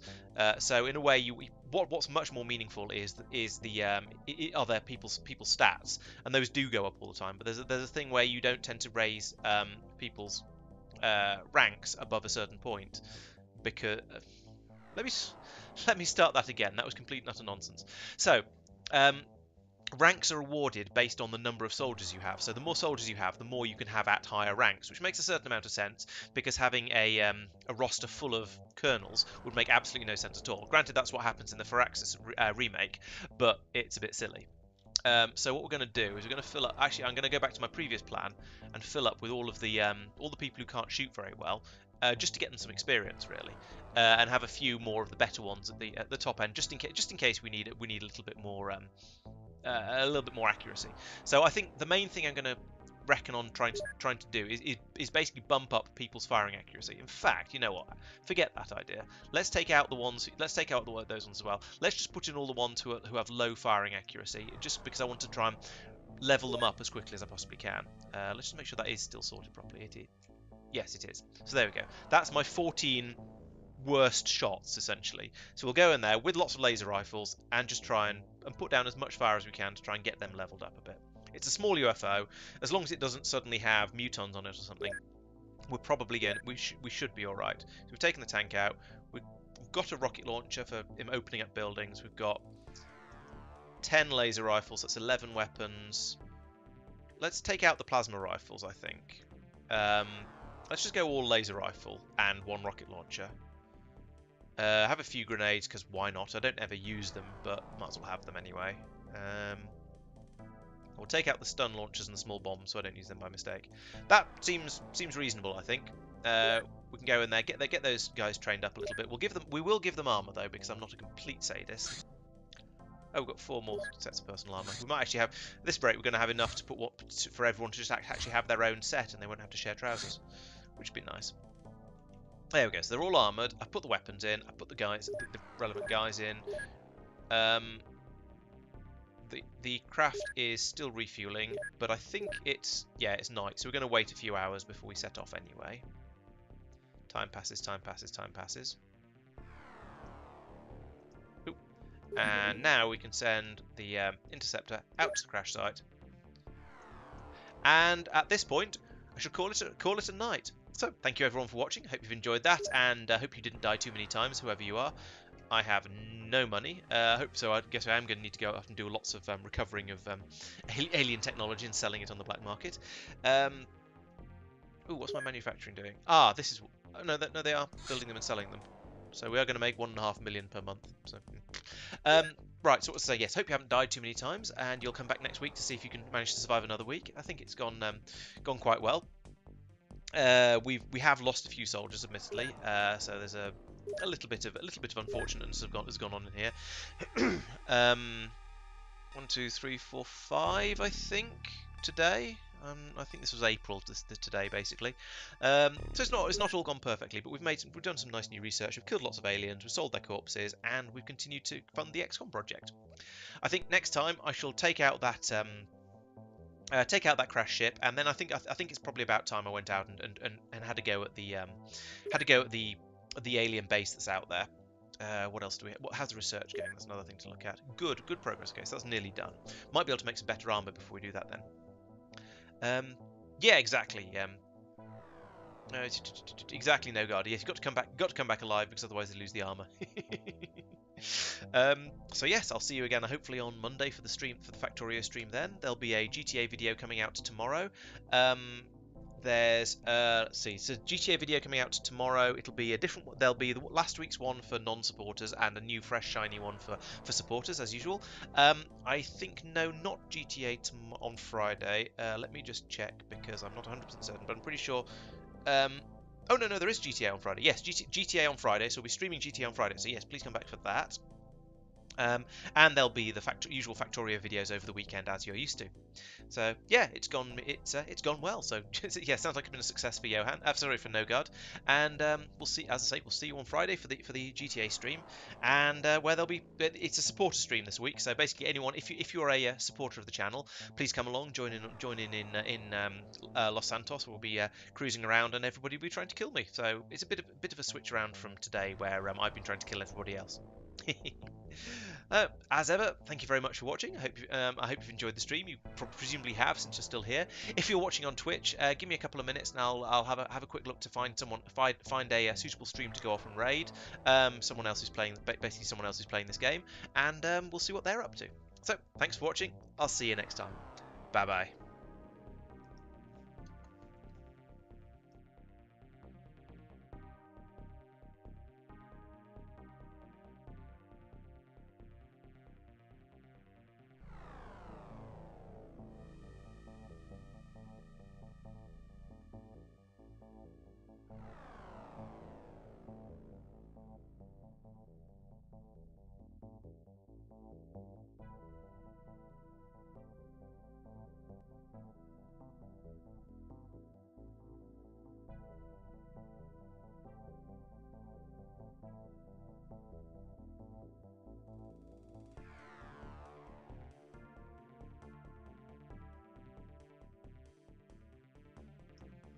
Maybe scratch that. There only appear to be 2 other people playing XCOM, and neither of them are playing it in English. Oh no, there's one new XCOM. All right, we'll go for that one instead.